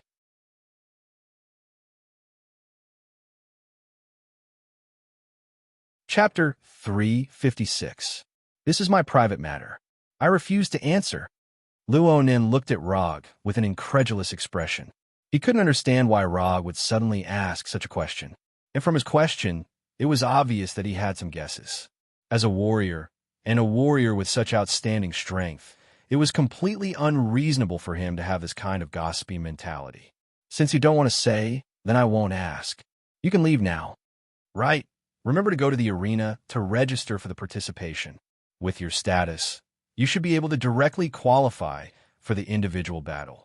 After he finished speaking, Luo Gu gestured to Luo Nin to walk slowly. Although Saka Planet's arena had a rule that the free gladiators could only advance to the next level of the arena through continuous victories, there were always exceptions to everything. For an existence like the accuser Luo Nin, who had a great reputation in the universe, even if he wanted to participate, he wouldn't necessarily have to start from the lowest level of the melee. After all, a person's reputation was like a tree's shadow. For an existence like Luo Nin, participating in a low-level battle would only result in a one-sided slaughter without any suspense. For the viewing effect of the battle, the arena would certainly make an appropriate balance. If Rog had reported his name as the fourth Hokage when he registered, he would have had a great chance to directly qualify for the individual battle. When Luo Nin left the living room, he left the hotel with the guard waiting outside and the instigator of all this, Rothschild. Do you really want to fight with him again? Didn't you already win against him before? Natasha came to the living room and sat directly next to Rog. She asked doubtfully. Although I won against him last time, he underestimated me too much at that time, so the fight wasn't very satisfying. And I just happened to be learning some new moves recently. I want to try it out on him. Rog didn't say what move he was learning now. Even if he said it, Natasha might not understand. Well, when do you plan to return to Earth? After defeating the accuser Luo Nan, or after Hulk wins the championship battle and hangs a statue on Gao Tianzuan's champion building? Natasha continued to ask. We'll see how it goes. Don't worry, we won't be staying on Sokka Star for too long. No matter what, this is a trash planet. I'm not a weirdo like Gao Tianzuan. I don't plan to live here for a long time. He will definitely return to Earth. Not to mention that all of his subordinates and forces are on Earth. Even if it's for the 300 ninja coins given by the system, he will definitely return to Earth. Ninja coins, he would never complain about having too little, just like no one would complain about having too much money. The news of the Kari Empire's famous accuser, Ronin, signing up for the gladiator fight quickly spread out, and it quickly caused a wave of excitement. Anyone who roamed the universe would have a certain understanding of the Kelly Empire. The Kari Empire's way of doing things was tyrannical and unyielding. Although they were one of the 3 great empires in the universe, the news that spread out was mostly bad. Accuser Luo Nan was the highest accuser of the Kree Empire's accuser group. His strength was outstanding and his fame was illustrious. His initiative to participate was not only a surprise to the audience on Sokka Planet, but it was also a pleasant surprise. There were even many audience members who speculated that the ruler of Sokka Planet, Gao Tianzuan, would specially arrange a championship fight for Luo Nan. Indeed, Luo Nan had not participated in any gladiator fight, but his past record was enough to prove that he had the strength to participate in the championship fight. Although Luo Nan's registration set off a heated discussion among the audience, the ruler of Sokka Planet, Gao Tianzuan, did not announce the championship fight for a long time. In the champion building next to the gladiator arena, Gao Tianzuan, with gray hair and a silver stripe from his lower lip to the center of his chin, sat on a huge high-back chair. He said to a sturdy female guard wearing armor beside him, "Recently, the strength of the free gladiators who participated in the gladiator fight is very good, especially the World Destroyer Hulk. I like him very much." "Understood. I'll arrange for people to catch him." Gao Tianzuan just finished speaking when the female guard with a serious expression said in a serious tone, "When did I say I want to catch Hulk? No. I don't want to catch Hulk. I want to arrange a perfect match for him. The accuser who just signed up today seems to be quite good." Gao Tianzuan, who was wearing a gorgeous golden coat, nodded as he spoke, as if to confirm whether his arrangement was correct. However, he soon overturned his plan. Luo Nan can't do it. His match with Hulk won't be very fair. This will disappoint the audience. Luo Nan is not suitable, and the other gladiators are not suitable either.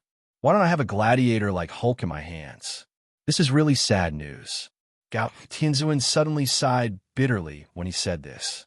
The tall female guard beside Gao Tianzuan was already used to Gao Tianzuan's muttering and sudden mood changes. By the way, Hulk's companions, the symbiotic demon named Blackie and the earthling named Rog, are not bad. Why don't we arrange for them to have a life and death battle with their companions? Friendship, bonds, companions with deep feelings, and a life and death battle for the glory of victory. The loser will lose his life, and the winner will live a miserable life in regret. This will be a battle that shakes the soul. Gao Tianzuan suddenly became excited when he thought of something. He stood up excitedly and waved his hands wildly. However, Gao Tianzuan's excitement only lasted for a few seconds before it disappeared. He sat back on the high-back chair with a dispirited look. "No, it still won't do. This is not suitable for Hulk. Hulk, World Destroyer Hulk, King Hulk. Hulk with green skin." Gao Tianzuan began to talk to himself again. Then his eyes lit up as he suddenly thought of something. Green-skinned, a man and a woman. One fights simply and violently, while the other has exquisite combat skills. One has amazing strength and endurance, while the other has a small and agile figure. It's her. That's right, it's her. The most dangerous woman in the universe against the craziest man in the universe. A top-level female assassin against a top-level male warrior. This is a fair match for Hulk. After excluding Luo Nan, Blackie, Rog, and the others, Gao Tianzun finally arranged an opponent for Hulk in the next match. In his opinion, it was an opponent who was evenly matched and could make the gladiator fight the best. The survivor of the Zihu people, the most dangerous woman in the universe, the adopted daughter of the crazy Titan Thanos, Kimura Jean Huberly Ben Titan.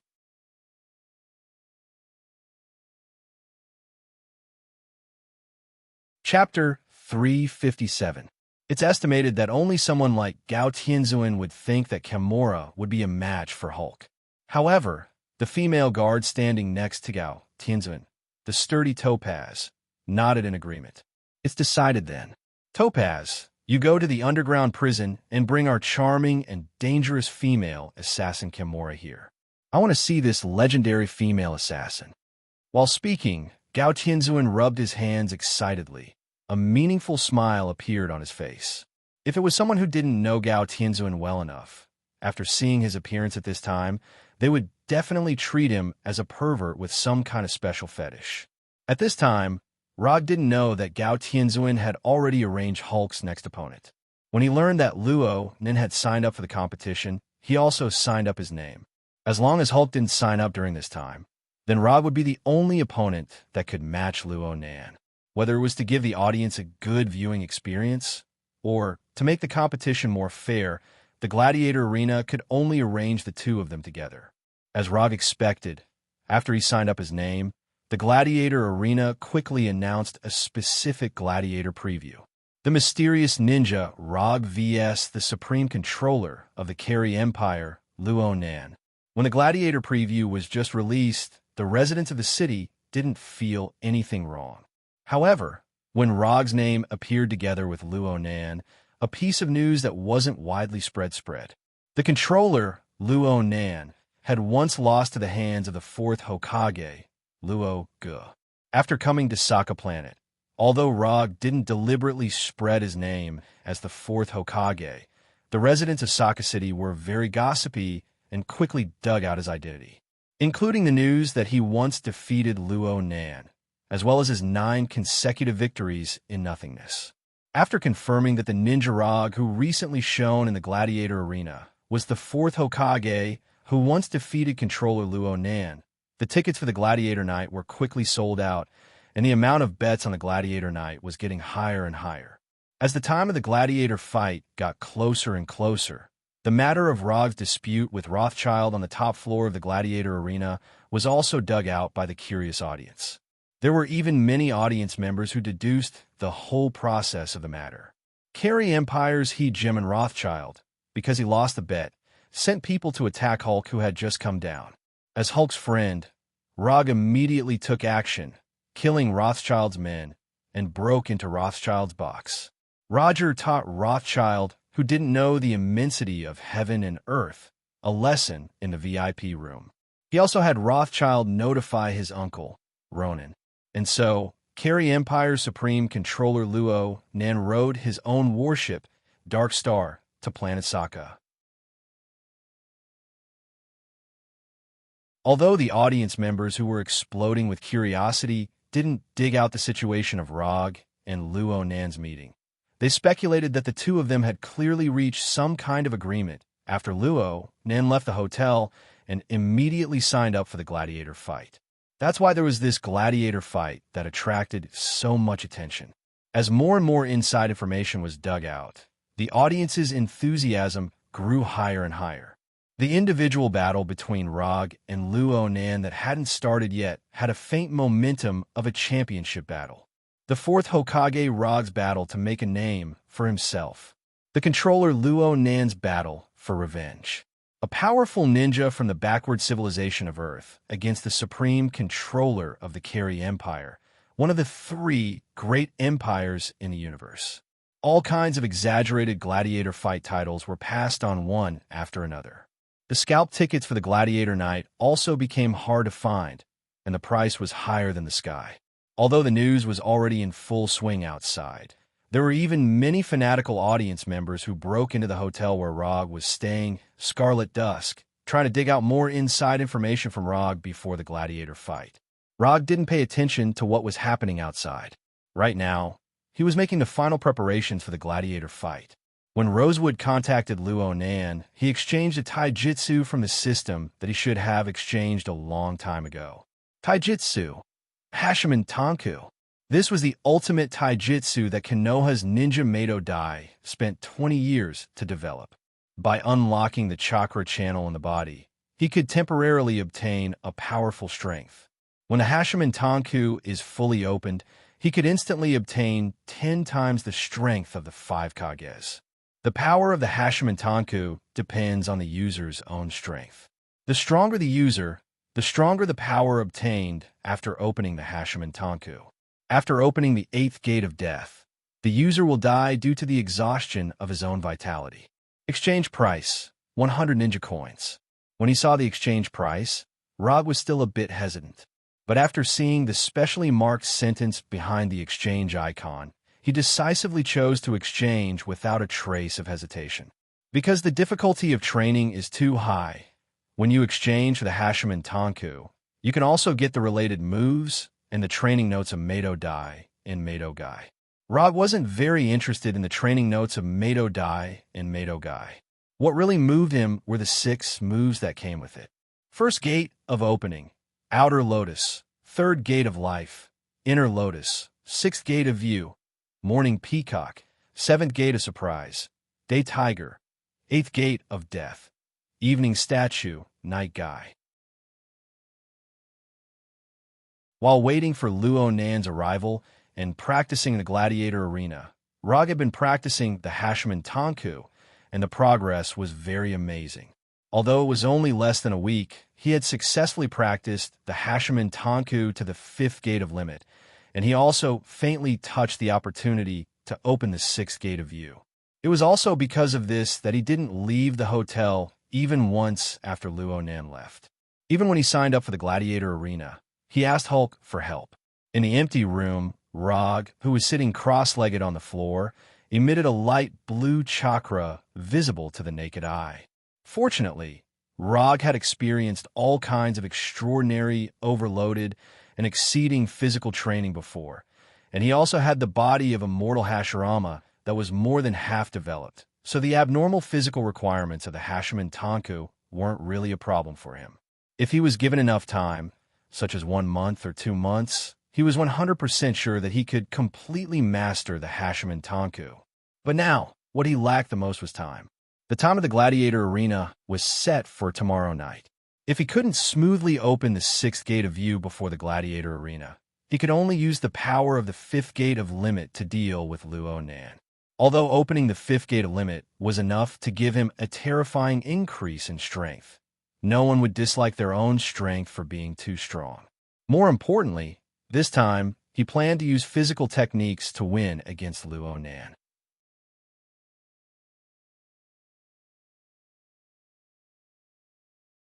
Chapter 358. Saka City, Gladiator Arena. After a series of lively promotions, the battle between the 4th Hokage, Rog, and Ronin, the Manipulator, began as scheduled. However, before they appeared on the stage, there would be a personal battle that served as an introductory match. It would hype up the already fanatical scene for the two of them. Rog sat in the lounge, wrapping the white bandage around his arm with great seriousness. Since he and Ronin were both free gladiators, they could use any equipment they chose in the arena. Of course, firearms and other hot weapons were absolutely prohibited. While Rog was wrapping the bandage around his arm, Ronin, who was in another lounge, was also wearing a custom-made armor with the help of a guard. Ronin, who had already fought with Rog once and was defeated, was fully prepared for this battle. In addition to the custom-made armor and the omnipotent weapon, Warhammer, Ronin also wore a helmet that he had never worn before. Although Rog had promised not to use Tsukuyomi, Ronin still had some worries in his heart. Tsukuyomi's terrifying power only needed to be experienced once, and it would leave an unforgettable memory. If it weren't for Ronan's strong will, he would even consider admitting defeat at this moment. The lounge wasn't far from the arena. Moreover, it was unknown if it was intentional, but the soundproofing function of the lounge wasn't perfect at all. It allowed the gladiators in the lounge to clearly hear the cheers of the audience. After the referee in the arena announced the outcome of the introductory match, Rog and Ronan left the lounge at almost the same time and walked towards their respective gladiator passageways. The exciting introductory match is finally over. I believe that many of the audience can't wait any longer, because the next battle is the ultimate goal of your coming here tonight. Although all of you can't wait any longer, as the referee and commentator of this battle, I still want to introduce the next two gladiators to everyone. First of all, let us use the most enthusiastic cheers to welcome this legendary ninja from a backward planet. He is the most powerful ninja in the universe, the fourth Hokage, Ro. Gu. The red-skinned, middle-aged referee with delicately combed hair roared loudly in an extremely exaggerated tone. As his voice rang out, colorful fireworks soared into the sky, exploding into gorgeous patterns in the air. Rog, Rog, Rog. Under the cheers of more than 100,000 spectators, Rog walked out of the gladiator passage, step by step, and went straight to the center of the arena. Rog, who was wearing the fourth Hokage Haori, waved at the surrounding audience. He then adjusted his state of mind, allowing himself to enter his best battle state. At the same time, the referee and commentator who advocated the roaring style began to introduce Rog's battle record. Defeat Luo Nan, the controller who attempted to invade Earth. 9 consecutive victories in the land of nothingness. 5 consecutive victories in Sokka Planet's arena.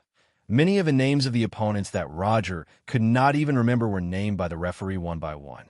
Along with his introduction, the spectators in the arena became more and more fanatical. When Rog's short list of battle records was finished, the fully armed controller Luo Nan also came to the arena amidst the cheers of the spectators. He stood about 20 meters away from Rog. Compared to Rog's battle record, Luo Nan's battle record was clearly much better. Of course, this was also related to the fact that Rog had always been active on Earth and did not show his face in the universe. If his battle record on Earth was included, not only would his battle record not be less than Luo Nan's, it would even be richer. Luo Nan, who was holding the universal weapon Warhammer, did not pay attention to the referee's introduction. His eyes were fixed on Rog as he spoke in a serious tone. Although I still don't understand why you insist on fighting me in the arena, I will let you know that your decision is very unwise. Is that so? I hope your next performance will prove your words. Luo Gu could see that Luo Nan had already roused himself to 120%. He was no longer the enemy who was filled with contempt and arrogance from before. This was an enemy who was completely serious. Very good. Very good. Only an enemy like this was worthy of him using the 8 inner hidden gates. When the referee's introduction was completely finished, the bell that represented the beginning of the battle rang. Rog and Luo Nan ran toward each other at the same time. 20 meters passed in the blink of an eye. The unarmed Rog and the Warhammer-wielding Luo Nan were facing each other head-on. Body technique, monstrous strength. The physical fitness of the Kree people was much stronger than that of the people on Earth. This was especially true for Luo Nan, who was an outstanding member of the Kree people.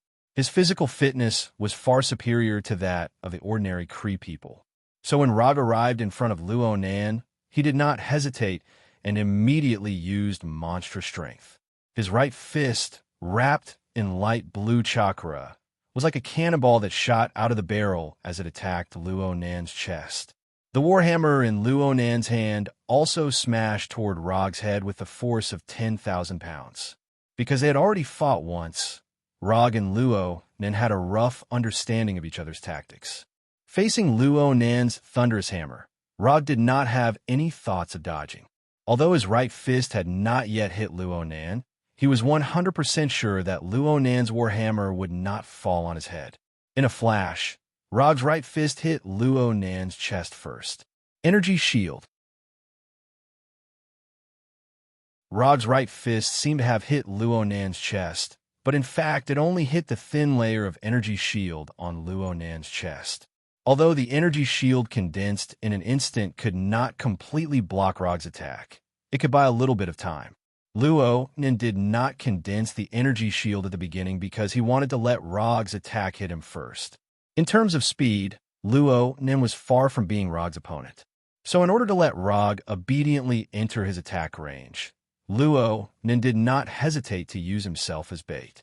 The black energy shield instantly shattered and Rog's right fist finally hit Luo Nan's chest. But all of this was within Luo Nan's plan. With the energy shield and armor, Luo Nan smoothly took on Rog's monstrous strength fist, and the war hammer in his hand finally arrived above Rog's head. Although Luo Nan's war hammer was about to smash his head, Rog did not panic in the slightest. Although the war hammer's attack speed was fast, if he wanted to dodge, it would not be too difficult. As long as he was willing to use ninjutsu, he had several methods to instantly escape. But right now, he had no plans to use ninjutsu at all. Sometimes physical techniques can also do things that ninjutsu can do. First gate, open. Open.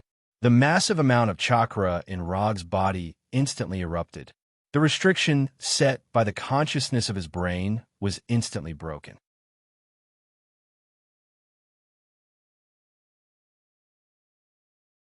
Chapter 359. The body's self-restriction hidden in the depths of his consciousness disappeared. Rog felt a mystical feeling of his entire body coming alive.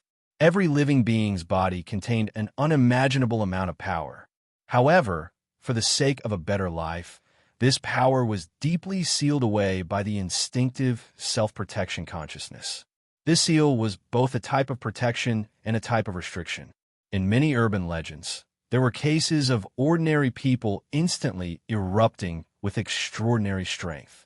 For example, in order to save his grandson from being crushed under a heavy truck, there was an old man who lifted a truck weighing dozens of tons with his bare hands. For example, in order to catch his daughter falling from a tall building, there was a father who ran over 100 meters in a few seconds. These cases seemed to be fantastical, but they were all real-life cases. To explain it in more scientific terms, the people involved in these cases were all super living beings who instantly activated a limiter. A limiter was an innate limit to the growth of every living being. In order to allow life to grow without losing its self-consciousness and rationality, life had set a limit for itself, which meant that it had set a limit for itself. However, the limit brought by this limiter wasn't indestructible. With enough emotional support and extreme external stimulation, this limiter could be opened artificially. The only thing to note was that if one didn't have a strong enough body to support it, once the limiter was opened, it would mean the arrival of death. In a sense, the 8 inner hidden gates was a way to open a limiter. However, compared to other methods, the 8 inner hidden gates was a bit more gentle. Only when all 8 gates were opened would it directly endanger the user's life. When Rog used a massive amount of chakra to break through the limiters set by his mind, he obtained full control of his body for the first time. Rog's body suddenly erupted with a strange phenomenon, immediately attracting Luo Nan's attention. However, the current him was already too late to do anything to stop or resist. The warhammer fell like lightning, but it directly missed. Rog, who was close at hand, fell down in a way that didn't conform to common sense. His right leg kicked towards Luo Nan's chin. Shadow, dancing leaf. Luo Nan, who didn't have time to retract his warhammer, was kicked in the chin by Rog's 42-yard-long leg. The enormous force directly sent him flying. Luo Nan never thought that his first exchange with Rog would end up like this. Although Luo Nan felt a burst of pain from Rog's kick to his chin, he didn't take this pain to heart. This was definitely not Rog's ultimate move. He would never choose such an ordinary move to end his attack. Luo Nan, who had already suffered a loss once, didn't dare to be careless in the slightest. His body hadn't yet fallen under the influence of gravity, but he had already begun to search everywhere for traces of Rog. "Are you looking for me?" Just when Luo Nen was planning to turn his head to look for Rog's tracks, Rog's voice suddenly rang out from behind him. Not good.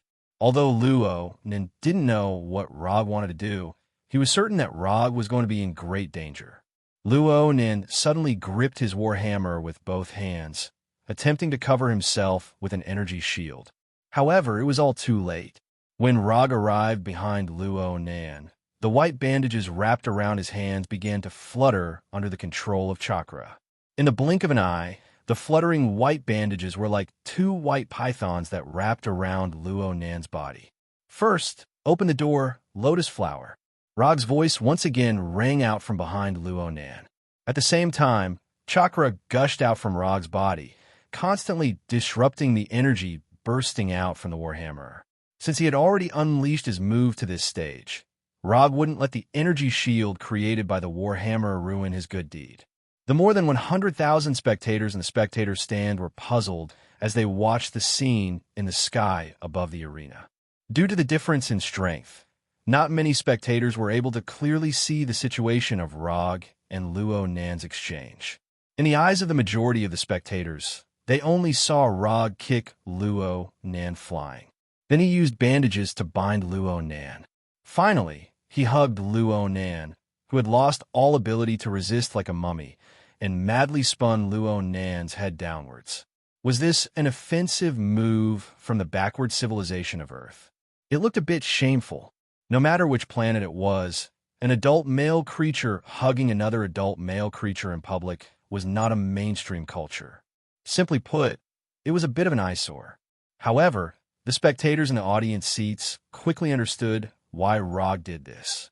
The madly spinning Rog and Luo Nen only stayed in the air for a short 1 or 2 seconds.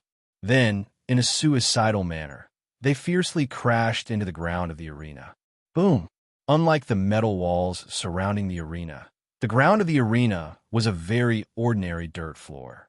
However, when a lotus flower crashed into the ground, a sound that was even more terrifying than the metal floor exploded out from the impact. If it wasn't for the fact that firearms and artillery shells were prohibited in the arena, the spectators in the arena would have suspected that a large bomb had exploded in front of them. The terrifying impact of the lotus flower formed a deep circular pit with a diameter of more than 10 meters in the arena. Cracks that were more than 10 to 20 centimeters thick appeared on the originally flat ground. They covered the entire arena like a spider web. The invisible shockwave hit the metal walls around the arena like a wave. The grayish-yellow dust and gravel danced in the air, completely covering the entire arena. After the terrifying impact, there was a dead silence. The more than 100,000 spectators in the audience seats seemed to have been pressed on the mute button at the same time. They looked at the arena in disbelief. They looked at the arena that was completely covered in dust. Was this the ninja's way of attacking? This was too. Although there were many gladiators who could create such a commotion in the arena, there was no one who could perform such a suicidal attack at the beginning of the battle like Rog. Luo Nen crashed into the ground with his head down like a tornado. Just thinking about this kind of attack in one's mind was enough to make people gasp. Although these spectators didn't know what Rog's move was called, they knew that from now on, they had completely fallen in love with this violent and bloody move. This was the scene that a gladiator should have. This was the momentum that a gladiator should have. This was a life and death battle that could make people's blood boil. Ah! Beautifully done. Rog, Rog, Rog, Rog. The dust in the arena hadn't dispersed yet. The figures of Rog and Luo Nen hadn't appeared yet, but the enthusiasm of the spectators had completely exploded. Hashiman Tanku, First Gate, Lotus Flower, made its debut in the arena of Sokka Planet.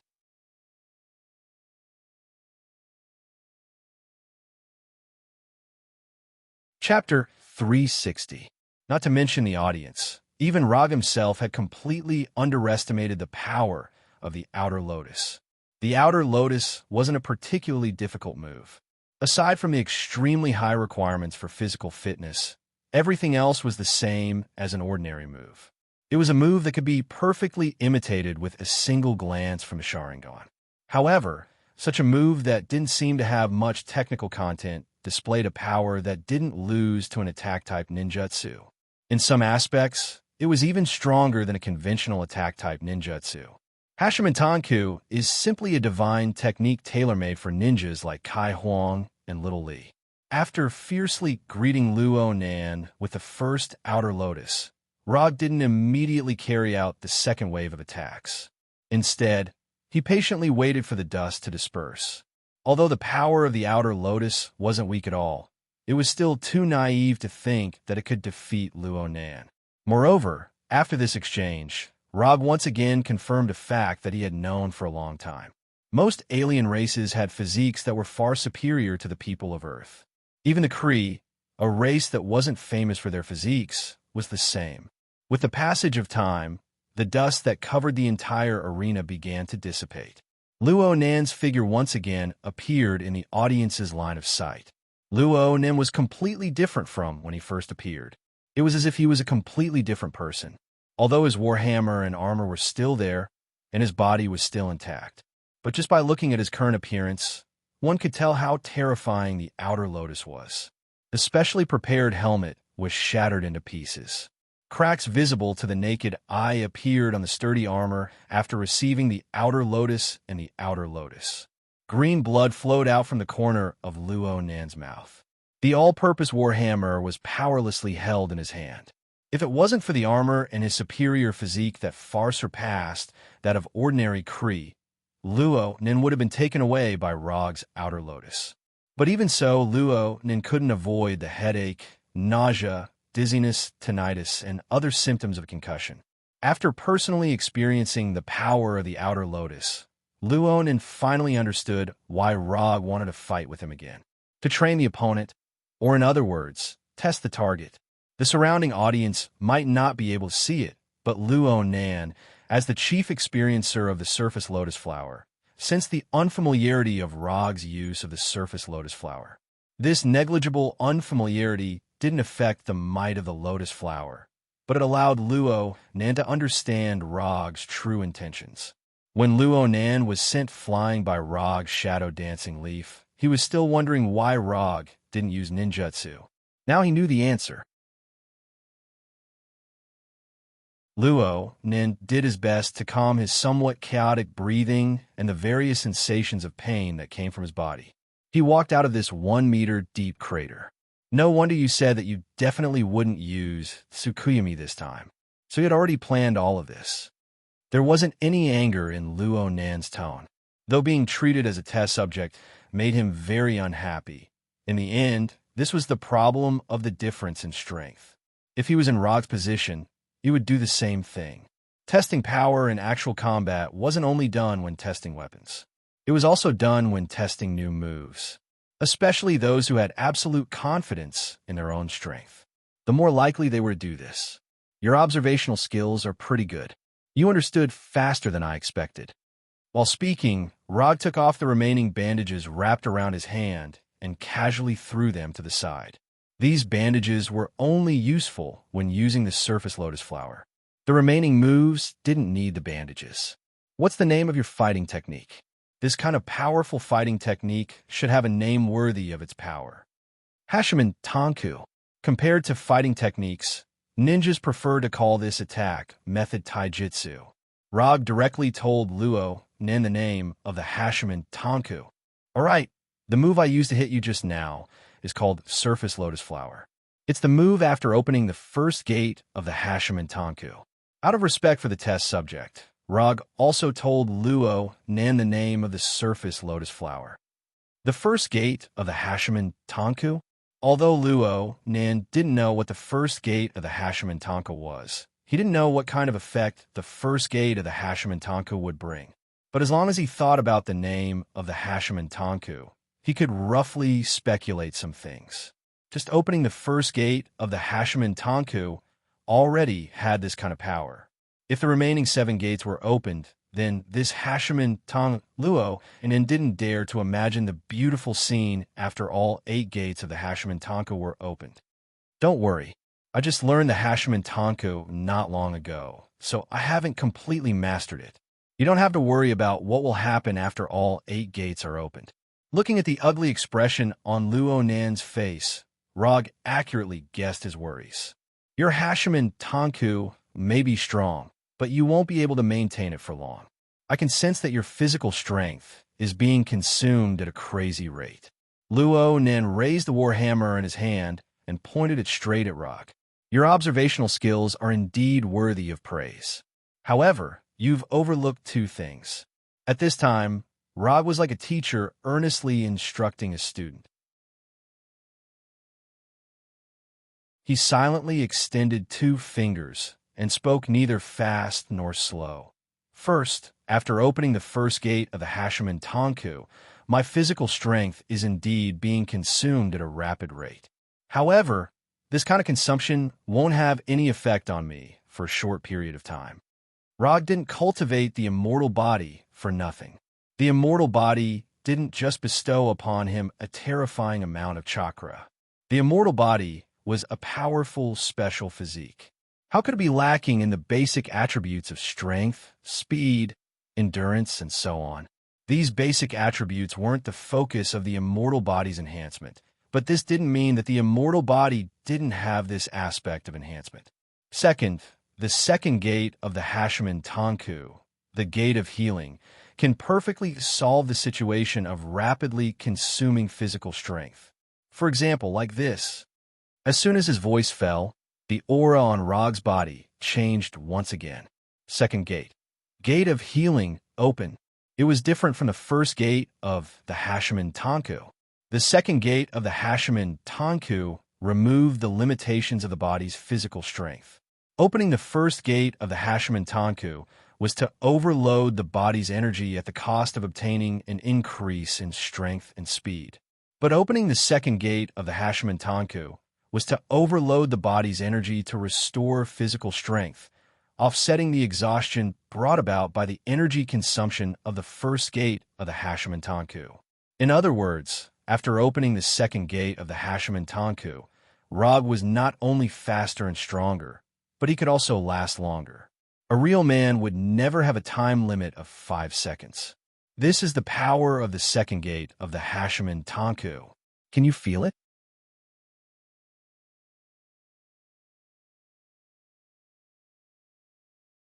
Chapter 361. Looking at the playful expression on Rog's face, Luo Nin silently clenched the warhammer in his hand. His mood suddenly sank to the bottom. He originally planned to drag the fight into a long war of attrition, using time to wear down Rog's 8 inner hidden gates. But he never thought that the second gate of the 8 inner hidden gates, the gate of healing, would cause his plan to fail completely before it could be implemented. After returning to the Empire, he needed to have a good talk with Rothschild. Luo Nin silently made a decision in his heart. The universe was so big, no one knew how many powerful existences were hidden in the universe. If it was within the Carey Empire's control, then it would be fine. But Rothschild was someone who couldn't stay idle. With his style of doing things, if he continued to be arrogant and despotic, then sooner or later he would provoke a powerful existence that he couldn't afford to provoke. Luo Nan spoiled Rothschild, so he hoped that Rothschild could live on safely and not die on some planet at such a young age. After the fight, this planet Earth will become famous in the universe. Of course, you will be the same. Luo Nan said to Rog in an incomparably serious manner as he threw all thoughts that had nothing to do with the fight to the back of his mind. Although Earth's technology wasn't very advanced, as long as Earth had an existence like Rog, then Earth's status in the universe wouldn't be low. Powerful existences could not only establish their own prestige in the universe, but they could also make their planet famous. No matter how backward the planet was, as long as there was a powerful existence on the planet, then the planet would become a high-level civilization in the universe. Although this didn't seem scientific, in the universe where strength was paramount, this was a rule that had been passed down for countless years. Although this will make me feel like I'm stepping on you, but to be honest, I'm looking forward to that scene. Don't worry, I won't kill you since you're doing your best to cooperate with me to test the 8 inner hidden gates. As soon as his voice fell, Rog disappeared. Although opening the second gate of healing could offset the exhaustion brought by opening the first gate. But there was always a time limit. The current Rog was overloading his body's energy. The instant Rog's figure disappeared, Luo Nen didn't hesitate at all. He immediately urged his war hammer to construct one energy shield after another around himself. Luo Nan's choice seemed a bit cowardly, but this was already the best choice he could make. Whether it was strength or speed, he was far inferior to Rog, who had opened the 8 inner hidden gates. If it weren't for the fact that he was still holding the useless weapon in his hand, he would have already admitted defeat. Pitch-black energy shields of various sizes continuously appeared all around Luo Nan. Soon after, they shattered like glass. Luo Nan was like a target right now, receiving attacks from all directions. After Rog opened the first door, the audience could no longer see him with their naked eyes. When he opened the second gate of healing, it was as if he had completely disappeared in the eyes of the audience. The pitch-black energy shields shattered one after another, and sonic booms rang out in the arena one after another. Although Rog's figure could not be seen at all, the audience's frenzied cheers did not weaken at all. Instead, they became more and more intense with the sound of the sonic boom. The third door, Life Gate, opened. After crazily attacking Luo Nan like a Gatling gun for more than 10 seconds, Rog opened the final safe zone of the 8 inner hidden gates, the third gate. With the opening of the third gate of life, Rog's figure once again appeared in front of the audience. Although Luo Nan and the audience didn't know the effects of the third gate of life, the same thought appeared in their minds when they saw Rog's body turn completely red and emit green chakra. Rog had been strengthened once again. The opening of the third gate of life meant that Rog had met the minimum requirement to use the inner lotus. However, since he had already opened the third gate of life, he had no intention of using the inner lotus for the time being. The third gate of life was only the bottom line for Lian Hua to use. It did not necessarily have to be used at the third gate of life. What the third gate of life could fulfill, the fifth gate of limit could also fulfill, or even better. The fifth gate, stop gate, open. A few seconds after the third gate of life was opened, Rog took the opportunity to open the fifth gate of limit. An unimaginable amount of chakra gushed out from Rog's body. It was like a surging river after a dam burst, flowing through the chakra meridians in his body. If it wasn't for the immortal body that he inherited from Hashirama and the immortal body's development to a certain degree, the opening of the fifth gate of limit would have been enough to leave an invisible injury in Rog's body. Accuser Luo Nan, don't let me down. This was the first time Rog had opened the fifth gate of limit, so he wasn't too sure what kind of attack power he could unleash at this time. Although he had just said that he wouldn't kill Luo Nan, he couldn't be blamed if Luo Nan failed to live up to his expectations. Unlike the opening of the previous gates, Rog didn't dare to waste any time after opening the fifth gate of limit. He immediately attacked Luo Nan. Luo Nan could feel the changes in Rog and knew that his next attack would be even more terrifying than before. But he still could only stand in place and wait for Rog to take the initiative to attack. After Rog opened the second gate of healing, Luo Nan was unable to keep up with Rog's speed. And Rog, who had opened the fifth gate of limit, seemed to have disappeared into thin air from Luo Nan's perception. Right now, Luo Nan could only barely determine Rog's attack trajectory based on the ground that was stirred up by Rog's movements. There's only one chance. Steady. Don't panic. Don't panic by any means. Luo Nan, who had extremely rich combat experience, was like a new recruit that had just stepped onto the battlefield. He silently reminded himself in his heart. Although Luo Nan had already fallen into an absolutely disadvantageous situation, he still had a sliver of a chance to resist. A final chance to resist. Time Shift Domain. This was the most powerful killing move of the omnipotent Warhammer. It was also Luo Nan's only trump card. Speaking of which, it was quite ironic. Time Shift Domain was clearly a powerful killing move. But in front of Rog, this incomparably powerful killing move was reduced to a defensive skill every single time. It was like this before on the Kree warship, and now it was like this in the arena. Although this was only his second time fighting with Rog, Luo Nen discovered that he actually didn't have the upper hand even once. To the famous Supreme Manipulator, this was undoubtedly a sad piece of news. Luo Nen used Time Shift Domain as his final trump card.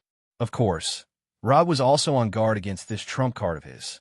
Having already experienced Time Shift Domain once, how could he possibly forget this trump card of Luo Nan's? The fifth gate of Limit, Lotus Flower. After moving to the direction of his chosen attack, Rog used this ultimate body technique that he should have used at the third gate of life.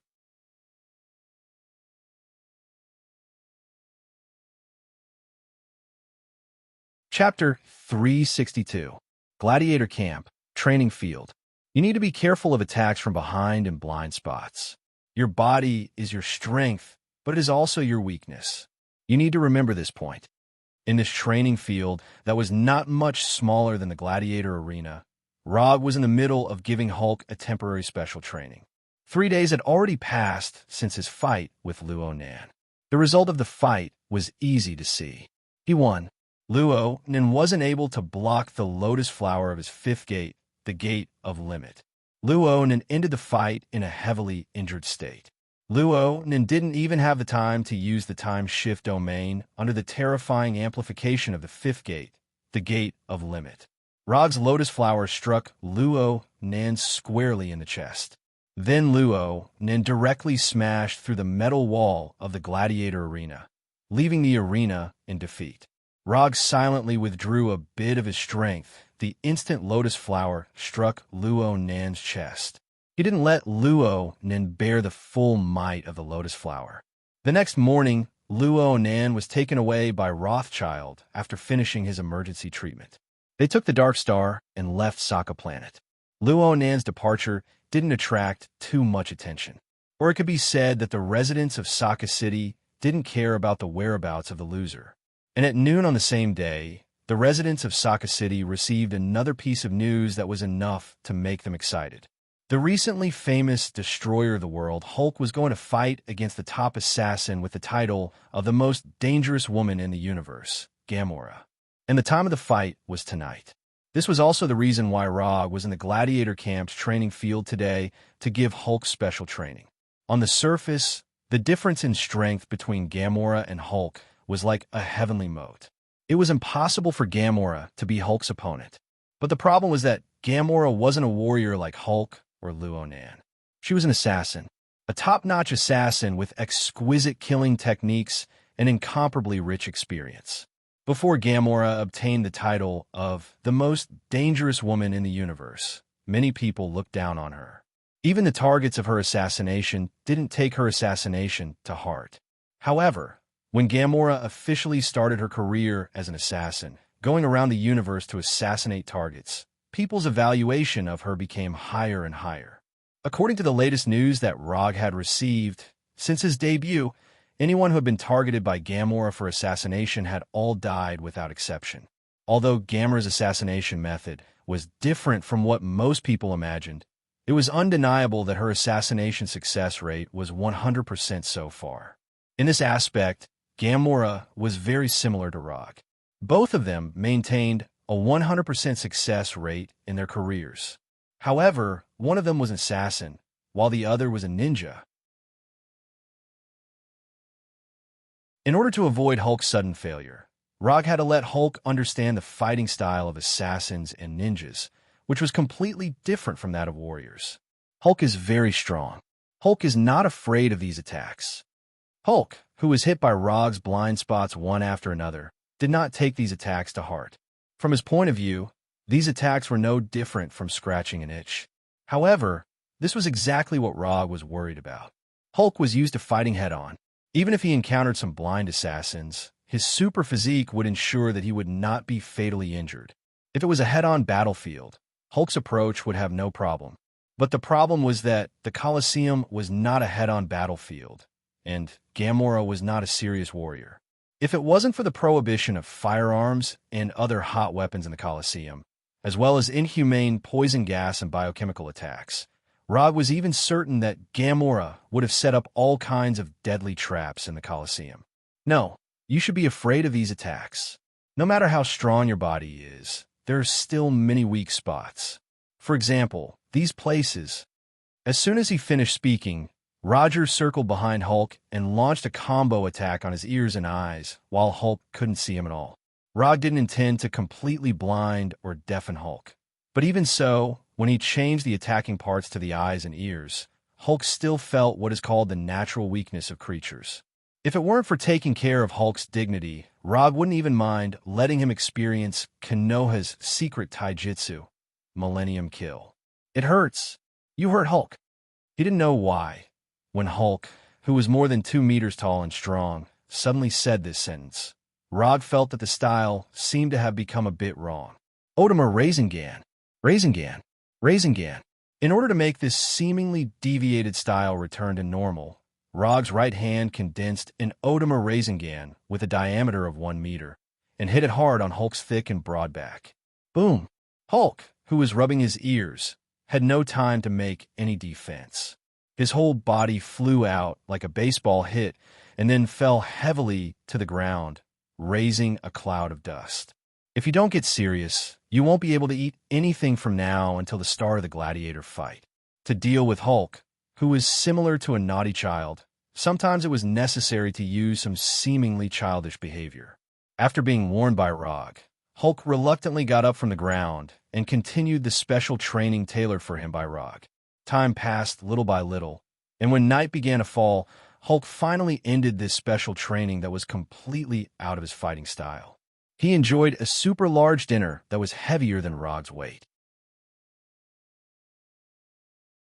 Ladies and gentlemen from different planets, I'm your most familiar old friend, Joe. Yes, tonight's high-profile individual battle will still be me as the commentator and referee. Now, let me see your excited hands. It was the middle-aged man who was responsible for commentating Rog and Ronan. But this time, the audience at the scene was not willing to cooperate with him.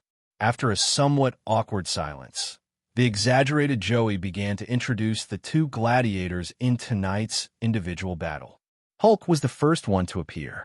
When he arrived at the gladiator arena wearing a pair of elastic special shorts with a look of excitement, the originally dull gladiator arena instantly erupted into cheers. There was no need for Joey to introduce Hulk's battle record. Every audience knew it in their hearts.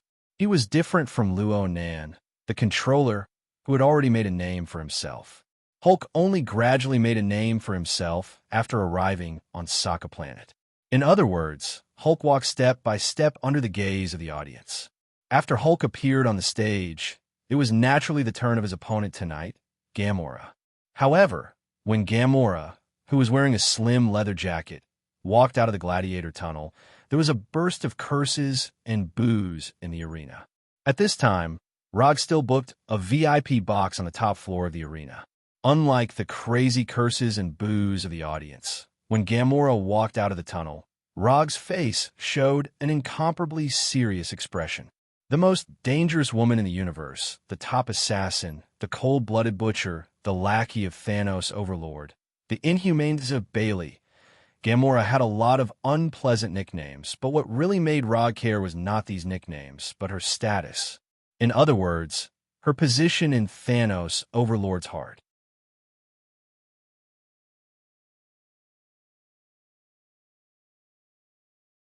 Chapter 363. On the surface, Gamora is just one of Thanos' adopted daughters, and she is his top assassin. This is the view of many people, and the other forces in the universe basically only know this. But Rog is different. He is a traveler, and he knows a lot of things that others don't know. Perhaps even Gamora herself doesn't realize how important she is in Thanos' heart. Soul Gem, one of the 6 Infinity Stones, is the only Infinity Stone that needs to be obtained by sacrificing the soul of a loved one. Rog has always known where the Soul Gem is, but he has never thought about the Soul Gem. The reason is simple. He doesn't have a true love at all. And even if he has a so-called true love, He will never sacrifice the soul of his loved one to get the soul gem.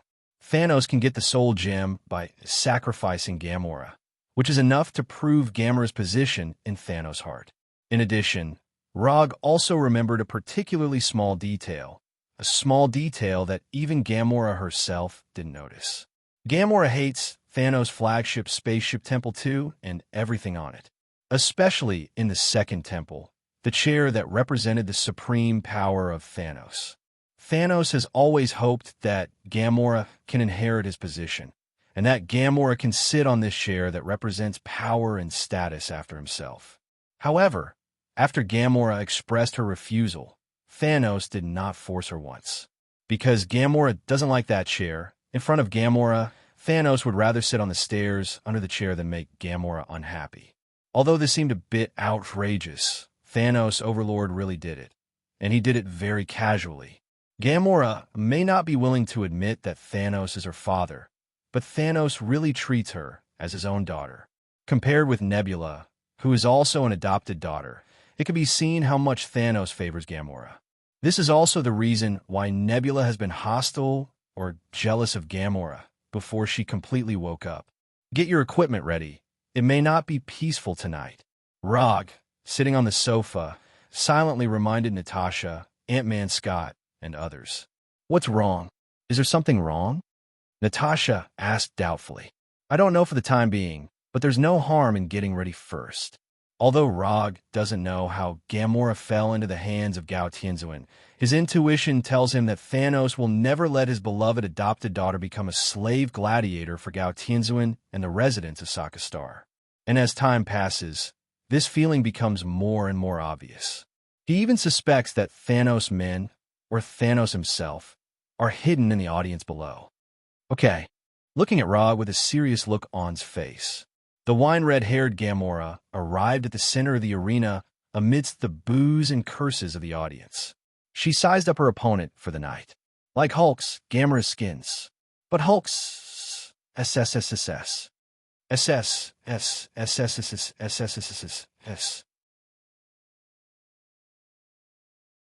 And because his opponent was Gamora, Hulk didn't plan to use any weapons in this battle. Hulk stood barehanded about 20 meters away from Gamora, his face serious as he looked at Gamora, whose waist was even smaller than his arms. Although he had been forced to undergo special training by Rog, Hulk still did not feel that Gamora could pose any threat to him. I can kill an opponent with such thin arms and legs with one punch. Hulk silently made a judgment in his heart. Although he thought so, Hulk did not intend to kill Gamora. Women would always receive some preferential treatment, especially beautiful women with curvy figures. In Hulk's opinion, Gamora, with her green skin and wine-red hair, was much more beautiful than the women on Earth. Gamora's green skin just happened to hit Hulk's aesthetic point. Hulk didn't know why, but after seeing Gamora, he suddenly thought of what Rog and Natasha had told him, the so-called gentlemanly demeanor. Hulk likes you. Hulk doesn't want to hurt you. Just admit defeat. After a few seconds of silence, Hulk suddenly said, You like me? Hulk's sudden words made Gamora a little stunned. As a top assassin and a female assassin, Gamora was very good at using her feminine advantages. She also knew what kind of charm she had. Gamora had heard a lot of disgusting or strange confessions, many of which she had heard from her assassination targets. But after hearing Hulk's words, especially after seeing Hulk's sincere expression without any lust, a strange feeling welled up in Gamora's heart. This big guy's mind is still underage, right? The audience in the auditorium originally thought that they would see a bloody battle tonight, but the development of things completely exceeded their expectations. Although they couldn't hear the conversation between Hulk and Gamora, they could see that Hulk had no intention to fight at all. Not only were the audience in the auditorium puzzled, but even Gao Tianzuan, who was sitting in his exclusive box, was also puzzled. This is not right. This is not the script's arrangement. Gao Tianzuan single-handedly planned tonight's battle script, but he now found that the plot he planned was already showing signs of collapse before it even began. No, it can't go on like this. The arena of Sokka Planet absolutely won't allow such a boring plot to play out. Gao Tianzuan waved his hand at the female guard Topaz next to him, wanting to take the scepter in Topaz's hand that looked like a candied hawthorn. The ruler of Sokka Planet, Gao Tianzuan, was going to take action himself. However, before Gao Tianzuan could take the unconventional scepter, a giant castle-like spaceship flew over the arena, covering the night sky like a black cloud. Sanctum number 2? This was Thanos Lord's flagship, Sanctum number 2. It really appeared. Looking up at Sanctum number 2 that covered the night sky, a smile appeared on Rog's face. Since Sanctum No. 2 was here, it was impossible for Thanos Lord, who was known as the Mad Titan, to be absent. Sure enough, when Sanctum number 2, which was far larger than other spaceships, arrived above the arena, a bright white transmission beam shot out from the bottom of Sanctum number 2, like a bridge of light descending from the sky to the middle of the arena. With the descent of the transmission beam, a huge figure more than 2 meters tall slowly walked out of the light beam. It was a simple yet intimidating set of armor that was blue and gold in color. The 2-meter-long double-edged broadsword still had lines of blood that had yet to solidify flowing down the broadsword. Purple skin, a round bald head, a giant vertical chin, a robust body, and an innate domineering aura. This was Thanos Lord, the Mad Titan Thanos Lord, the Thanos Lord known as the Emperor of the Universe. Thanos Lord had appeared in person.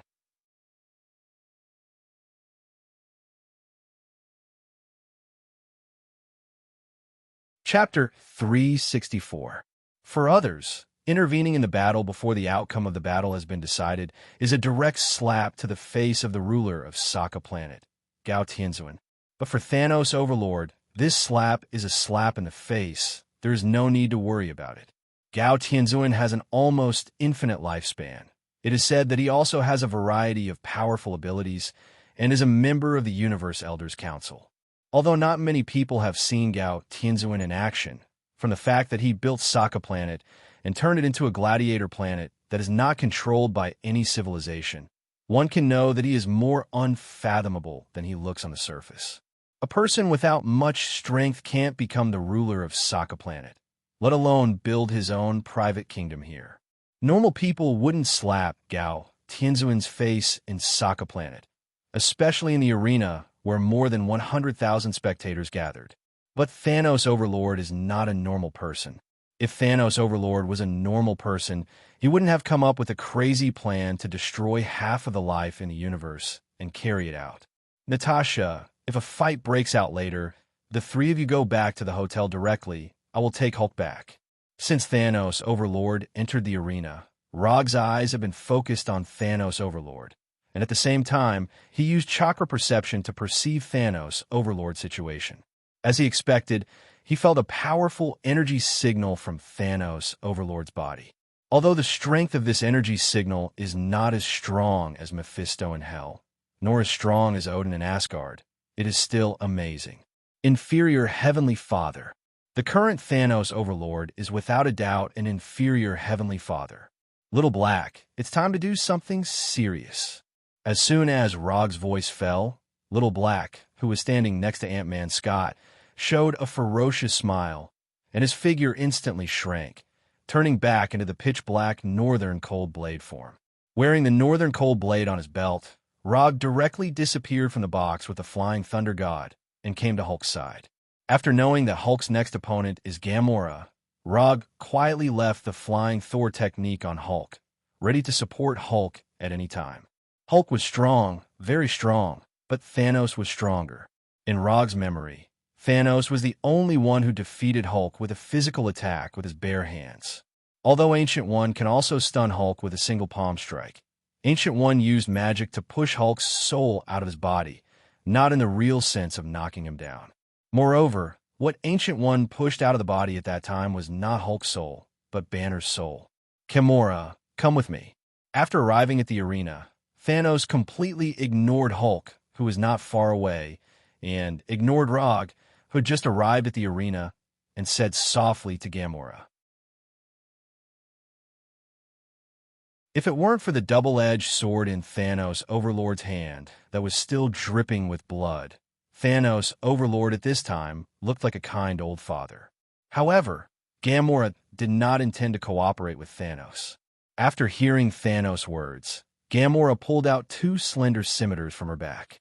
These two scimitars were originally intended to be used by Gamora to deal with Hulk.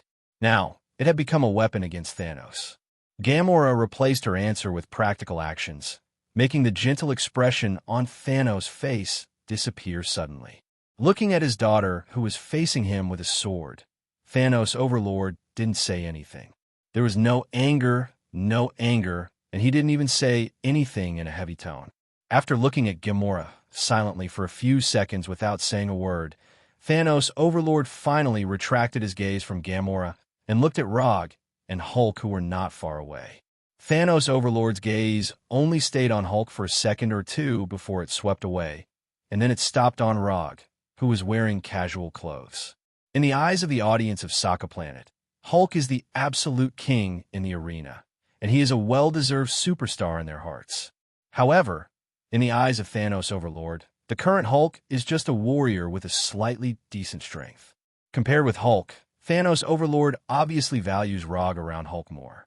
Don't look at the current Rog only wearing ordinary black casual clothes, but Thanos' overlord saw a sense of déjà vu on Rog.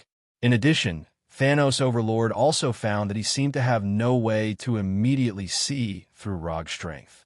This is an extremely rare situation for the battle-hardened and powerful Thanos' overlord. Young man, your strength is good. Are you interested in joining my side? After looking at Rog seriously, Thanos' overlord said to Rog, "Sorry, I'm not interested for the time being." During the conversation, Rog came from Hulk's side to Hulk and protected Hulk behind him. Now is not the time to let Hulk confront Thanos' overlord one-on-one, and Rog does not want Hulk to have any psychological shadow. It's a pity. If you can join me, we may be able to become good friends, Thanos' overlord said with a little regret. At this time, Thanos' overlord's other adopted daughter, Nebula, and his 5 most powerful men, the 5 Black Radiance generals, also came out of the transmission beam and stood silently behind Thanos' overlord. Nebula's image was no different from Rog's memory. She was still a blue-skinned, half-human, half-machine. As for the 5 Black Radiance generals, according to Rog's evaluation, they were uglier than the other. Not to mention Ebony Throat, who was pale and didn't look like a good person. The head of the 5 Black Radiance generals, the Deathblade general with a sickle-like long blade, and his lover, Proxima Centauri, were also not in line with Rog's aesthetic at all. As for Black Short Star, who was taller than Hulk and had the strongest defense among the 5 Black Radiance generals, as well as the universe-level scout Supergiant, whom Roger had never seen before, who was wearing a white battlesuit, they had nothing to do with being good-looking. Thanos, Overlord, Nebula, and the 5 Black Radiance generals, although there were only 7 of them, when they appeared in the arena, the audience in the auditorium, without exception, felt a powerful oppressive force, an oppressive force that seemed to come from the depths of their souls. Whether it was Thanos, Overlord, Nebula, or the 5 Black Radiance generals, they were all bloody butchers whose hands were stained with blood. Furthermore, they were different from the other butchers who had killed tens or hundreds of people. The number of people they had killed was much higher. At the very least, it was tens or hundreds of times more. For a super fierce person like Thanos' Overlord, his killing unit was calculated in planets. Slaughtering an entire civilization or planet, for others, was just a description. But for Thanos' Overlord, it was a real bloody record. Of course, under normal circumstances, Thanos' Overlord would kill half of them and leave the other half alive. He didn't often do things like completely slaughtering the life of an entire planet. It's fine if we become friends, but if you know what I'm planning, you'll want to skin me alive and pull my tendons out.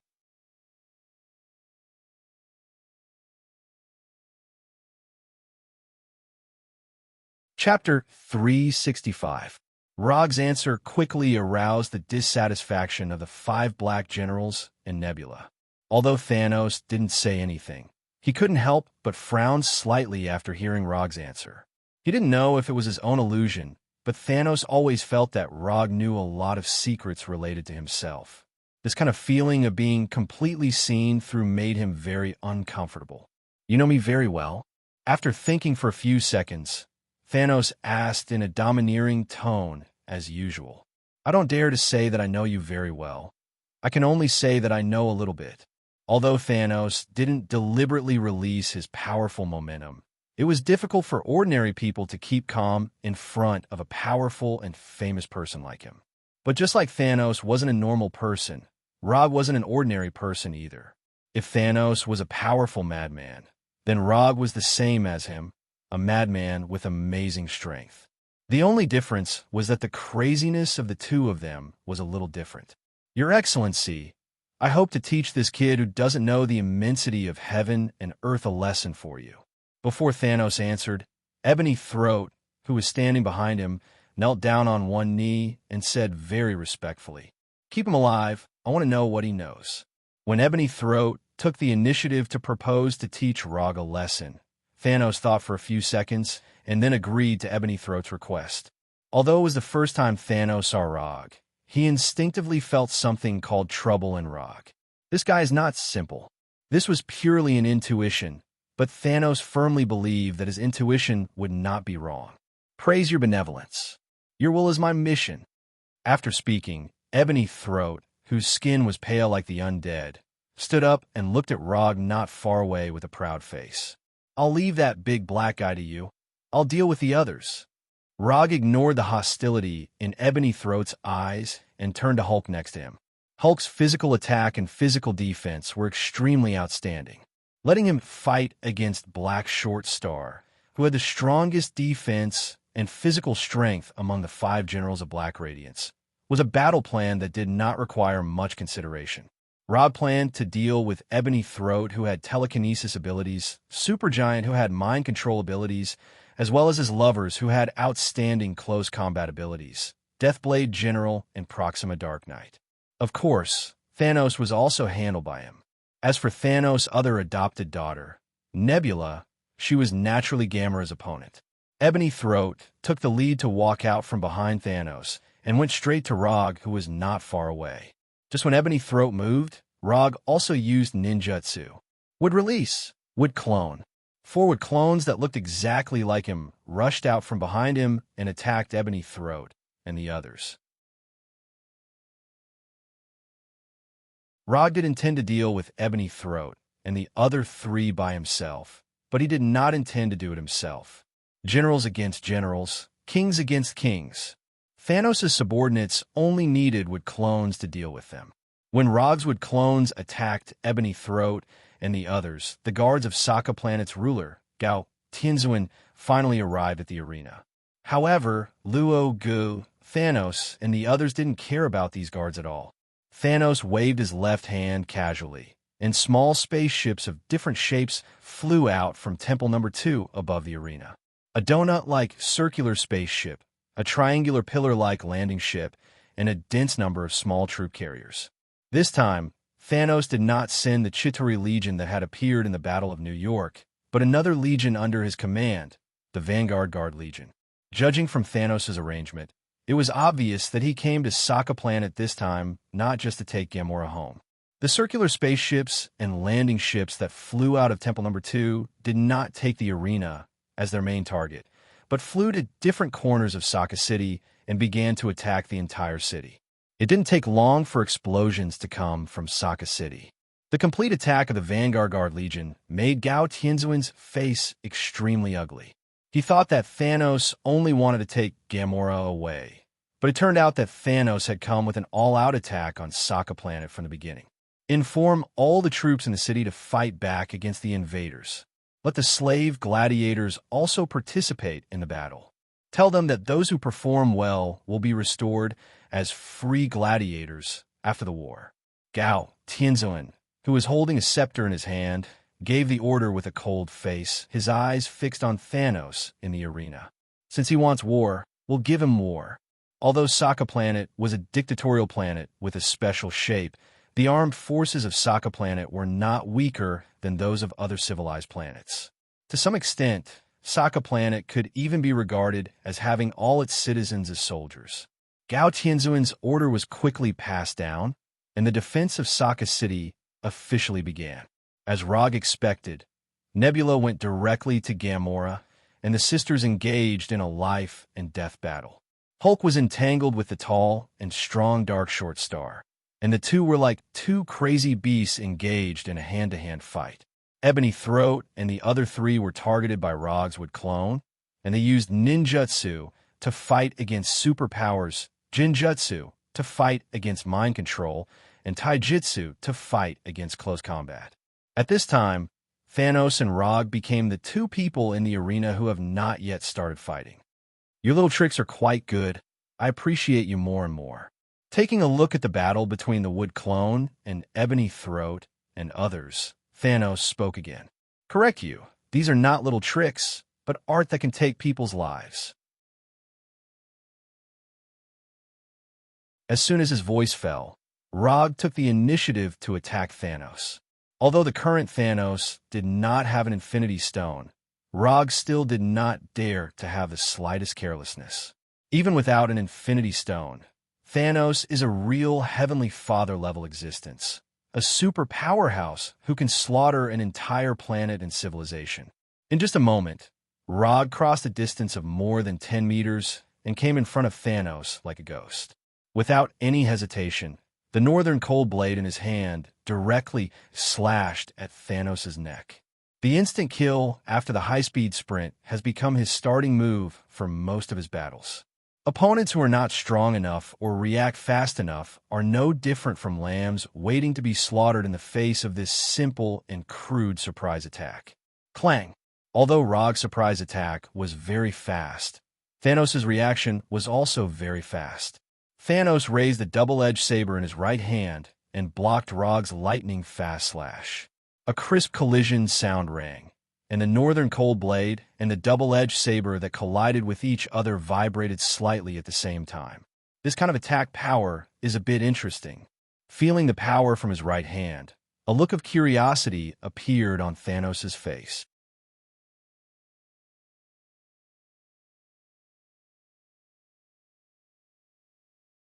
Chapter 366. There are many races in the universe that look exactly like the Earthlings, so Thanos Overlord couldn't tell which planet Rog came from for a while. However, in his memory, even if it was Asgard, not everyone has such outstanding physical strength. Regarding this, the main reason is that Thanos Overlord came a little too late. If he came to Sokka Star earlier, even if it was only a few hours, he could easily know the origin of Rog. Although he was a little curious, Thanos Overlord did not stop his movements. Thanos Overlord's right wrist gently turned, and the 2-meter-long double-edged sword with amazing weight turned in a direction extremely flexibly, slashing diagonally from top to bottom. If he was cut, with Rog's current physique, cutting him in half would be his best ending. Although Rog didn't know who helped Thanos Overlord build such a domineering weapon, he knew that the double-edged sword in Thanos Overlord's hand had a super attack power that could cut through vibranium shields.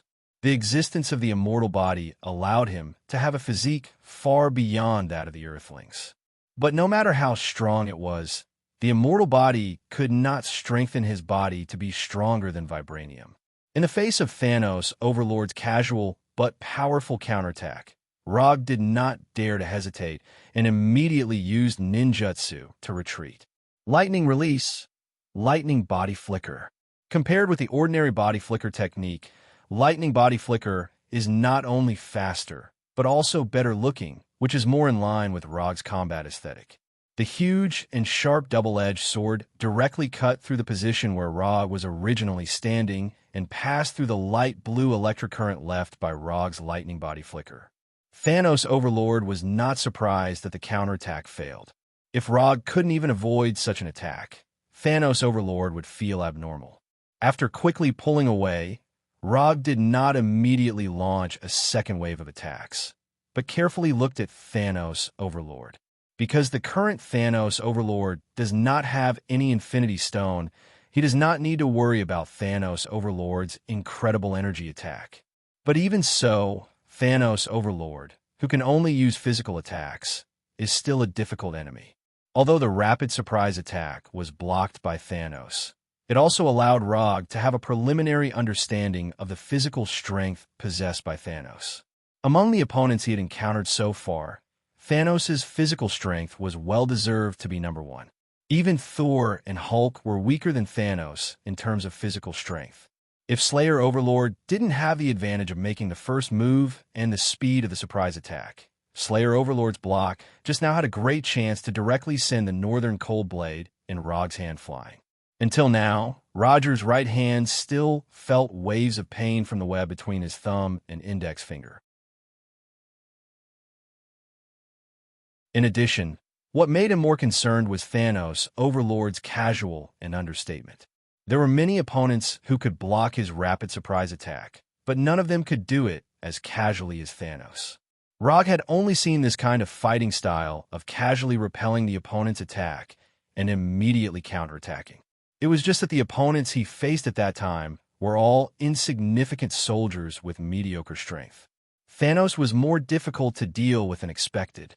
Rog quickly made a judgment. If Thanos Overlord didn't have this kind of strength, he wouldn't be qualified to carry out the crazy plan to destroy all life in the universe. Strength, speed, physical strength, combat reaction, combat skills, combat experience. Rog helplessly found that except for the advantage in speed, he was far inferior to the current Thanos Overlord in several other indicators. The limitations brought about by his race were now vividly displayed. Since his innate conditions were not as good as the opponent, then he would add a few buffs to himself. In short, Rog was going to start stacking buffs on himself. Chakra Coat, Thunder Release Chakra Mode, Sage Mode, Hellfire, Hashiman Tonku, Nine-Tailed Chakra Coat. These were the buffs that Rog currently mastered that could significantly improve his combat state. After thinking for a few seconds, Rog quickly made a decision. Buffs, to stack layer by layer. There was no need to use a killer move at the beginning. Thunder Release Chakra Mode. In just a moment, Thunder Release Chakra was concentrated in every part of Rog's body. His body instantly became active. His speed, defense, and nerve conduction speed suddenly increased, and the silver-white lightning also covered his body. Looking at Rog's body suddenly shrouded in light blue chakra and wrapped in lightning, Thanos Overlord's face showed a hint of excitement. Until now, Thanos Overlord didn't know why he had such a strong interest in a stranger like Rog. In his intuition, he always had a feeling that he had met a real kindred spirit, which was one of the reasons why he took the initiative to recruit Rog before. Such an opponent, if he killed him directly, it would be a waste. Just as Thanos Overlord was thinking about how to beat Rog without really killing or crippling Rog, Rog launched his second wave of attack against Thanos Overlord. Just like before, Rog chose to use his most familiar and favorite rapid ambush tactic. Thunder Release, Lightning Body Blink. Rog's figure disappeared in an instant, leaving a weak electric current with the thickness of a finger in place. The Lightning Body Blink in the Thunder Release Chakra mode allowed Rog to have a speed far beyond the previous, making him disappear from the arena as if he really disappeared. However, in front of Thanos Overlord, his speed was not fast enough, at least not fast enough to break through the limits of Thanos Overlord's dynamic vision.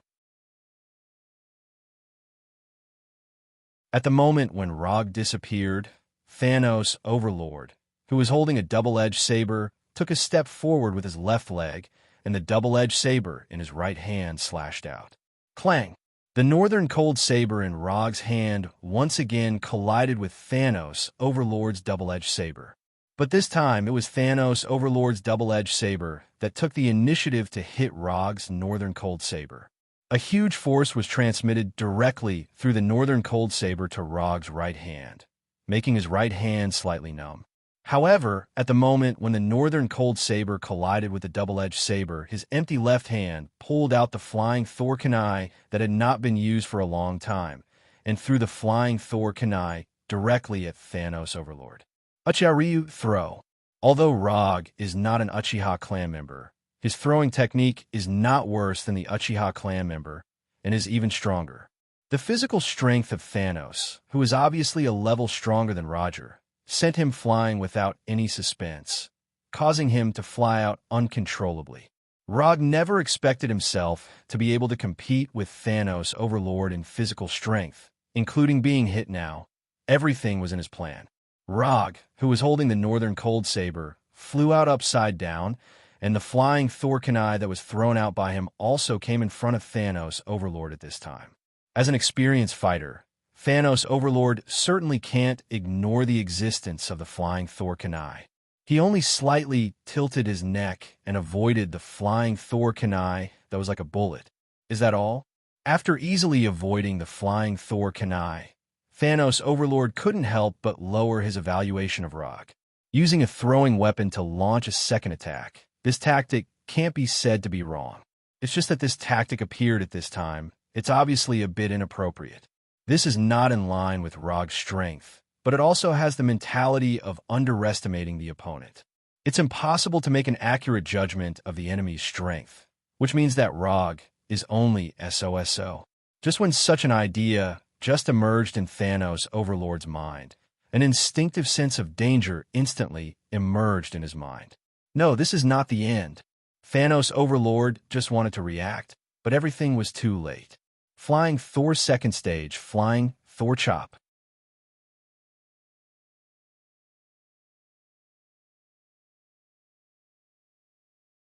Chapter 367. Although this was the first time that Rog used Flying Thor Slash in a battle, this did not affect his familiarity with this move. As long as he mastered the second stage of Flying Thor, whether it was followed by Rasengan or Slash, it was equally powerful. The dark northern cold sword from the blind spot where Thanos couldn't escape slashed at his neck like lightning. However, just when Rog thought that he would take the first blood of Thanos, an accident happened again. The northern cold blade drew a beautiful arc in the air and directly attacked Thanos' neck. Then, it slashed on Thanos' helmet that didn't look very heavy. In front of Flying Thor Slash, although Thanos didn't have enough time to dodge a counterattack, he could still tilt his neck slightly. Clang! The crisp sound of metal hitting metal rang again. Relying on Flying Thor Slash, Rog successfully caught Thanos off guard. And then, he didn't get any results. Although the helmet worn by Thanos looked ordinary, its hardness was no worse than the double-edged sword in his hand. The Northern Cold Sword, which cut iron like mud in front of ordinary metal, only left a finger-sized slash mark on Thanos' helmet and did not cause any damage to Thanos. Damn it! The hardness of Thanos' helmet was far beyond Rog's expectations, which made him curse in his heart.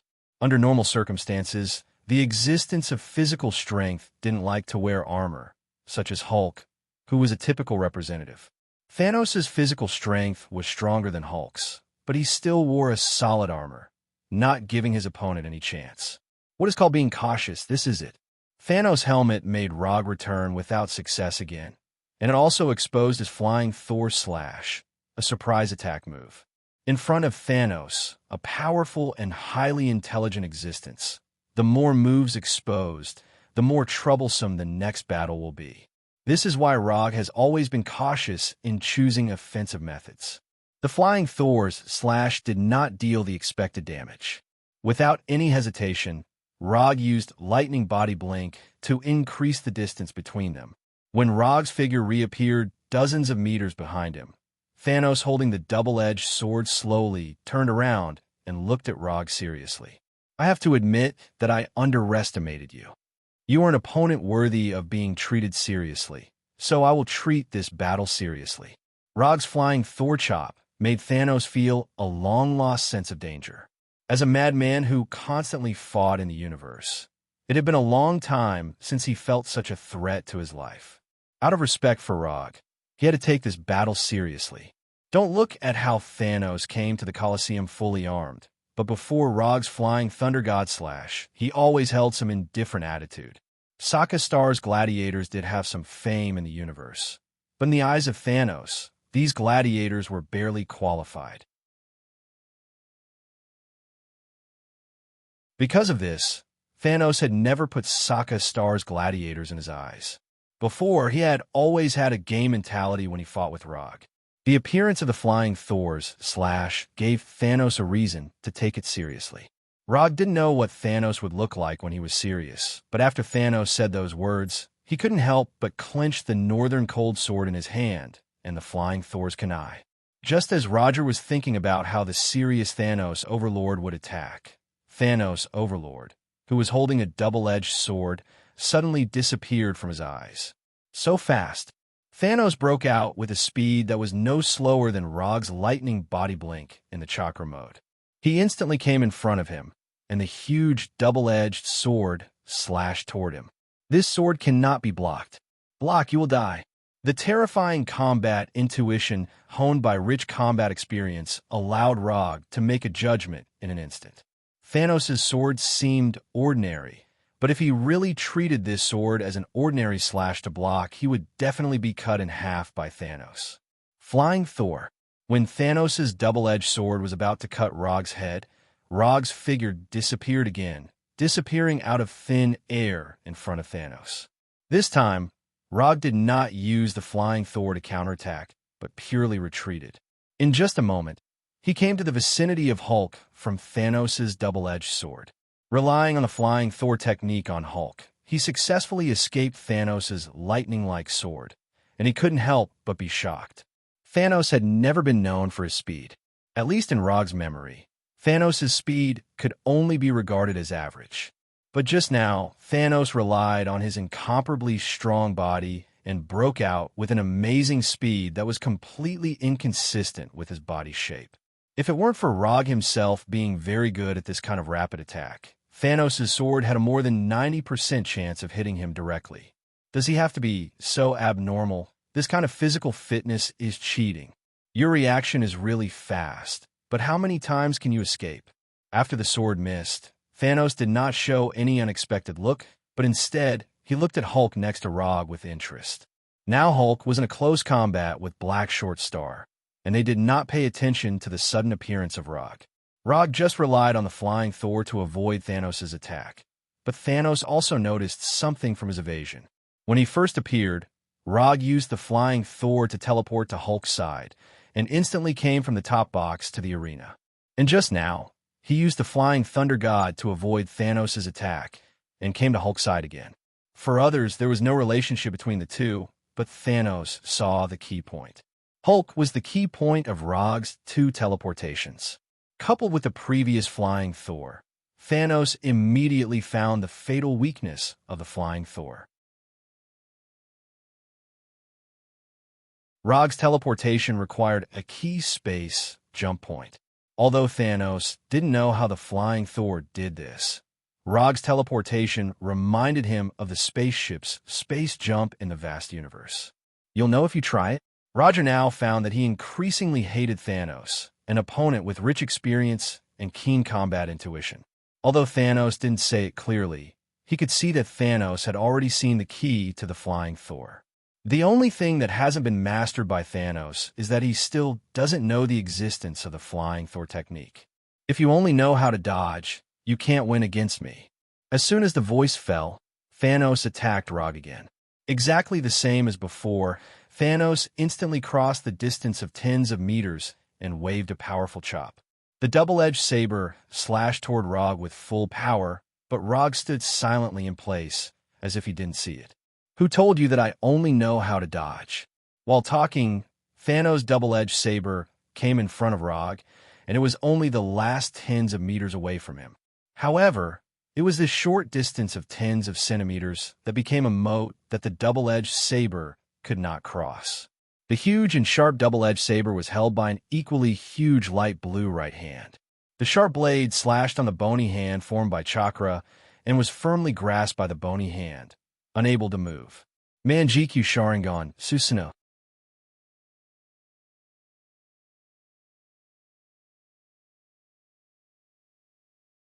Chapter 368. If there were other options, Rog wouldn't want to use Susanoo so soon. However, Thanos Overlord's performance made him have no choice but to use this powerful ninjutsu not long after the battle started. Although Thanos Overlord without Infinity Stone couldn't release energy attacks, his powerful body allowed him to have extremely terrifying physical attack and physical defense.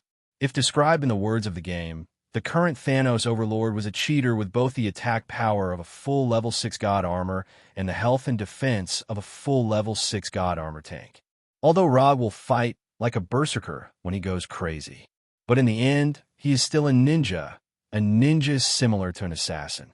High attack, low health, and fast speed, this has always been his battle positioning. However, Thanos Overlord's cheat-like existence just restrained his best fighting style, so he had to use Susanoo early. When Susanoo appeared, Rog also removed right unchakra mode from his body. Now, he hasn't reached the level of combining right unchakra mode and Susanoo at the same time.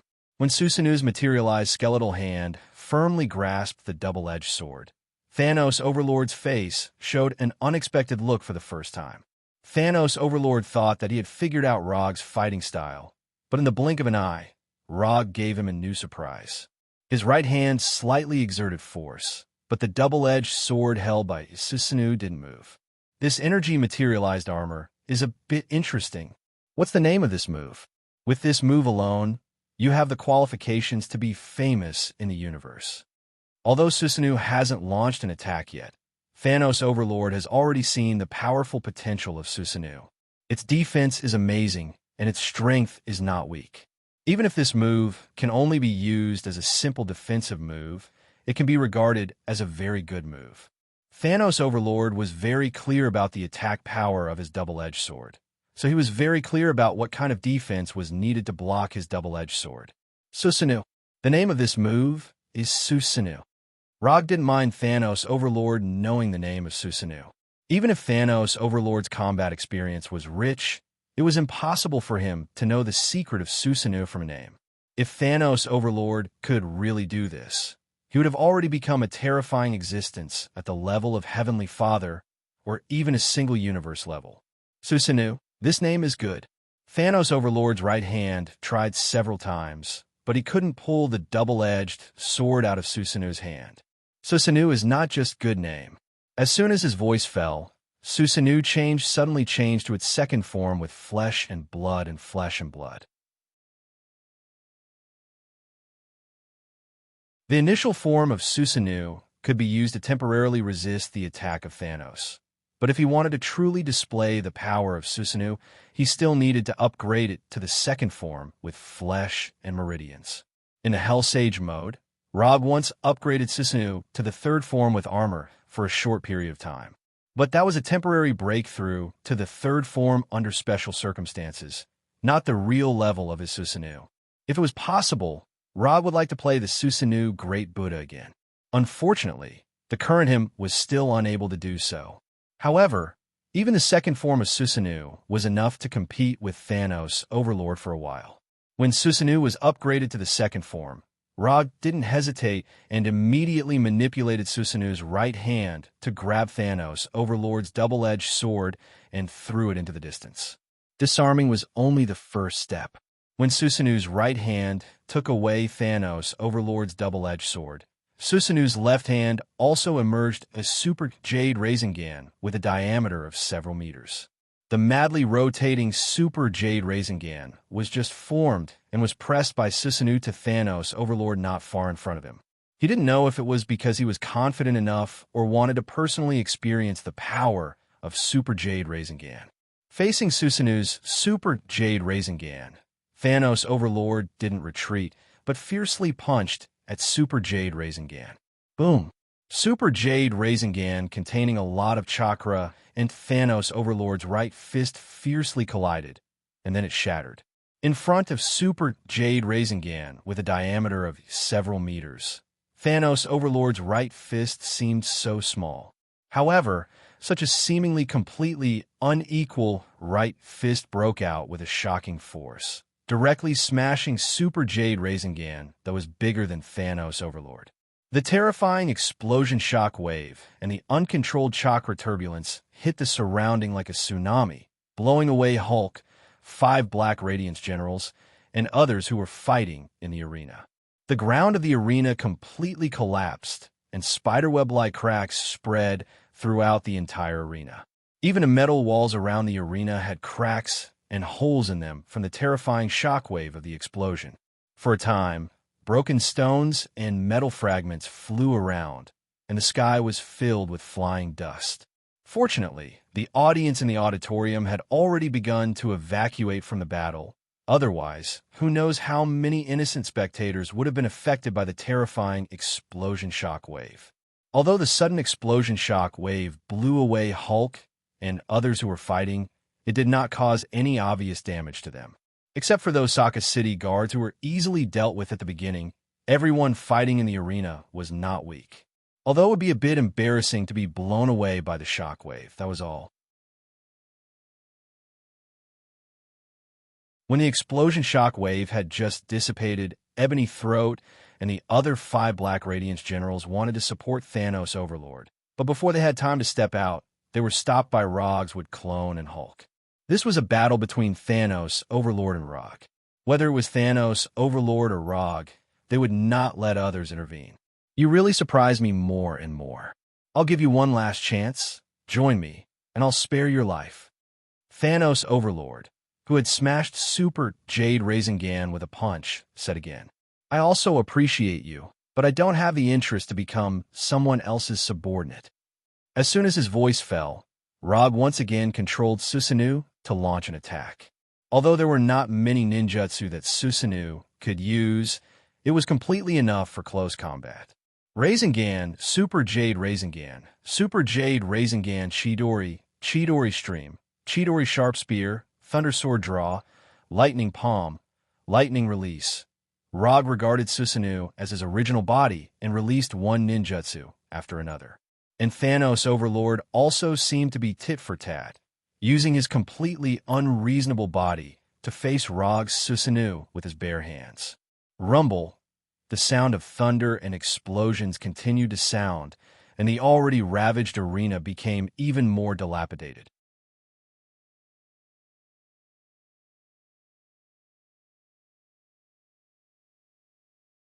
Chapter 369. Scarlet Dusk, Arena Theme Hotel, Top Floor Royal Suite. Is Rog really going to be okay? That man is Thanos. Noah stood behind Natasha with a two-handed greatsword on his back and asked worriedly. He has never lost since his debut. I believe in him. Natasha stood in front of the huge floor-to-ceiling window in the living room, looking at the distant arena that was constantly surging with silver-white lightning and violent explosions, and slowly said, I admit that he is very strong, but that man is Thanos after all. You are from Earth, so you may not know how terrifying Thanos is. Thanos is a terrifying existence that can destroy a civilization by himself. Natasha was full of confidence in Rog, but Noah was not as optimistic as her. As the deputy head of the Rope Trappers, Noah knew better than anyone else how terrifying Thanos, known as the Emperor of the Universe, was. In his view, Rog was the kind of powerful existence that could dominate a planet, and Thanos was the pinnacle existence that could dominate the universe.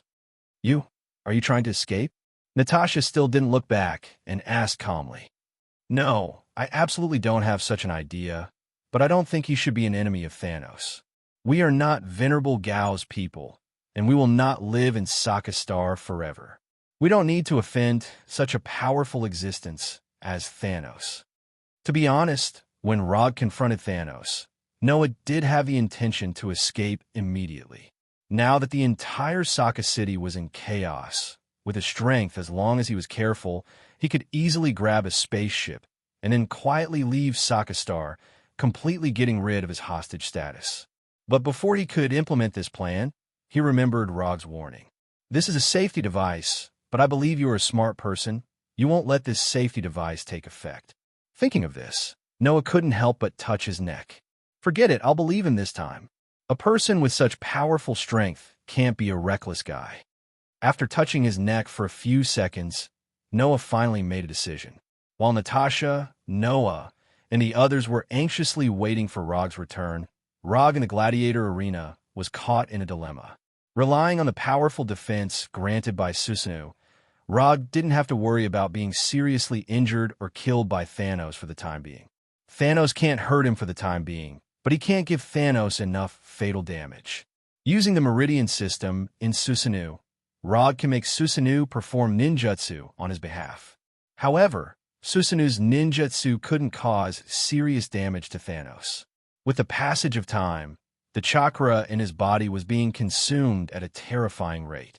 Whether it is Susanoo or those ninjutsu, they all consume a lot of chakra.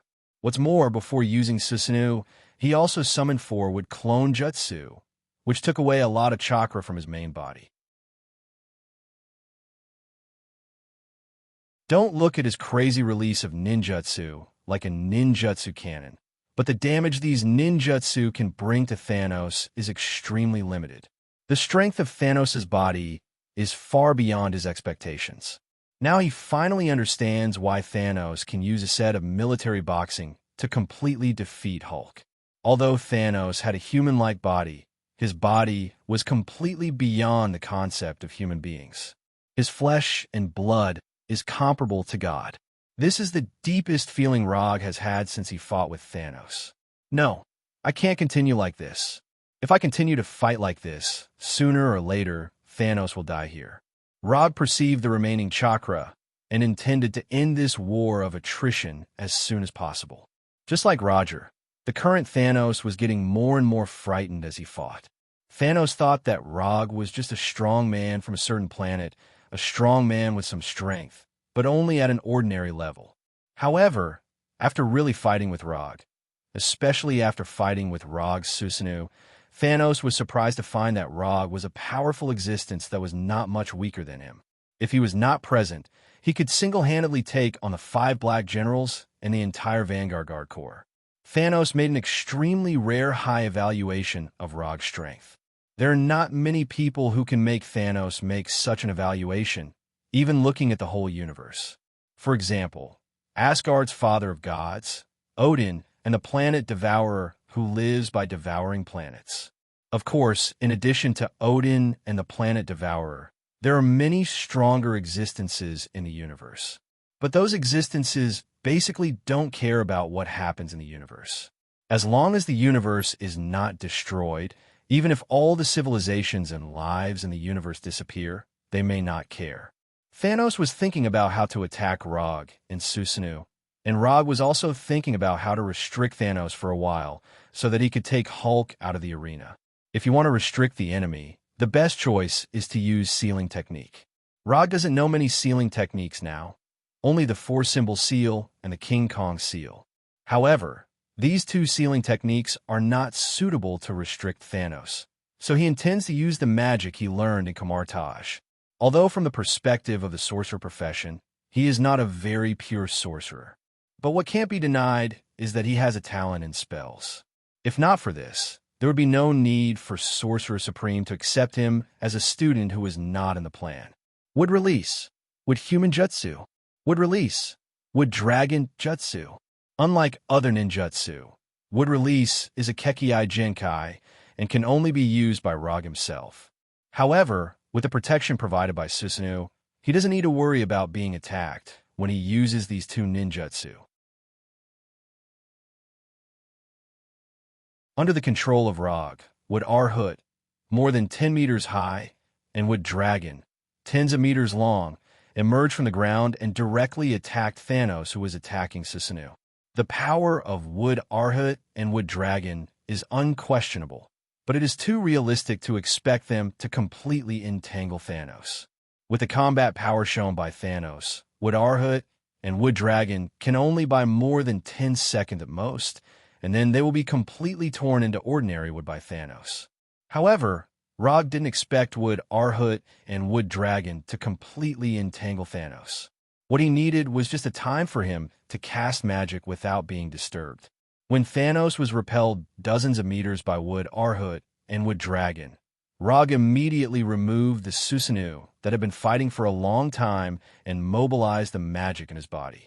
Rog's hands quickly made a few gestures like ninjutsu, and then the orange-red magic halo wrapped around his wrists like bracelets. Magic, mirror dimension.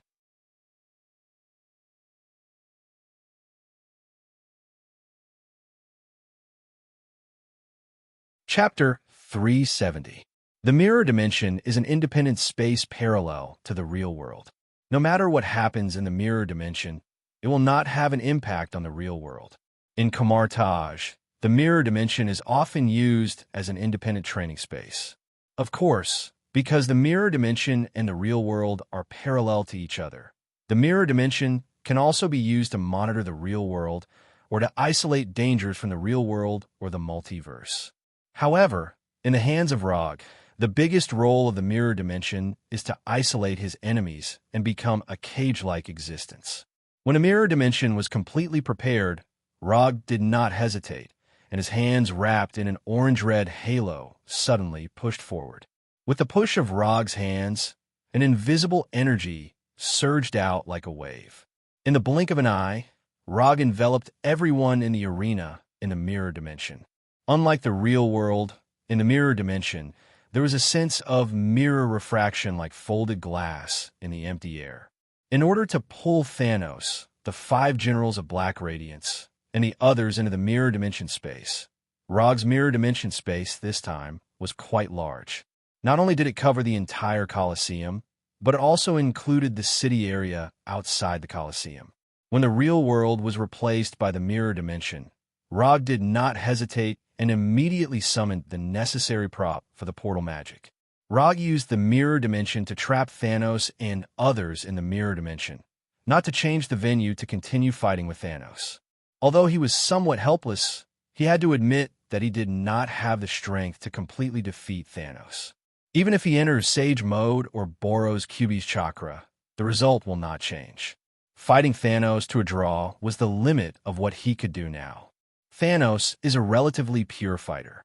Although he can't control energy, he noticed the existence of the mirror dimension, but he couldn't figure out the nature of the mirror dimension for the first time. Unlike Thanos, Ebony Throat, who has the ability to teleport objects, discovered the difference between the mirror dimension and the real world when the mirror dimension was unfolded. Not only that, but Ebony Throat also discovered that the mirror dimension that Rog had just used was extremely compatible with his extraordinary ability. It was as if it was tailor-made for him. Among the 5 Black Obsidian generals, Ebony Throat, who had the ability to teleport objects, was the one who resembled a mage the most. Although his telekinesis ability was not magic, the effect it displayed was no different from magic. In addition, he was not good at close combat, so among the 5 Black Obsidian generals, he had always been the think tank and the long-range attacker. In the real world, Ebony Throat, who had the ability to move objects with his mind, could freely control the surrounding matter. After being forcefully pulled into the mirror dimension by Rog, his telekinesis ability became even more terrifying. Controlling matter in the mirror dimension was much easier than controlling matter in the real world. Sir, this is a special parallel space. He's planning to escape. Ebony Throat, who was originally entangled by the wood clone, flew to the side of Thanos' overlord and said respectfully. In the real world, Rog's wood clone could barely suppress Ebony Throat. After entering the mirror dimension, Ebony Throat's telekinesis ability had been terrifyingly improved, and it took him only a few seconds to solve the wood clone. Find a way to solve this special space. The guy on the other side must not be left alive. Now Thanos' overlord had completely no intention of subduing Rog. In Rog, he saw signs of being completely out of control.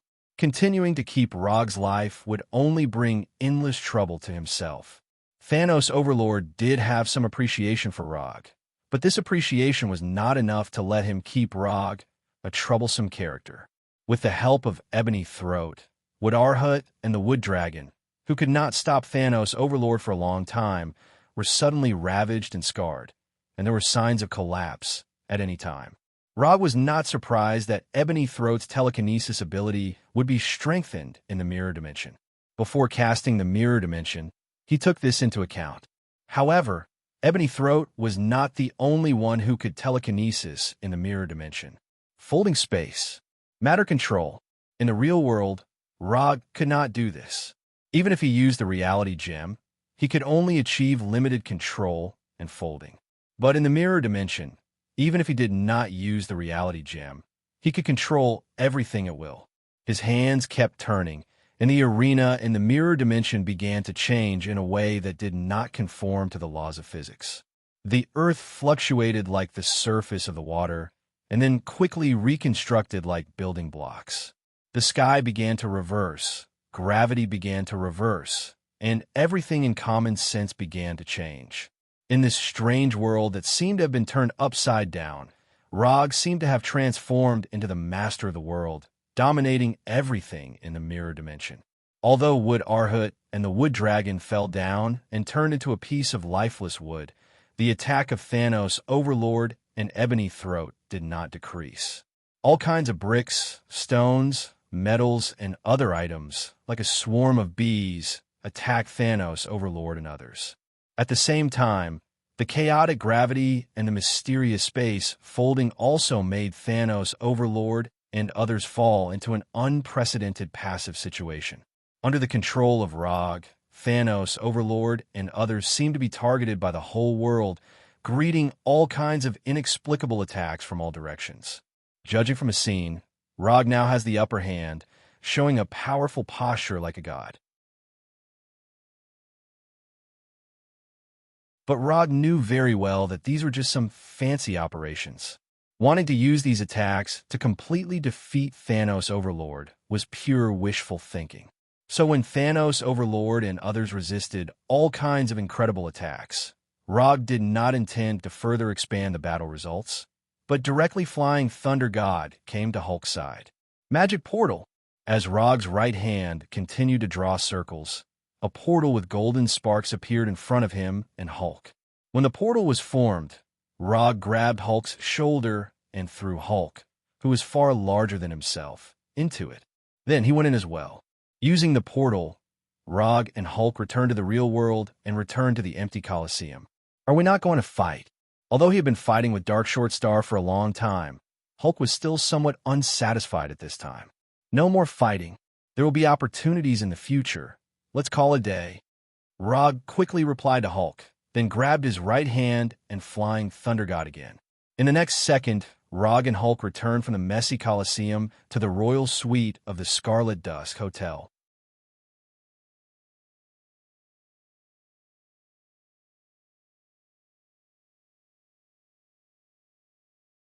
Chapter 371. When Natasha and the others returned to the hotel first, Rog had already planned to use the Flying Thor to bring Hulk back. If not for this, he would not have suddenly confronted Thanos, Overlord, and launched an unplanned battle with Thanos, Overlord. Using the Flying Thor on Natasha, Rog successfully returned to the hotel suite with Hulk. As for why Natasha had the Flying Thor he left on her, it started from the days in the land of nothingness. But this is not a very important thing. Anyway, after that night, he left the Flying Thor on Natasha's body and Ant-Man Scott's helmet. As the captain of this rescue operation, he still cares about his team members. Are you okay? Should we leave immediately or stay and see the situation? As soon as Rog and Hulk's figures appeared, Natasha, who was standing in front of the floor-to-ceiling window, immediately rushed over and asked with concern, "We're fine. Let's leave here first. Thanos, Overlord, is obviously prepared this time. Sokka Star may change its ruler in the future." Roger replied casually, then continued to ask, "How's the exchange of the new star coins that I asked you to exchange?" Most of the championship coins have been exchanged back to new star coins, about 1 billion, and there are still some championship coins that have not been exchanged. When they first came to Sokka Star, Rog used 500 million new star coins to exchange for 50 million championship coins. As a result, after spending indiscriminately on Sokka Star for a while, their 50 million championship coins grew to 1 billion new star coins, which was twice as much as when they first came. The most important reason for this was that Rog, Hulk, and Little Hay participated in the gladiator fights repeatedly. Although their odds later became lower and lower, when they first appeared, the odds were still normal. It was through this legal method of betting that their wealth not only did not decline, but became more and more. This also reflected the saying that the rich will get richer and the poor will get poorer and poorer. Don't worry about the remaining championship coins. Let's leave Sokka Star now. Rog had more than 500 million new star coins on him, and with the money that Natasha had exchanged, it was enough for them to squander on Xander. I know where to get a suitable spaceship. When the slave hunters were transporting slaves to Gao Tianzuan, we went to his private hangar.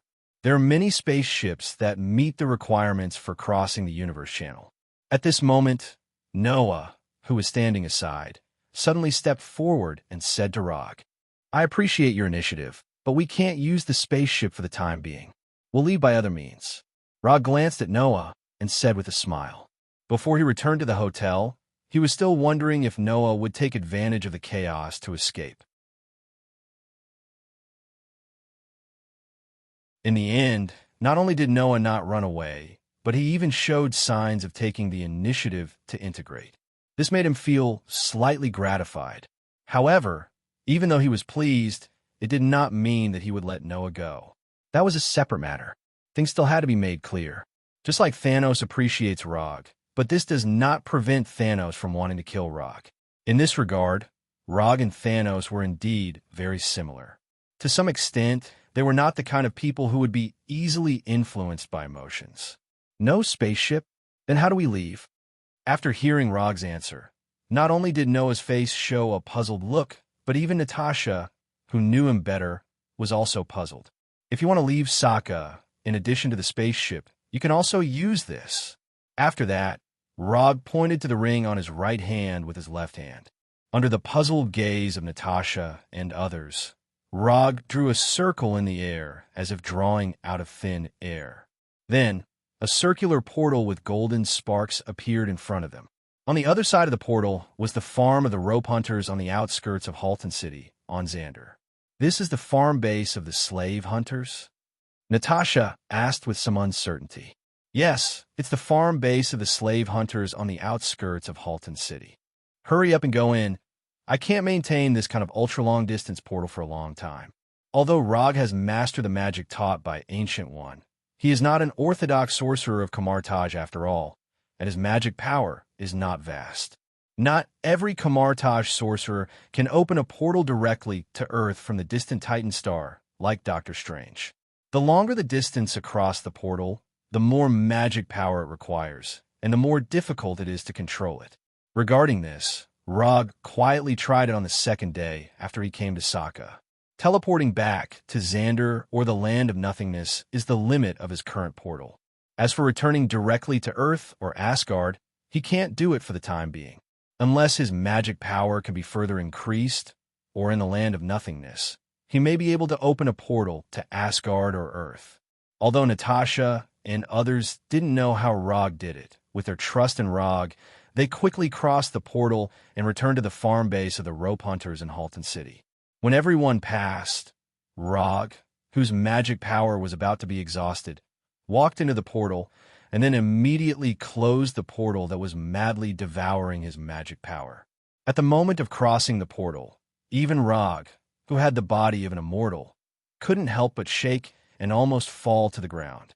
His chakra was mostly consumed and his magic power was exhausted, which brought a double sense of physical and mental exhaustion, making him look extremely tired. This is your home ground. The rest is up to you to arrange. Rog said to Noah in a tired tone, and then returned directly to the room where he lived before and began to rest after the battle. What will become of Sokka next? He doesn't particularly care. And with the strength of Gao Tianzuan, even if he can't keep his Sokka star, he can leave Sokka star alive.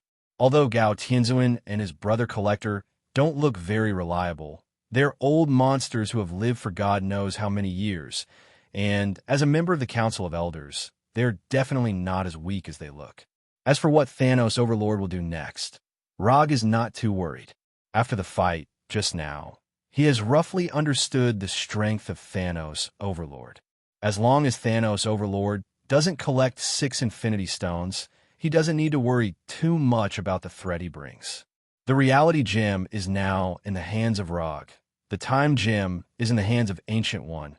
The Space Gem is in Asgard, and the Spirit Gem is in the Head of Illusion. Even if Thanos Overlord wants to collect Infinity Stones, he can only start with the 2 gems, Power Gem and Soul Gem. And even if Thanos Overlord collects the Power Gem and Soul Gem, he may not dare to go after Ancient One and Odin.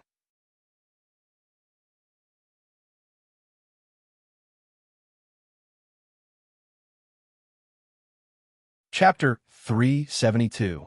The news that Thanos led an army to attack Sokka quickly spread. At the same time, the news that the fourth Hokage Rog defeated Ronin, the manipulator on Sokka, and fought against Thanos without losing also spread.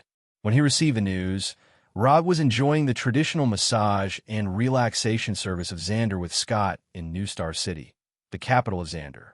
It has now been almost a week since Thanos attacked Sokka's star. 5 days ago, Rog and others left the farm base of the rope hunters on the outskirts of Halden City and came to New Star City, the capital of Xander. As the capital of Xander, New Star City is not only the most developed city on Xander, but also the headquarters of the New Star Corps. The existence of a New Star Corps makes New Star City have a public security environment far superior to other cities, and it also makes New Star City the city with the highest satisfaction among the residents of Xander. In New Star City, not to mention street fights, even the phenomenon of petty theft is basically eradicated. I like this planet more and more. It's just like Earth a few centuries later, a super technologically advanced Earth. Ant-Man Scott was lying on a massage bed, enjoying the service of 2 green-skinned Xander girls. You like it here, not because of the advanced technology here, but because you have enough money in your card. In the past 5 days, you alone have spent 50 million New Star coins. Rog, like Scott, was lying on a white massage bed, enjoying the gentle massage of Xander girls. Because of more than 1 billion New Star coins in hand, in the past 5 days, Rog and others used practical actions to prove what it means to spend money like water. Even the simple and honest Hulk also learned what it means to spend money as he pleases in these few days. But unlike Scott, most of Hulk's spending was used to enjoy delicious food. Even now, Hulk doesn't know which corner of New Star City he is enjoying delicious food. If you don't have any plans, I think we can stay here for a while. By the way, aren't you still waiting for the ants of the slave hunters? I think you can give them a little more time. They are already working hard to find the ants you want. Scott was now more and more glad that he had been chosen by Rog. This allowed him to experience the beauty of extraterrestrial travel. If you really like it here, I can get you a permanent residence permit and make you a legal citizen of Xander. You can stay here for as long as you want. After hearing Roger's words, Scott wanted to agree immediately. But before he opened his mouth, he suddenly realized something. If I really become a legal citizen of Xander, will you still bring me back to Earth? Scott asked worriedly. You're from Xander. Why are you returning to Earth? I have no intention of abducting aliens back to Earth. More than 1 hour later, Rog and Scott, who had been fully relaxed mentally and physically, left this male legal entertainment and relaxation place that was famous for its good service, high-quality staff, and amazing consumption level in Star City. Yes, it was a legal place for entertainment and relaxation, because all the services inside had to be taxed. Noah, the deputy leader of the slave hunters, was still with Rog and the others. Before he received what he wanted, Rog did not plan to let him go. And here, he also needed a competent driver and bodyguard. Let's go back to the hotel. The things I ordered should have been delivered to the hotel. After sitting in a luxurious car driven by Noah, Rog directly said the next destination. Okay. Noah now began to gradually get used to his identity as a driver and bodyguard. After returning to the highest level hotel called Bright Starry Sky, Rog returned to the supreme suite he lived in alone. After arriving at Nova City, Rog booked 5 supreme suites in this hotel. Even Noah and Blackie were assigned to their own suites. Because there was nothing particularly urgent, in the past 5 days, they fully enjoyed their trip to Xander. However, while he was eating, drinking, and squandering, Rog still did some proper business. Large-scale acquisition of technological information and related equipment on Xander, and at the same time, various combat equipment, including energy weapons. Most of the civilizations in the universe look down on the civilization on Earth, and it is indeed reasonable. Many technologies that have not even been developed on Earth are public information with a confidentiality level close to zero in alien civilizations such as Xander. Take the simplest spacecraft drive engine, for example. This is a high-tech technology that has not yet been successfully developed on Earth. But for those civilizations that have opened the era of the universe, this is the simplest basic technology. Just like the cars on Earth, it is a technology that ordinary people can buy or master at will. Rog intends to pack a copy of these relevant technological information and take it back as a small gift for Hinata and Tani. As for the information and finished products of the energy weapons, he intends to leave them for his own Konoha. In addition to these information and items, he also commissioned a special acquisition firm to purchase living animals and seeds of various animals and plants on a large scale.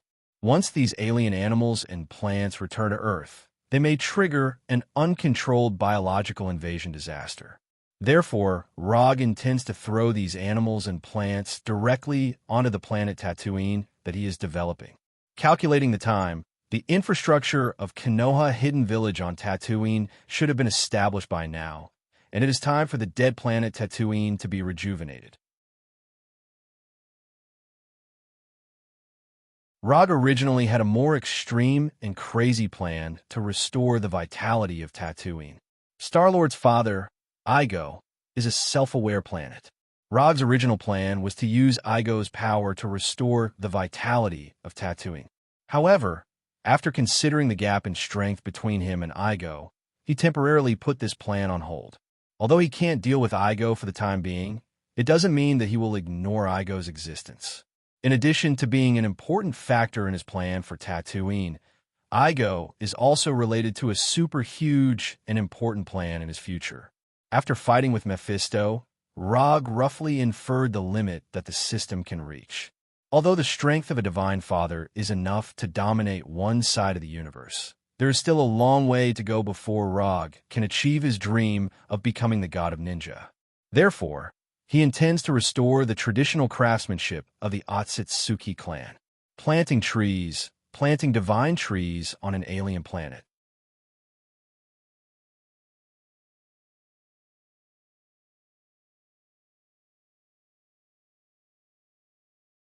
Chapter 373. An Otsutsuki who did not want to plant trees was not a good Otsutsuki. Although Rog was not a member of the Otsutsuki clan, he was still very interested in this traditional skill of the Otsutsuki clan. And before he transmigrated, he had the habit of collecting energy to plant trees every day. Now that he thought about it, he was really patient back then. After putting the latest information and valuable research materials into the psychic scroll, Rog left the hotel with the Flying Thunder God and came to a warehouse at the port of Nova Star City. Only the collected information and a small amount of valuable research materials would be sent to the hotel suite. As for the large instruments, weapons, and equipment, as well as the large number of alien animals and plants, they would be sent to another warehouse that was responsible for delivery. The one in charge of guarding and delivery was, of course, the hard-working Blackie. Blackie originally wanted to go out with Hulk to taste the alien delicacies, but after trying it for a day, he gave up on this naive idea. As a special symbiotic body, Blackie had no interest in these so-called delicacies. To him, food that was rich in energy was his favorite. When Rog's figure appeared in the warehouse, the humanoid Blackie immediately walked over and handed the transparent glass-like tablet in his hand to Rog. Everything received in the past few days is recorded on it. I've checked the quantity. There's no problem. Thank you for your hard work. After receiving the tablet from Blackie, Rog quickly browsed through it and then put the tablet aside. Shadow Clone Technique. Bang, bang, bang, bang, bang. Clouds of white smoke continued to appear in the warehouse as dozens of shadow clones were summoned by Rog. After casting the Shadow Clone Technique, Rog did not stop what he was doing. He took out the hanging ring that was necessary to cast the teleportation portal spell. After coming to Nova Star City, he had already tested it. He could directly open the teleportation portal to Tatooine from Xander. Therefore, he planned to use the teleportation portal to send the purchased instruments, equipment, and alien animals and plants to Tatooine. After putting the ring on his left hand, Rog took a deep breath and began to construct an image of Tatooine in his mind. After dealing with the hive that the Kree had exiled to Tatooine, he had never been to Tatooine again. However, this did not affect him from casting the teleportation portal magic. As long as he could visualize the destination in his mind and imagine the details clearly enough, he would be able to construct a stable portal. Of course, the premise of all this was to have enough magic power. As his right hand continued to draw circles in the air, the teleportation gate, glowing with golden sparks, gradually took shape. Rog heaved a sigh of relief when the 10-meter-wide portal was fully formed. Although he did not know how far Tatooine was from Xander, one thing he was certain of was that the distance between Xander and Tatooine was much closer than Sokka. At the very least, after casting the teleportation gate this time, he still had more than half of his mana remaining, and the consumption was far less terrifying than the previous time. Without any instructions, as soon as the teleportation gate appeared, the shadow clone immediately turned into a porter and began the fast and orderly transportation work. Large research instruments, cargo boxes containing weapons and equipment, metal cages holding alien animals, planting boxes with alien plants, and a large number of miscellaneous boxes, including alien plant seeds, were moved into the teleportation gate by the shadow clone one by one. While the shadow clone turned into a porter, Rog himself did not stay idle. He walked directly into the teleportation gate and summoned a mobile phone-like communication device from the summon scroll. Strictly speaking, this communication device, which was similar to a mobile phone, was a mobile phone. But unlike a normal mobile phone, this mobile phone can only connect to a special satellite network. I can actually find a signal. It seems that the basic construction of Konoha's hidden village is faster than I expected. Looking at the satellite signal that appeared on the screen of the mobile phone, Rog showed a satisfied smile and then dialed the only number on it. The number was connected within a few seconds, and the image of the 32-year-old young woman after marriage appeared on the screen of the mobile phone. "Good morning, Rog. Sama. Your current location is more than 1,500 kilometers away from Konoha's hidden village. A Quinjet and intelligent guard will pick you up later. Please wait for a moment." Although the Hinata on the screen looks very intelligent, Rog doesn't know if it's his illusion, but he always feels that she's not as pleasing to the eye as the Hinata in Konoha's headquarters. However, this also has something to do with the fact that the Hinata here is not the real Hinata. The one in Konoha's headquarters on Earth is the real Hinata. The one on Tatooine is just a clone program copied by Hinata according to her own program. An artificial intelligence self-replicating another artificial intelligence. This is very artificial intelligence. When Hinata was doing this, Rod was always a little worried about whether she would create an uncontrollable artificial intelligence crisis. "No need to pick me up. I will leave in a while. I will leave something here. You can arrange someone to come and pick it up. Those animals and plants, you can study them first. If there's no problem, you can raise them or plant them near Konoha. I will also send something from time to time in the future. You can arrange someone to come and pick it up." After saying that, Rod directly closed the call and threw the mobile phone that can only be used on Tatooine back into the summon scroll. When the shadow clone moved all the boxes to Tatooine, Rod returned to the warehouse on Xander and closed the huge golden portal. Ant-Man Scott squandered 50 million new star coins in the past 5 days, and Rog spent nearly 800 million new star coins for the things in the warehouse, as well as the precious raw materials in the summon scroll. In terms of the degree of squandering, he is the real spender these days. After deducting the expenses of these days, Rog has less than 500 million new star coins in his hands, but he doesn't have any particularly large expenses. Everything that needs to be bought has been bought, and the rest of the scattered things don't cost much. According to the plan, when they spend all the new star coins in their hands, they will almost return to Earth. After sending all the things in the warehouse to Tatooine, Rog returned to the hotel with Xiao He. Not long after he and Xiao He returned to the hotel, Hulk, who had been eating and drinking outside all day, and Natasha, who accompanied Hulk to look for delicious food, also returned to the hotel. But this time, it was not only the two of them who returned to the hotel, but also several soldiers of the New Star Corps. "Hello, Mr. Rog. I am Roman Day, the Centurion of the New Star Corps. The New Star Supreme hopes to see you."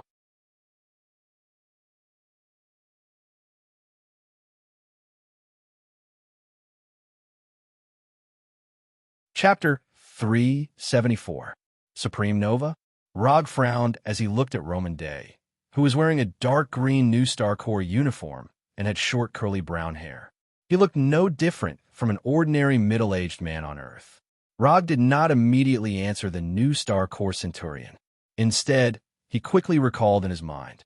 In the past few days, other than spending like a nouveau riche in New Star City, they did not do anything that violated the laws of Xander. Here, Rog instinctively ignored the fact that he bought restricted weapons and equipment illegally. Wasn't it normal to buy some guns and ammunition? Even America, a democratic country on Earth, did not restrict this. "Can I ask why the New Star Supreme wants to see me?" Roman Day came to inform him with a courteous face. Rog would of course treat him with courtesy. This was a basic quality that every citizen who received compulsory education should have. Supreme Nova was not an ordinary person. Why would the most luxurious suite in Xander's hotel be called the Supreme Suite? The reason was similar to how five-star hotels on Earth would call their luxurious suites the Presidential Suite. Supreme Nova's strength might not be much, but he was definitely the most powerful person on Xander. In other words, he was the ruler of Xander. "I'm not sure about the specifics. The order I received was to invite you, Mr. Rog, to the New Star Corps headquarters to meet Supreme Nova. Although I'm not sure what Supreme Nova wants to talk to you about. I think it should have something to do with the Carey Empire." At this point, Roman Day didn't continue to speak. Obviously, as a New Star Corps Centurion, Roman Day definitely knew the truth of the matter. However, the current him did not intend to reveal everything. The position of a New Star Corps Centurion did not sound like much, but it was already the highest level of existence in the New Star Corps. It was the elite warrior second to none in the New Star Corps and had the authority to mobilize and command the New Star Corps. In terms of military ranks on Earth, a New Star Corps Centurion was roughly equivalent to a general in Earth's army. Moreover, it was a general who had the authority to command. "Since you're so enthusiastic, if I don't go, it'll be hard to explain. Let's go. I also want to see the New Star Corps headquarters." With that, Rog raised his left hand, indicating for Roman to lead the way. When Roman Day and the other 4 New Star Legion warriors turned around, Rog turned to Natasha and the others and said, "If you have anything else you want to buy it as soon as possible. We might have to leave Xander." Roman Day, who was walking at the front, clearly heard Rog's words, but he didn't say anything and walked straight to the elevator. Although Roman Day didn't reveal too much, Rog could roughly guess what would happen next. If nothing unexpected happened, the New Star Supreme was going to entrust him with a task. And the contents of the commission were very likely related to Luo Nan, the accuser. This was why he reminded Natasha and the others to make preparations to return to Earth. The 4th rule of commission was that before the current commission was completed, the next commission could not be accepted. Under Roman Dai's lead, Rog boarded a small aircraft parked on the top floor of the hotel and flew directly to the core area of New Star City, the New Star Corps headquarters. The New Star Corps headquarters wasn't located in the central area of New Star City, but in the restricted flying zone near the port. Other than the New Star Corps' aircraft, any aircraft that entered the airspace would be subjected to intensive anti-aircraft fire from the ground. Compared to the buildings in the city, which were mainly light white and had a curvaceous shape, the New Star Corps headquarters building had a more sturdy appearance. The light gray color made the entire building look like it was made of steel. If it wasn't for the huge octagonal star symbol of the New Star Corps hanging on the exterior of the building, it would be very difficult for tourists from other planets to connect this building with the New Star Corps headquarters. With Centurion Roman Day leading the way, Rog entered the New Star Corps headquarters building without any obstructions. In a meeting room that wasn't very spacious, he saw the legendary New Star Supreme. Like Centurion Roman Day, New Star Supreme had an extremely similar appearance to a human from Earth. Even New Star Supreme's hairstyle was extremely similar to the retro hairstyle that was popular in America in the 60s and 70s. If one didn't look at the New Star Corps uniform that New Star Supreme was wearing, she would look no different from a woman from Earth in her 60s or 70s. That's right, this New Star Supremacy was a woman. And on her body, Rog didn't sense any energy other than life energy. Clearly, this New Star Supreme wasn't a warrior. Rog even suspected that she didn't even know the most basic combat techniques. But at the level of New Star Supreme, there wasn't much need for combat strength. You're the Rog who defeated Ronan, the Accuser, twice. The moment Rog entered the meeting room, New Star Supreme opened her mouth and asked, "Yes, I'm that Rog. You look more refined than I imagined. I can't see the tough attitude that ordinary warriors have on you." This extremely benevolent-looking Nova Supremacy sized up Logue and continued, "Because I'm not an ordinary warrior. I'm the more powerful kind." Although he was facing the highest commander of Xander and the New Star Corps, Rog didn't show any fear or panic. Instead, he was incomparably relaxed and casual. Rog didn't doubt the combat strength of the New Star Corps. To a certain extent, he actually quite admired the New Star Corps. A corps that could go head-to-head with the Carey Empire, one of the three great empires of the universe, and even fight to a standstill couldn't be weak.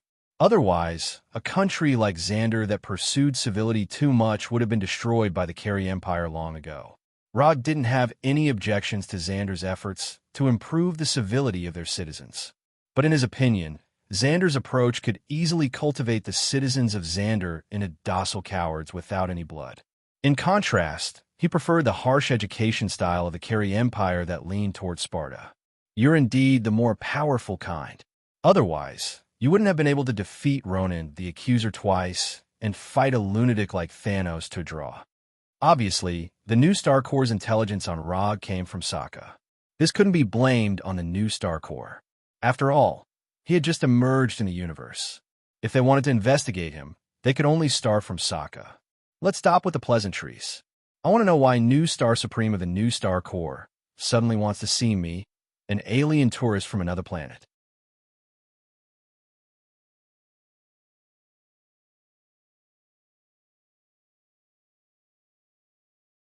Chapter 375. I hope you can come with us to the Kree Empire.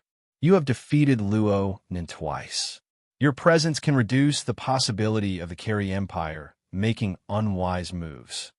Nova Supremacy stated his purpose straightforwardly. Are you sure this will work?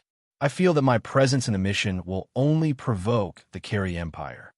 Rog wasn't surprised that Nova Supreme would have such thoughts, but he always felt that Nova Supreme was taking things for granted. Even though he had defeated Luo Nan, the controller, twice, this did not mean that his existence would cause the Carey Empire to become even more restrained.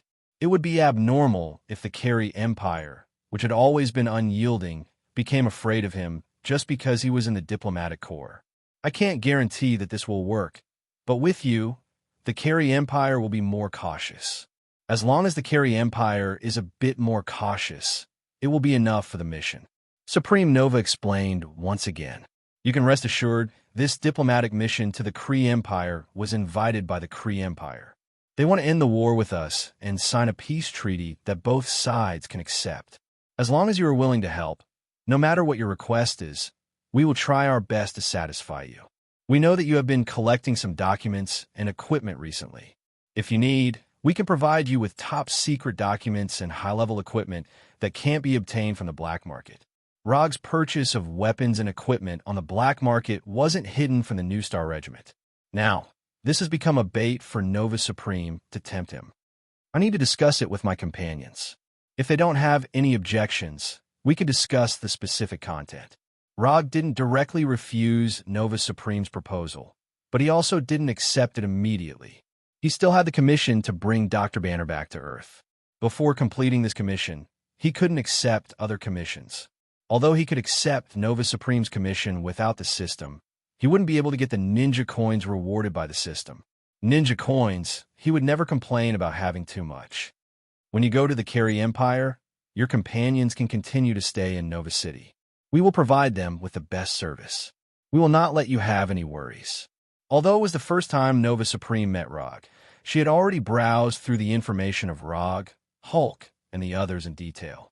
Even Rog and the others' contact with the Bloody Gladiator in Halton City was also recorded. So in Nova Supreme's view, whether to accept the mission to the Carey Empire or not, Rog could decide by himself. There was no need to discuss it with Hulk and the others. However, she never thought that Rog wasn't worried about the safety of Hulk and the others, but whether he could get ninja coins. "Thank you for your kindness, but I still need to discuss it with them. Tomorrow, I will give you a final answer." Roger didn't want to continue talking about this matter with Supreme Nova, so he ended the conversation. "Resplendent Starry Sky Hotel, Supreme Suite. That's the general situation, so I'd like to ask for your opinions. If I accept the commission, I must send you or Hulk back to Earth. Don't ask me why, it's OCD. Of course, if you don't want to go back to Earth for the time being, it doesn't matter. I can directly reject this commission." Rog, who was sitting on the sofa in the living room, said to Hulk with a serious face, "Whether Natasha and Scott stay or not, it doesn't affect him accepting the commission. The key is Hulk. If Hulk doesn't want to return to Earth now, Rog won't force him to go back. The commission is a commission. Hulk is a friend. He can't force a friend. Hulk doesn't like Earth. Hulk doesn't want to be a burden to you. Hulk can go back. Hulk is willing to help friends." Hulk said in a low voice. At the same time, he raised his huge right hand and gently patted Rog's shoulder. Although Hulk doesn't know why he is the key to whether Rog accepts the commission or not, as he said, he doesn't want to be a burden to Rog. He is willing to help Rog. "Thanks, big guy." Rog patted Hulk's right hand that hasn't had time to retract and said with a smile, "Since Hulk is going back, then let's go back. We left Earth to bring Hulk back." After Hulk made his decision, Natasha immediately gave a reply. However, when Natasha answered Rog, Scott's face showed an extremely reluctant look. The luxurious life of a nouveau riche has only started for a few days, so it's inevitable that Scott, who has always been poor in economic conditions, will feel a little reluctant. "Then when are we going back? Can your portal magic take us directly back to Earth?" Natasha looked at Rog and continued to ask, "Now or tomorrow, it's up to you. I will take you back with the portal, but not directly to Earth, but to a transit station first, and then to bring you back to Earth from the transit station." Before returning to the hotel, Rog had already planned a specific return route, a relatively convenient return route. Although this will slightly expose some of his little secrets, it doesn't matter. Because Hulk and Scott both wanted an unforgettable return night, the time to return to Earth was finally set at noon tomorrow. At noon the next day, the naked Natasha woke up Rog, who was sleeping next to her, and then dressed up in front of the sleepy Rog. When Natasha was thoroughly dressed, Rog got up from the bed with a yawn and walked tiredly to the bathroom.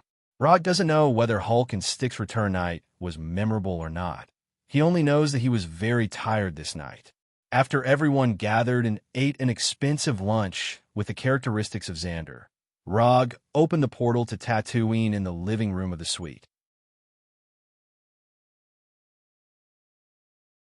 Without needing Rog's instructions, Natasha and others, who were already prepared, walked into the portal and came to the planet belonging to Rog. "Where is this?" Looking at the barren land around her, Natasha asked doubtfully. "This is my planet, and it's the reward for one of my commissions." Rog briefly explained, then began to identify the direction. Quantum transmission.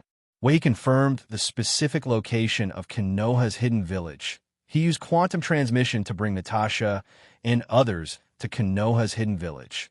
You're tuning in to the Dreamy Chapters YouTube channel.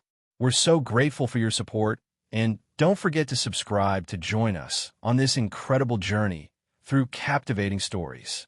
Your generosity through donations truly makes a world of difference, as it's the primary source of revenue that allows me to expand and enhance this channel for you. Thank you from the bottom of my heart for being a part of this adventure.